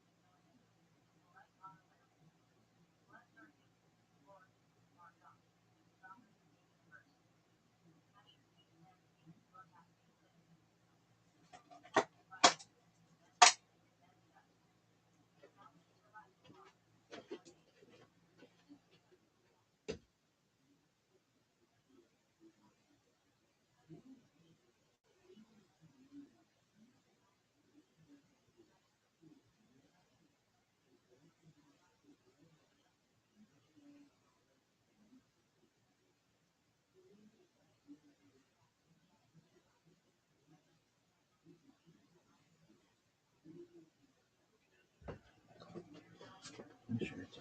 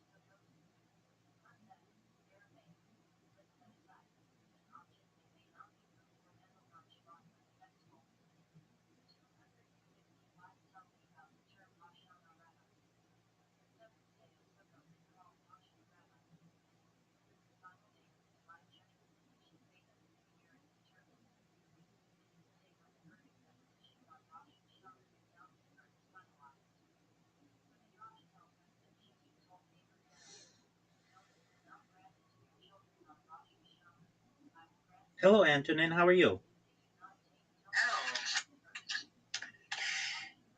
Oh, very interesting. I can hear myself. I can hear myself.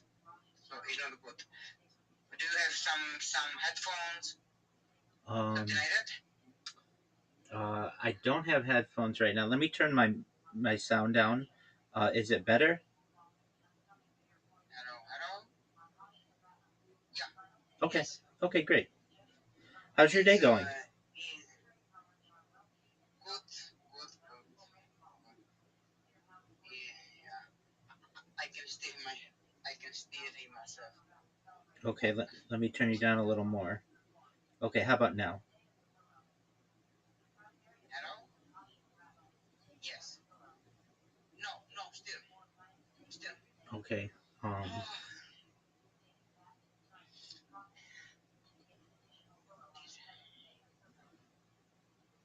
what about now? Hello? Can you hear me? I can hear you. Yes, good. Okay. No. 1, 2, 3. 1, 2, 3. Yeah, yeah. It's good. It's not going to be. It's good. I hope. Can you a little more? A little more? Like if you can like more. Okay, try it now. 1, 2, 3.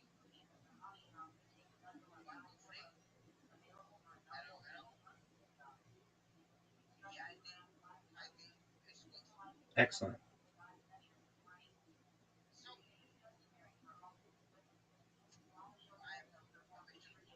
Go ahead.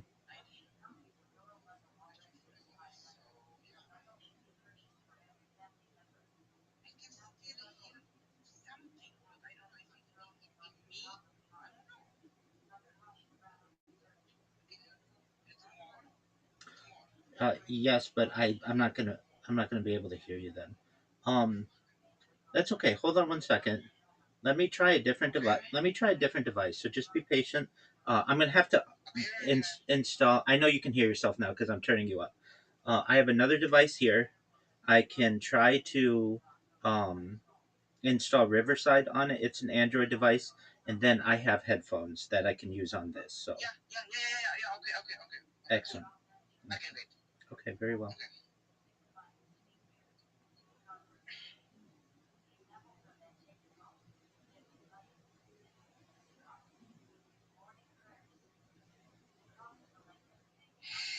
You are very interesting person. I know I am. Thank you. You are pro. Like this episode is going to be very interesting. Yes, it will. Because it's not going to be as my normal episodes. I know. I don't know. I don't know if you. I don't know if you see my episodes. Yes, I have. I don't know. so this is not going to be. I have seen them. They're good. You're How welcome. can I pronounce you? I'm Rabbi. Ish. Oh, I'm they them. It's easy. It's easiest that way. He did them. Yes. Okay, they done. Okay.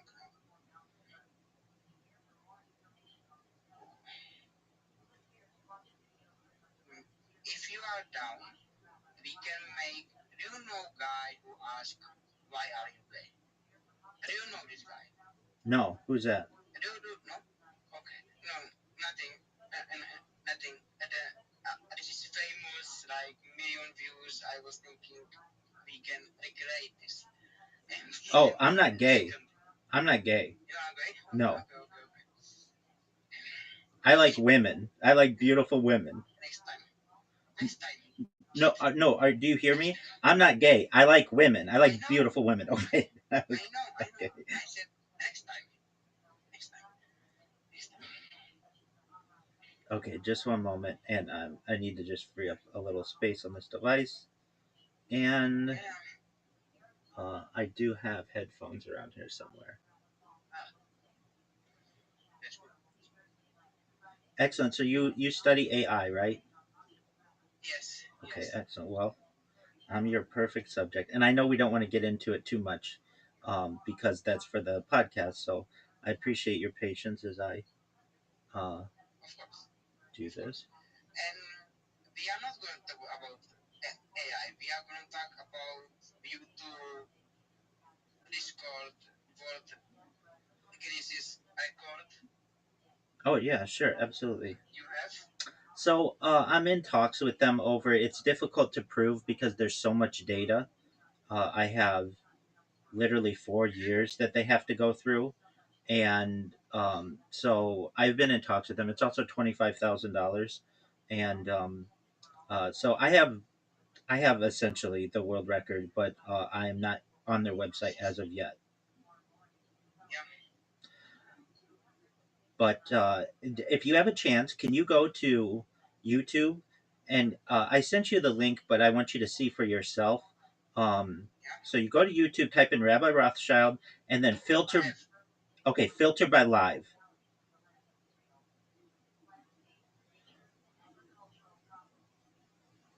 Okay, nope, nope. So make your if you can use desktop mode. Actually, I'll just make it easier. I'm gonna send you the link again on X, and just go to this link, and I want you to see how many streams I have going. That's the really thing that is different about what I do, and uh,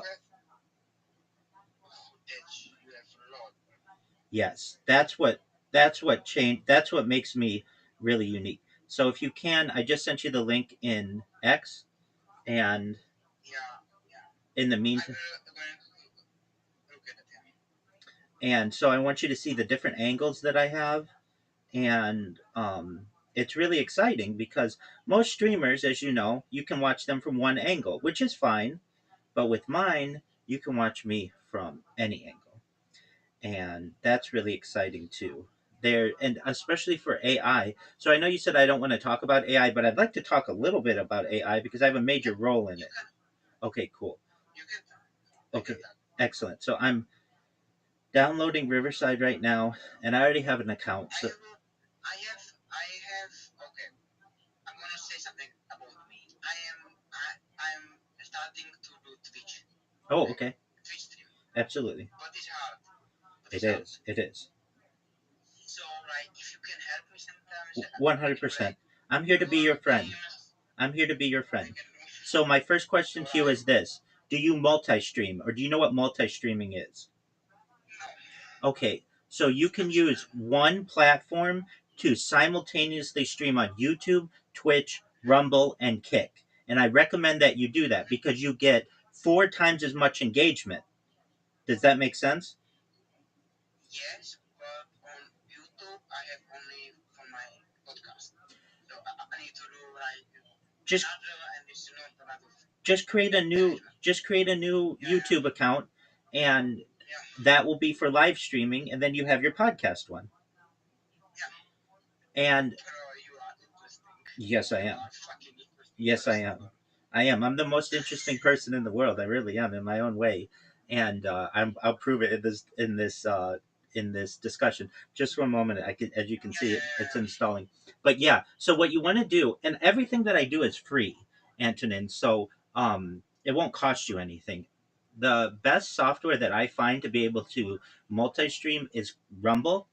They have something called Rumble Studio, which is free. And all you have to do is log into your YouTube account, your Twitch account, your Kick account. And then when you go live on one, it will go live on all of those. And all of the chat is unified. So you can have discussions with all of the different audiences from one location. It's very interesting. Yes. And so, look, I know how it is as a Twitch streamer. I'm streaming on Twitch right now, and multiple Twitches. Nobody's talking to you except bots. It's just people who say, "Hey, buy more subscribers or buy more viewers or whatever." That's all you get, right? Yeah, exactly. Maybe occasionally somebody will come in and say hi, but it's a vast sea of content and not that many viewers. So, what you do to be able to make sure that your streams are more engaging is you'll get 4 times as much engagement immediately by live streaming on YouTube, live streaming on Kick, live streaming on Twitch, live streaming on Rumble. And then that's more people watching you, and then it's really easy for them to follow you on all the different platforms. If you see someone who subscribes to you, let's say on Twitch, you can say, "Hey, XYZ, thank you so much for the follow. I really appreciate it. If you don't mind, follow me on my YouTube, follow me on my Rumble, follow me on my Kick. The links are available in my stream." And that's a great way to do it as well. Now, let me ask you this: do you have a link tree? No. Okay. No, absolutely not. I am. No, absolutely. That's okay. So go to my link tree. It's linktree.com/Rabbi Rothschild. It's huge. Now, not everybody has one as large as mine. I always do things big. But what you can find there is all of my different accounts where anybody wants to find my social media.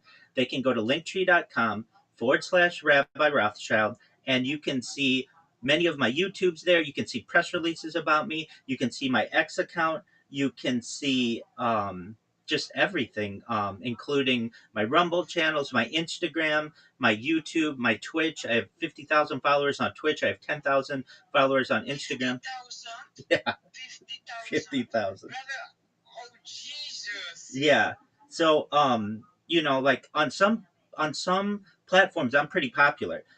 What ends up happening, especially with the style that I use, is I get bans. And why do I get bans? It's not because I do anything bad, but a lot of times they're copyright bans. Like I'll be watching a song or listening to a song that is copyrighted material. And then what happens when it's copyrighted material is I end up getting a copyright strike, and I have so many different accounts that I'll get a ban. You have 100 accounts on Twitch. On Twitch, I have over 500. Oh my Jesus. Yeah. So I have over 100 YouTube accounts, over 200 Instagram accounts, over 500 Twitch accounts, over 1,000 TikTok accounts, over 2,000 Twitter accounts, over 5,000 Blue Sky accounts, and over 10,000 Kick accounts. I have more social media than any person ever. But can you imagine how this episode can be so well watched? We can have 1,000 views Uh, on this episode. Potentially, yeah. I mean, Potentially, yeah. this with enough time, Antonin, this will be your most popular podcast ever. So, Bro, but I will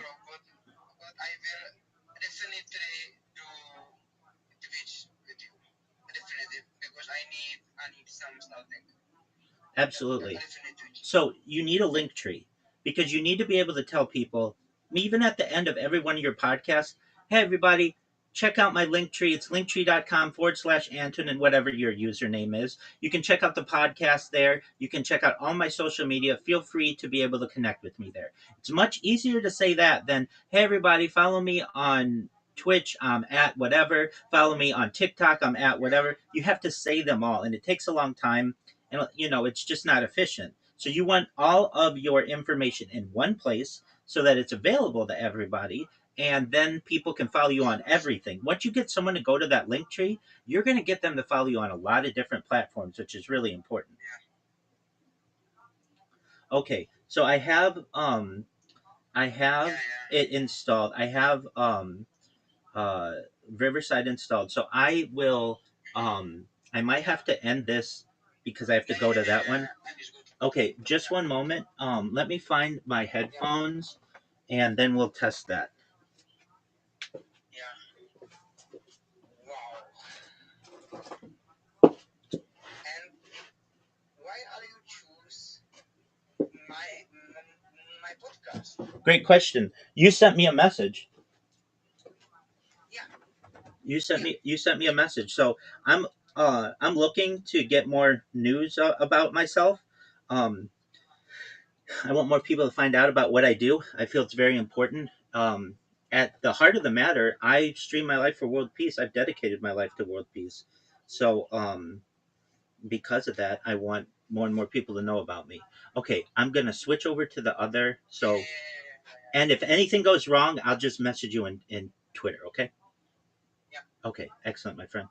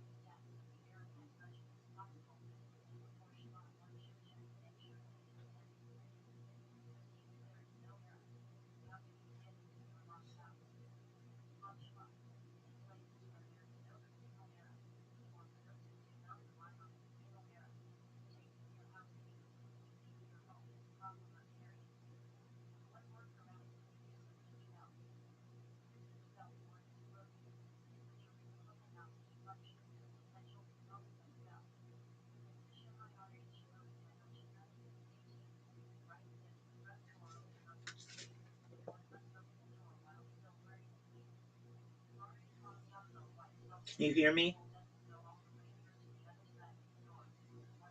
Hello. Yes, can you hear me? Okay, you can hear me. Okay. So I am, let's see here. I'm using uh, Bluetooth, and I don't know how these are going to do for me, but you can hear me, correct? Can you hear me?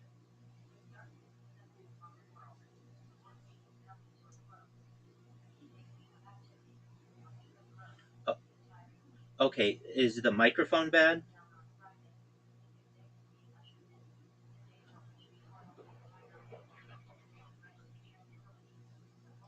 Okay, can you hear me any better now?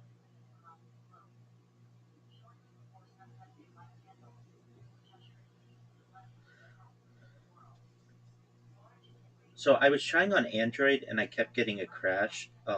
So that's why it took me a little while. We'll get it though. So let me, if needed, um, see what that issue is.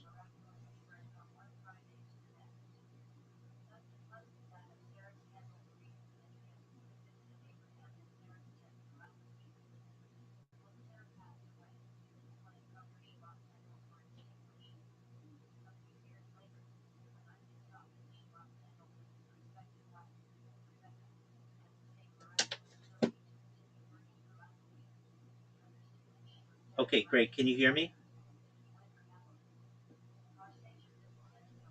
Can you hear me?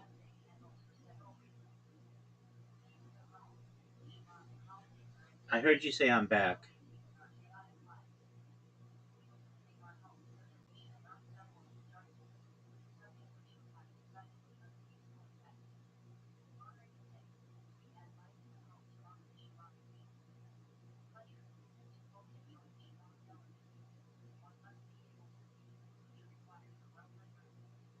Can you hear me? Okay, I'm gonna leave and come back.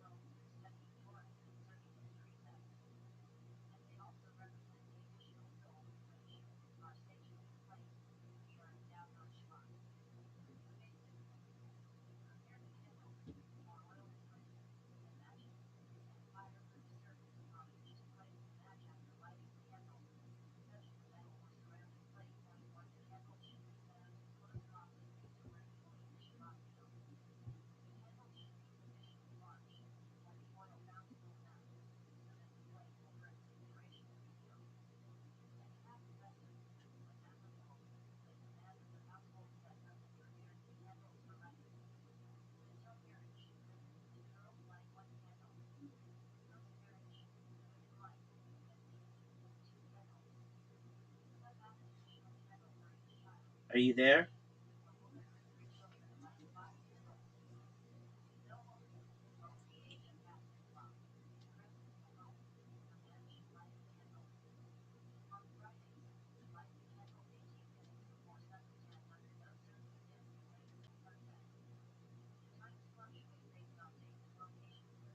Are you there?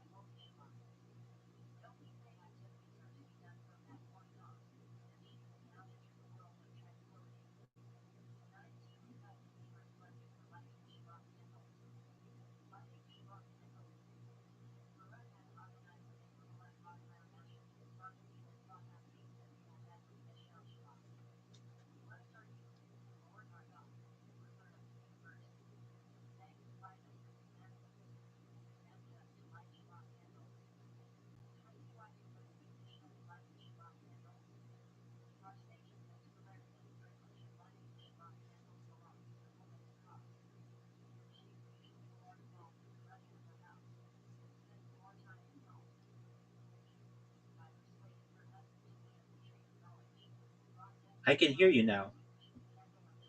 Can you hear me?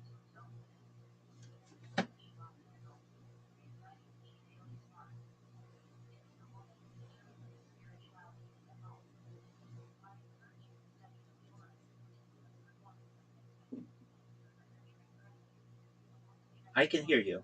Can you hear me?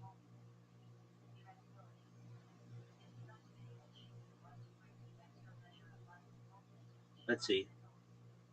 Uh, hello, hello. Okay, so you can hear me better when I'm like this. Oh, okay. Well, we could do that. Just one moment. Let me try one more thing. I'm gonna try the other device, and if not, we'll try this. Okay? Okay. Okay. All right.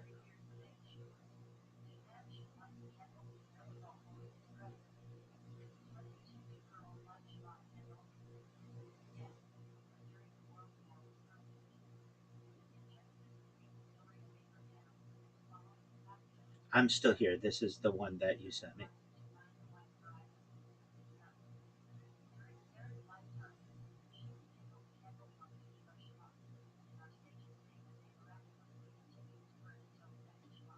Okay, so the one thing is, I hope the batteries for these last, but um, we should be okay. It should be okay.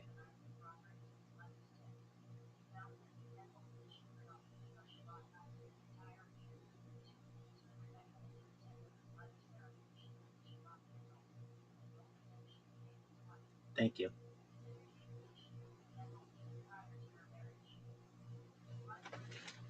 Yeah, you sent me a message. You sent me a message, so I'm open to anyone who wants to have interesting conversations. And so you were smart enough. I think you probably saw that I was asking people if I could be on their podcast, and you sent me message, and I it went to my spam, and it took me like a week to see it, but then I saw it, and then here we are. Speed, the exact. Pardon me. Speed wins. That's right. That's right.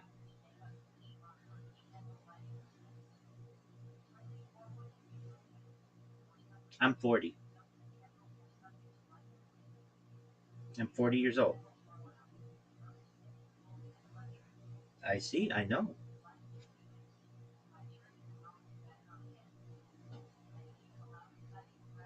I I turned 40 121 days ago.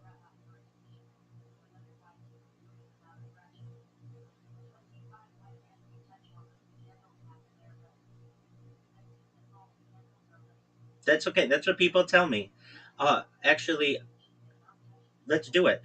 In fact, I spoke with someone, the Mike Holt show, and they found me so interesting. We did a five-part series. Number four is tomorrow. So I'm all about that. I'm a futurist. I have a lot to talk about, and it's really fascinating. It's things like building a tunnel from Asia to the United States called the Bering Strait Tunnel. It's things like a transatlantic tunnel. It's expanding the tunnel between Great Britain and Europe.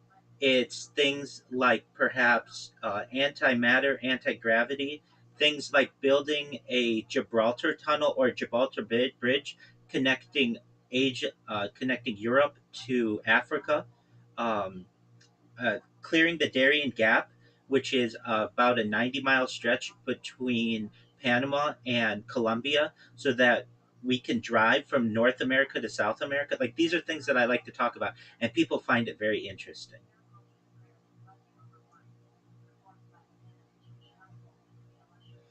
So Antonin, we could plan on multiple sessions so long as this goes well, and I think it will.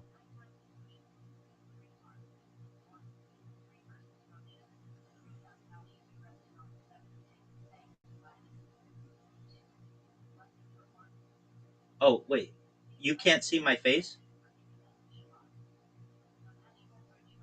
Okay, hold on a second. Hold on. That's good to know. That's good to know. How about now?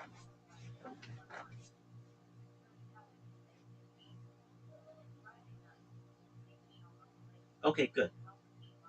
Excellent.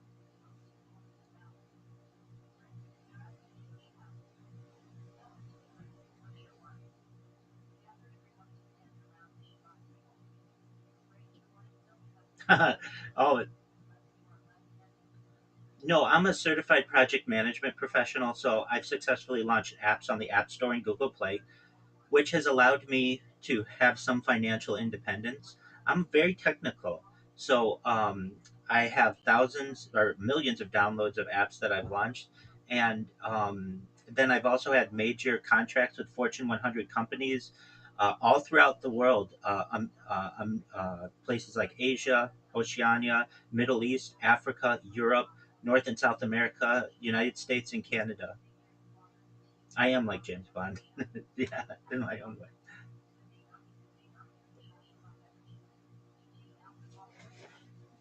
Okay, higher, higher. Okay. Uh,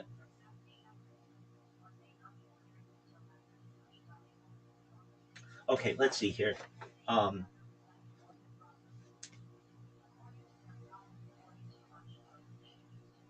okay, that's good. Okay, let's get it the best. Do you need me to be lower like this? Okay, okay, like this. Excellent. Okay,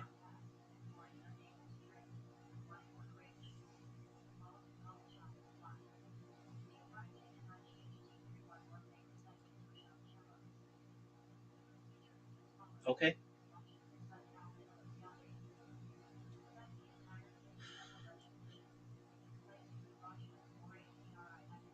It's expensive.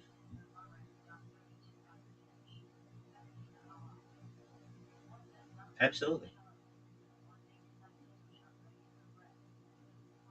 Absolutely. Do you want to do it on the App Store and Google Play or just one or the other? Okay, good. Okay, is it ready to be published or does it still need development? Okay, all right, I've got you. Certainly, I'll help you with that for free. I'll do everything I can to help you.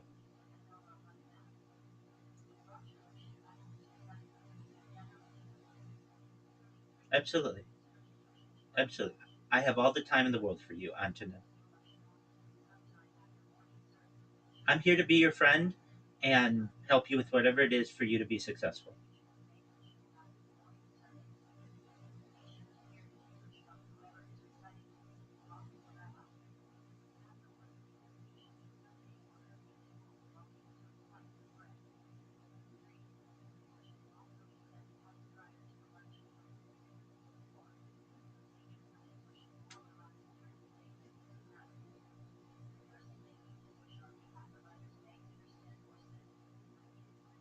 Absolutely. So when I'd be done talking, I would go like this. Okay. And before you start, if your internet goes down or my internet goes down, no big deal. We'll be patient. We'll work through it. If my microphone goes out or something, we'll work through it. Um, no pressure. And if absolutely, as you know, absolutely.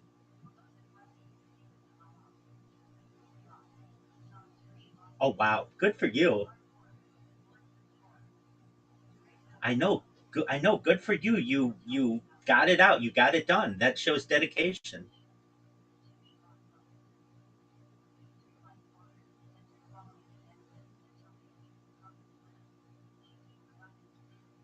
I have I have some robots that I'd like to show as well. If you're like robots, what do you mean? I program robots. I'll show you one right now. So we'll see how it goes. So I don't know if I can just switch my camera, but I don't think I can. But what I can do is I'll just turn it so that you can see it. Okay.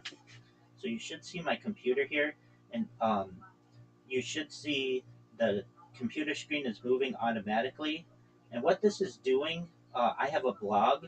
It's creating alt text on the blog, and this helps me to rank well for SEO, search engine optimization, and an emerging technology which is known as GEO, which is generative uh, engine optimization, which is for AI, so that AI knows a lot about me.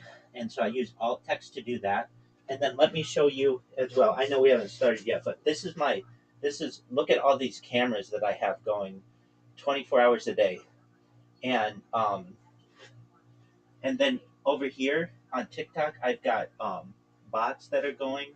I have bots going here. Absolutely. Yeah. And you're live on Twitter, you're live on Rumble, you're live on certainly YouTube, Yeah, everywhere. 100%. And so I've got another bot here that I'm going to show you. So what this is doing, this is on Instagram, and it's putting comments in different languages, um, basically, so that I rank really well for search engines, and that's really important, but also for generative AI. Basically, generative engine optimization.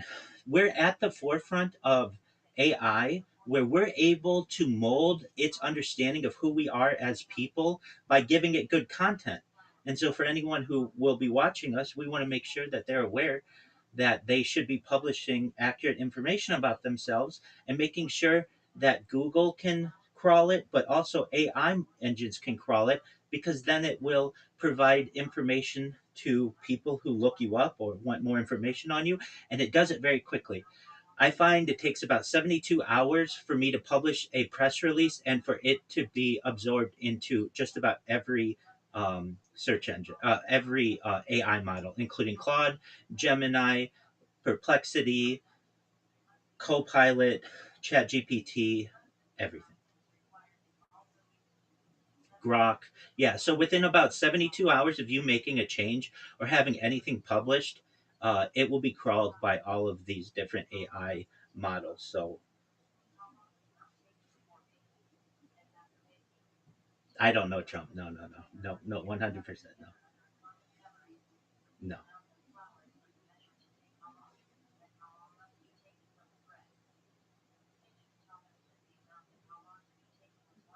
Sure, like this. Okay, excellent. Sure. Is this even better? Is this better?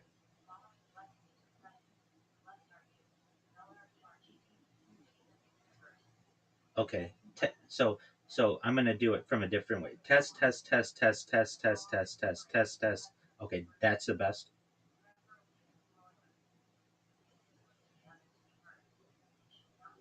So this is the best. This is the best. Test, test, test, test, test, test, test, test, test, test. Okay, excellent.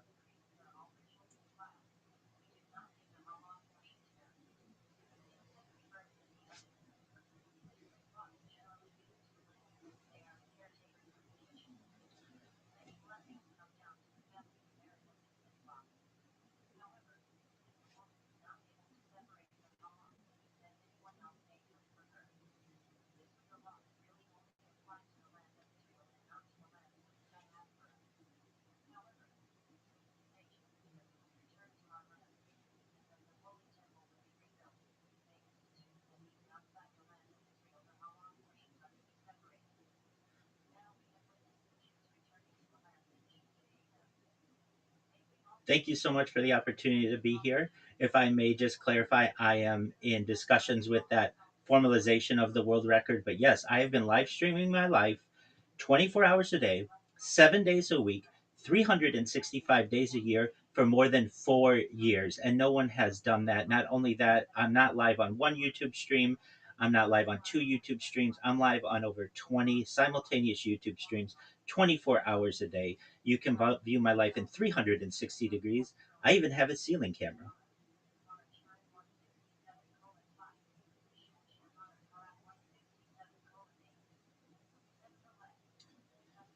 I'm lovely. Thank you so much for the opportunity to be here, Antonin, and with your audience. To give you all a little bit about who I am and what I do, I'm Rabbi Rothschild. If you don't know who I am, you will. I stream my life 24 hours a day, 7 days a week, 365 days a year for world peace. That's the real motivating factor behind this. I've been doing so for more than 4 years. My streams go back to the pandemic. We've seen the death of a queen, the birth of AI, the coronation of a king, and everything in between. This is a real life Truman Show for anyone out there who's seen that movie or the television show Big Brother. In the 1990s, the phrase content is king was coined, and I'm making it true today. In my own way, I'm king of the internet. This is the biggest event in global history, and here's why. In 2017, The Economist magazine stated that data had overtaken petroleum as Earth's number one resource, and I have more data archived on the internet than any person ever, which is making me very influential. I'm going viral, and when I do, I want to make you, your friends, your family, and anyone out there who's in the audience, I want to make you financially independent. I want you to be able to make your generations financially independent, and I want you to be able to start charities and philanthropic organizations of your own.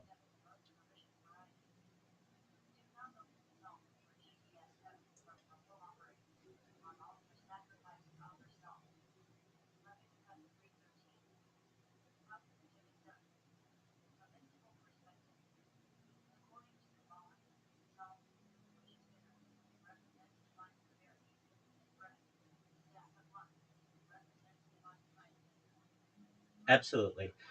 I am traditionally a very religious person. Prior to the pandemic, I would attend shul or synagogue daily, every day for years on end without missing. I'm very consistent. And when the pandemic occurred, my job when I'm a certified project management professional, having launched apps on the App Store and Google Play. And at the time, I was under contract with a major Fortune 100 company, and my position went remote. And so I went from never being on camera and really not being comfortable on camera too much, more than the average person, to being on camera more than 8 hours a day. And on top of that, my synagogue classes and many of our events went virtual as well. So very quickly, as the pandemic progressed, I went from being someone who was very traditional, not in front of the camera, to being on camera anywhere between 8 and 12 hours a day. And after work, I would hit golf balls at Tiger Woods' golf course in Anaheim, California. And I would want to see what my golf swing looked like on camera. And so I would take video of it. And after I would play golf, I would upload the camera footage to my cloud, and I recognized that I would say some things that were kind of funny on just to myself on the camera, and thought my future family, God willing, might find these videos to be really interesting of what their dear old dad was like before they met, or before they were even a glimmer in their eye, and before they met their mom, and all of those good things. So I started archiving some footage in 2021, and it would just take me a long time to download the footage and re-upload the footage, that I just felt, you know what, I'm already streaming a lot for my work. I'm already streaming a lot for my religious life. And why don't I just start a YouTube channel, which I did in 2021? And I'm somebody who, if I'm going to do something, I want to do it better than anybody else. So very quickly, I bought a bunch of different laptops, and all in all, like about half a dozen different laptops, a half dozen or so different Chromebooks, um, handheld devices, and tablets, all in all about 33 different devices, and put them all around myself, and began live streaming my life 24 hours a day, and felt that it would be really interesting for people to be able to get a portal into what a human life was like. And what's different about my streams than many other people who stream is the archiving of the footage. That's very important. My streams are like a timeline or a time capsule of human achievement. So you can literally go back to my life last week, last month, last year, 4 years ago, and know what was going on, not just in my life, but also what was going on in human history. Because 24 hours a day, I keep a radio on in the background that archives human events. So we've seen, like I say, the death of a queen, the birth of AI, the coronation of a king. We've seen assassinations and assassination attempts. I mean, even I have footage from before large language models became so commonplace within our society. I was an early adopter of ChatGPT in November of 2022. I was a user when it launched November 30th, 2022, and now we've seen it expand to Claude and Grok and Gemini and Copilot and Perplexity and all of the other and Meta AI, everything else that has changed our lives. and I have that like a story for the world, which is really exciting. I've live streamed over 1,666 days, at approximately as of this discussion, and would like to do this for the rest of my life. I feel it will be very important for the world to be able to learn from an individual who has archived so much data.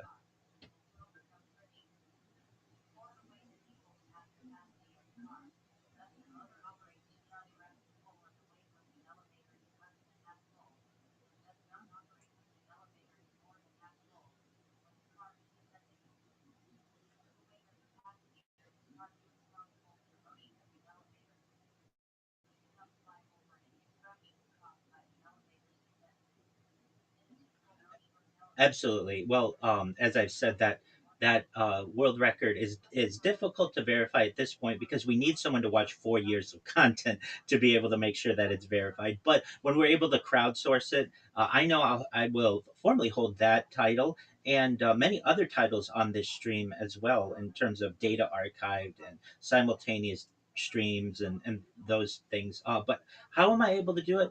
I'm a very consistent person, just generally I always have been, and my life is enmeshed with my streams. And so whenever I awake, the first thing I do is pray. And then I restart my streams. I do the necessary in terms of hygiene and such. Then I pray some more. I have my morning prayers, which is known as shacharis, and then from there, I am usually, in one way or another, doing my best to promote myself, either being on podcasts or connecting with people on Discord or on Twitter Spaces, and teaching people about what I do, learning from other people, which is really important. And I get great joy from that. I get great joy from connecting with people all over the world. We may be thousands of miles away, but it's like we're in the same room with each other, having a cup of coffee, and just learning about each other and how we can help each other. And I find these things to be very important. And as I previously said, I stream my life for world peace, and I talk about things that people find to be very positive. I like to talk about things that unite us, like ending world hunger through the use of technology such as agricultural drones, floating greenhouses, saltwater greenhouses, hydroponics, vertical farming, cloud seeding. I want to help end world thirst. I'm sponsored by a cryptocurrency that's worth tens of millions of dollars. And one of the things that we do is we build wells and water towers in developing nations such as Nigeria for the benefit of the less fortunate. We run toy drives and food drives. My streams are about giving back to the community, even though they may be small. I do my best to impact the world as much as possible. I want to help end world thirst in other ways as well, through things like perhaps building of more wells and desalination technology, where we pump earth seawater onto land to make it drinkable. This type of technology I feel is very important, and many people don't know that it exists. And I do my best to educate people on it on a daily basis. So that type of helping the world and connecting with people is an extreme motivating factor, and is something that keeps me going every single day.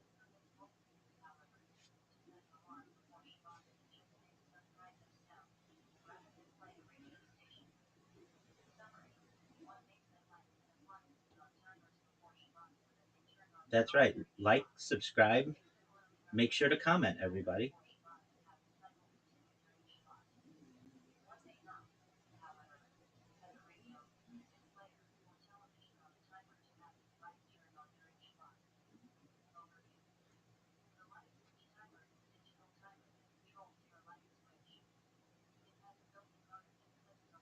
Certainly. Well, as I previously said, immediately upon awaking, I say a prayer. It's known as Moda Ani. I'm an Orthodox Jew and do my best to live as Orthodox a life as I can while live streaming my life.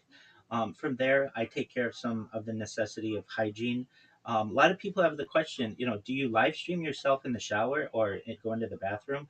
And I have, but that's against many of the platform's terms and conditions. So what I do is I have GoPros to archive much of that information, though I do have a lot of it that is stored on social media of me doing what people do in the bathroom.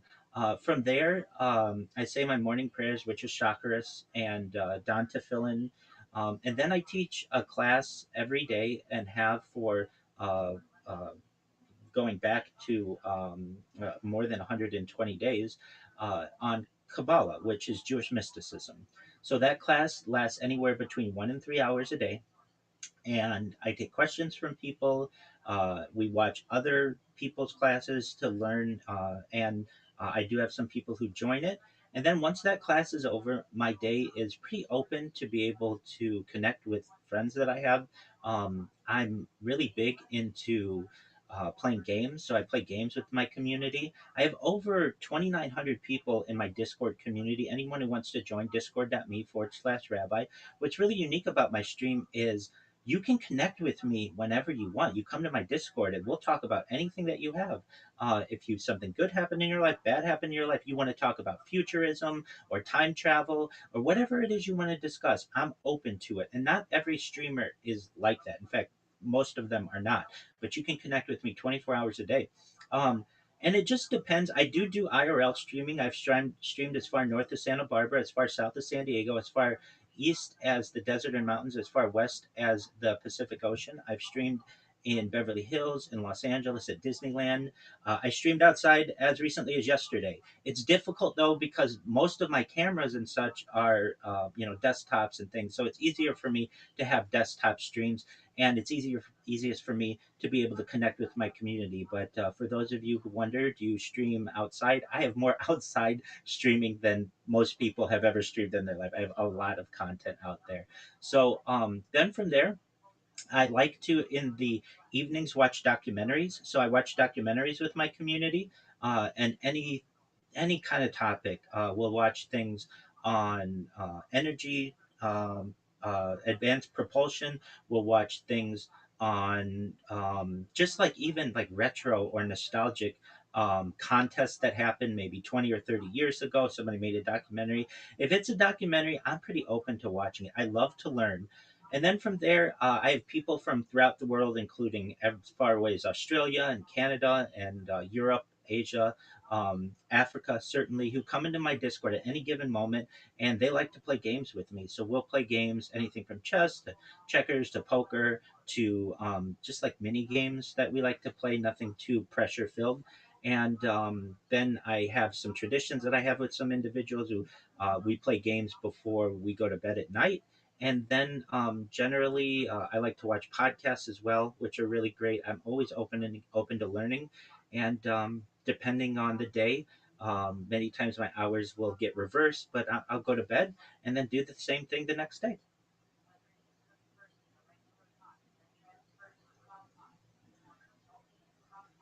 Absolutely.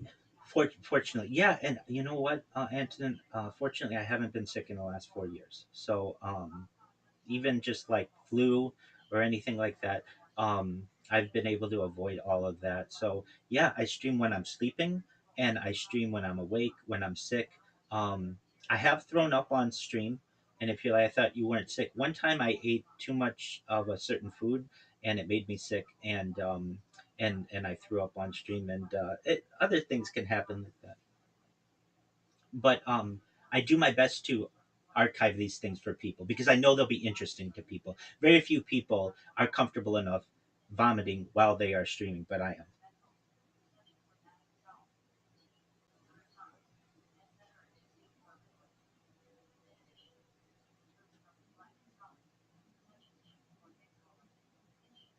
Sure. So I've had people visit me as far away as Northern California, some other people from other areas, and they know that it is really important to me to be streaming. But if at any point I don't want to be streaming, I can just leave. I can just keep the cameras going, and then just go do whatever I want. If I want to go on a walk, I can go on a walk.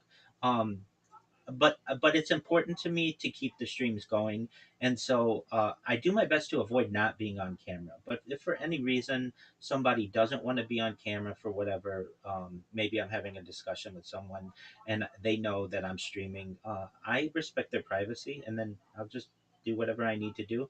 But 99.99% of the last 4 years, I have been live streaming and is archived.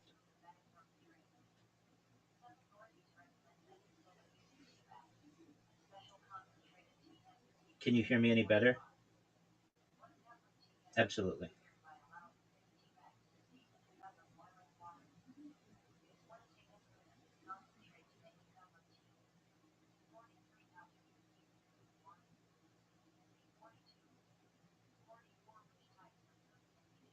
Absolutely. So, The Economist magazine published in 2017 an article stating that data had overtaken petroleum as Earth's number one resource.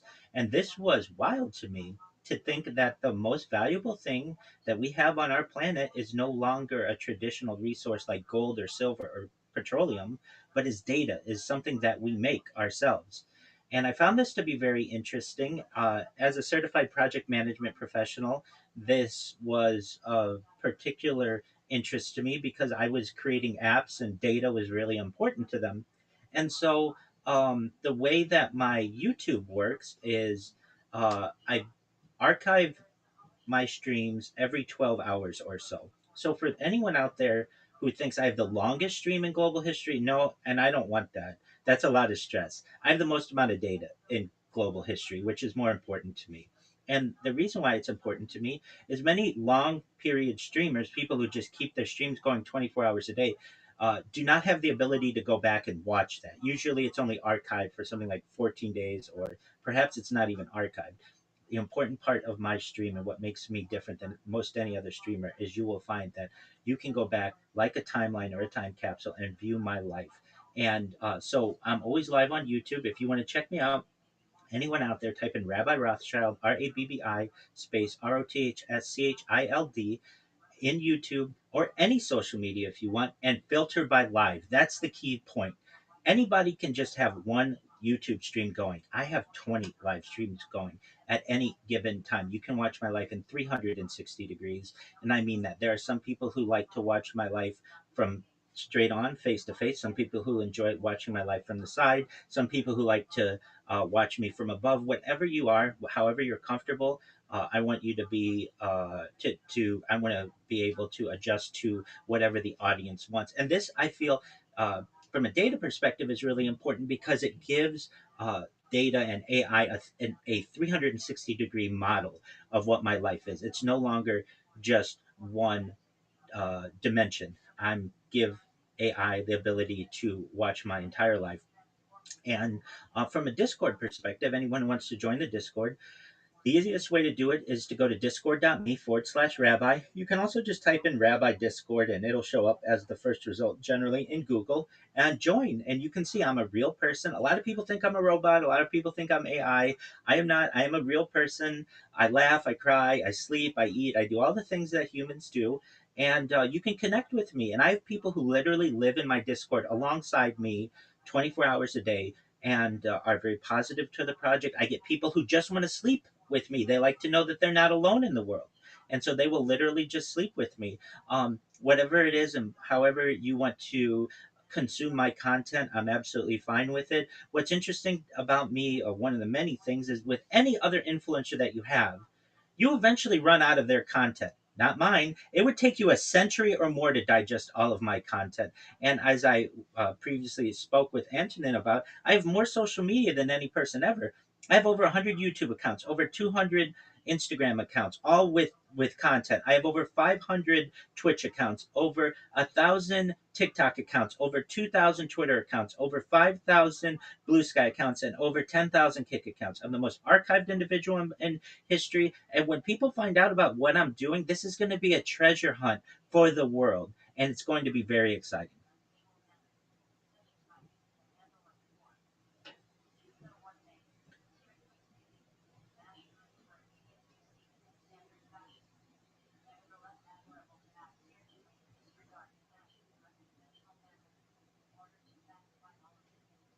Absolutely. Absolutely. Anybody who wants to view all of my links, just go to linktree.com/Rabbi Rothschild, and you'll be able to get all the links there.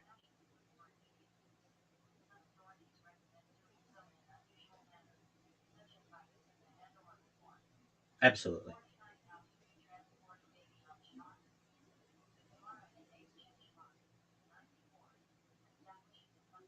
That's right. That's right.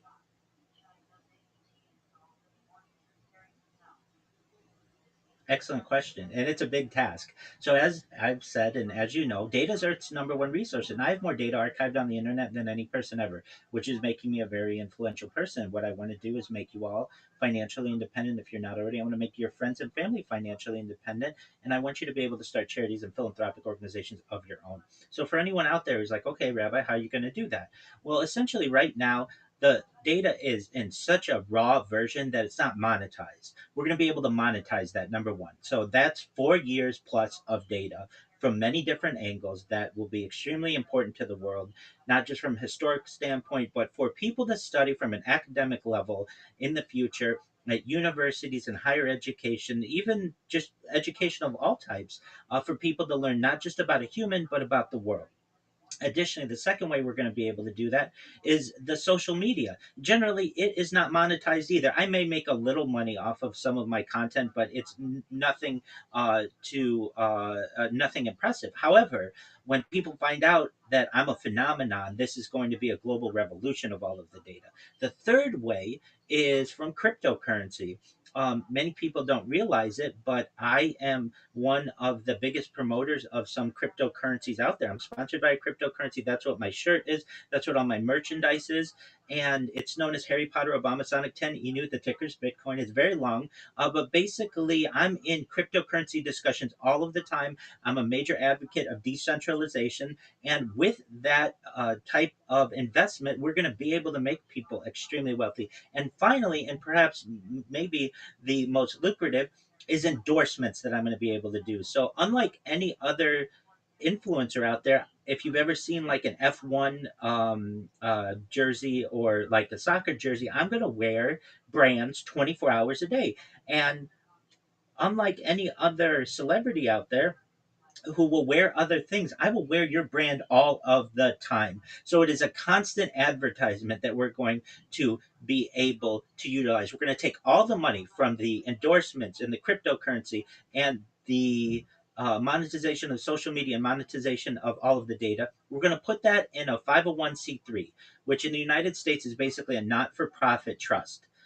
And then we're going to be able to give back to people, and people, everybody who followed me on social media, you're essentially in the club. Everybody in my Discord, and everybody is archived on this, so you'll be like, hey, on this date we talked and I was very positive to your project. Excellent. We're going to make sure to take care of you, your friends, your family, and I want you to not just be well off financially, but I want you to help others. So whatever it is, and it's a question that I ask people often, is if I were to make you independently wealthy and you could do anything you want, how would you help other people? Because that's really important to me. And I get people who say, I want to help animals, I want to help veterans, I want to help the homeless. All of these topics are near and dear to my heart, and I want to help you help them as well. So that's how I say I want to make people trillionaires. Now, people may say, trillionaire is a big word. Currently there aren't really any publicly known trillionaires. Elon Musk is approaching being a trillionaire. How are you going to be able to make us a trillionaire, Rabbi? Well, when I was a kid, everybody wanted to be a millionaire. And today, everybody wants to be a billionaire. Tomorrow, everyone will want to be a trillionaire. Inflation is an issue. As we all know, the devaluation of currencies becomes an issue. So I want people to be aware that when if I were doing this when I was a child, I would say I'd want to make people millionaires. If right now, I probably would say I'd make people billionaires, but I'm a future thinker. And so I want to make people trillionaires. Tomorrow's trillionaires are today's billionaires, and we're yesterday's millionaires.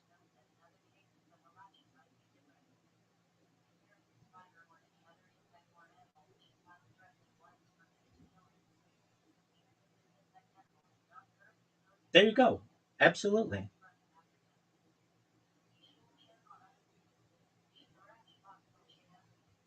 I have both. But I'm using an iPhone. Yeah,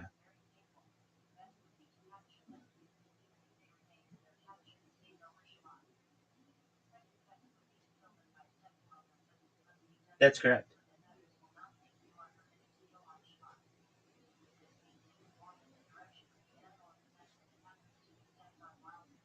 Yeah, it's an excellent question. So, according to the state of California, I am non-binary, or I have changed my gender to be non-binary, and even be a woman. And the reason why I've done this is because I don't want to lock myself into any given gender, because at the heart of what I do, I feel I'm transhuman.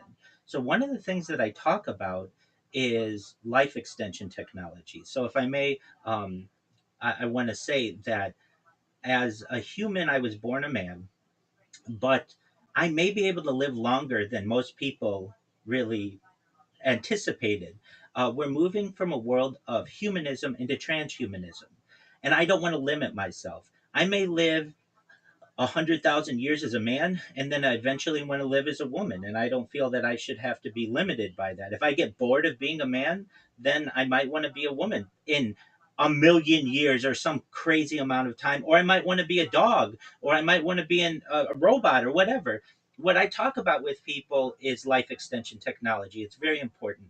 Things like oxygen therapy, human growth hormone, stem cells, cryogenics, nootropics, peptides, cold shock therapy, red light therapy, perhaps ambrosia therapy, testosterone replacement therapy. These are all types of technology that I want to give people the resources to be able to afford, so that they're able to extend their life from perhaps the average life expectancy in the Western world of age 80 to age 100, 120. But then at 120, people may say, Rabbi, I'm 120 years old. My body's starting to break down. What's the next plan? And I want to give people the opportunity, if they want, to be able to utilize another type of technology known as mind uploading technology, where with your consent, and consent is very important. If you don't want this, you shouldn't have it. But we scan your brain into a computer like a CAT scan or an MRI, knowing where every atom is in your central nervous system and your peripheral nervous system for later download.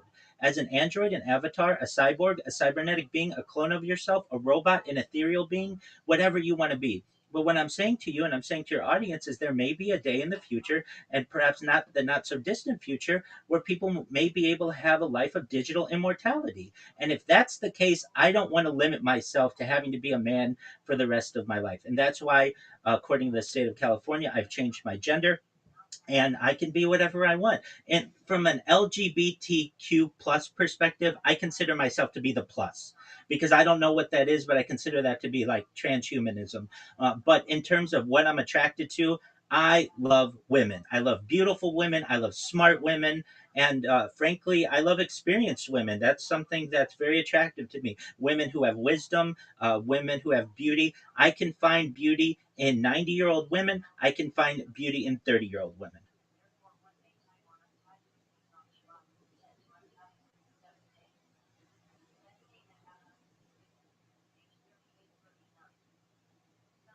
Absolutely.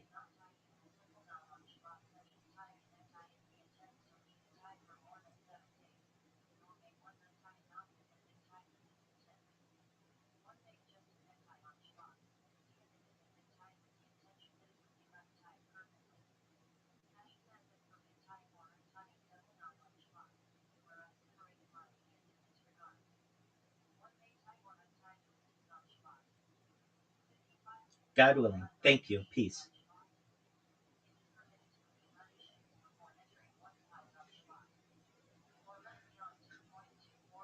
I loved it. Yeah. Thank you so much for the opportunity.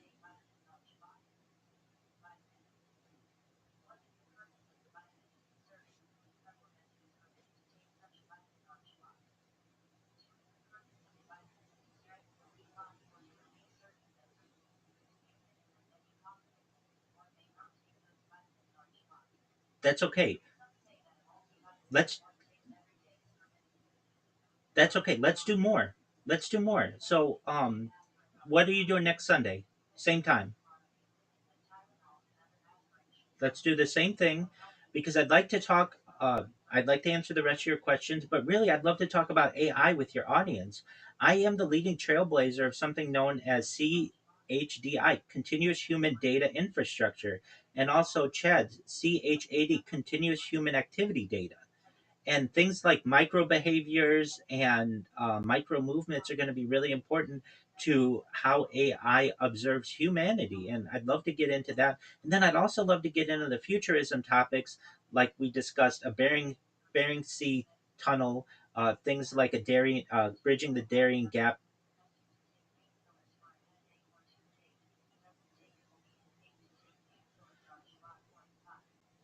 Okay, well these are not those. This is real. These are real mega projects. they're realistic. Like maybe a century ago, people would have said having a network where we'd be able to connect with each other, like the internet, might be a far off theory, but it's become a reality. And maybe 200 years ago, to be able to connect the United Kingdom with Europe might have been seen as a fringe theory, but it's become a reality with the channel. I feel that it's just a matter of time for many of these things to come to fruition. So I consider these to be science fact.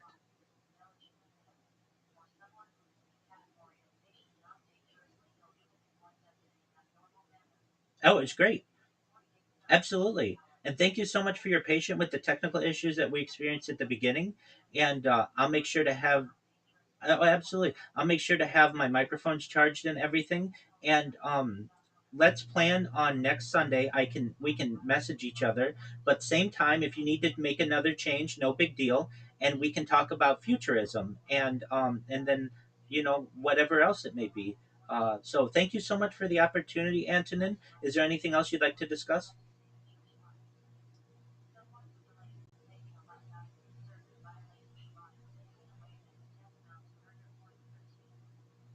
No, absolutely,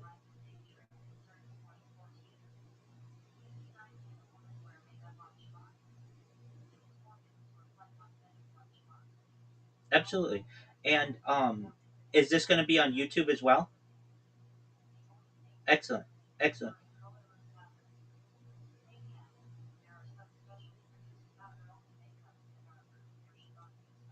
Absolutely, I'll put it on Rumble. I will put it on TikTok. I will put it on certainly.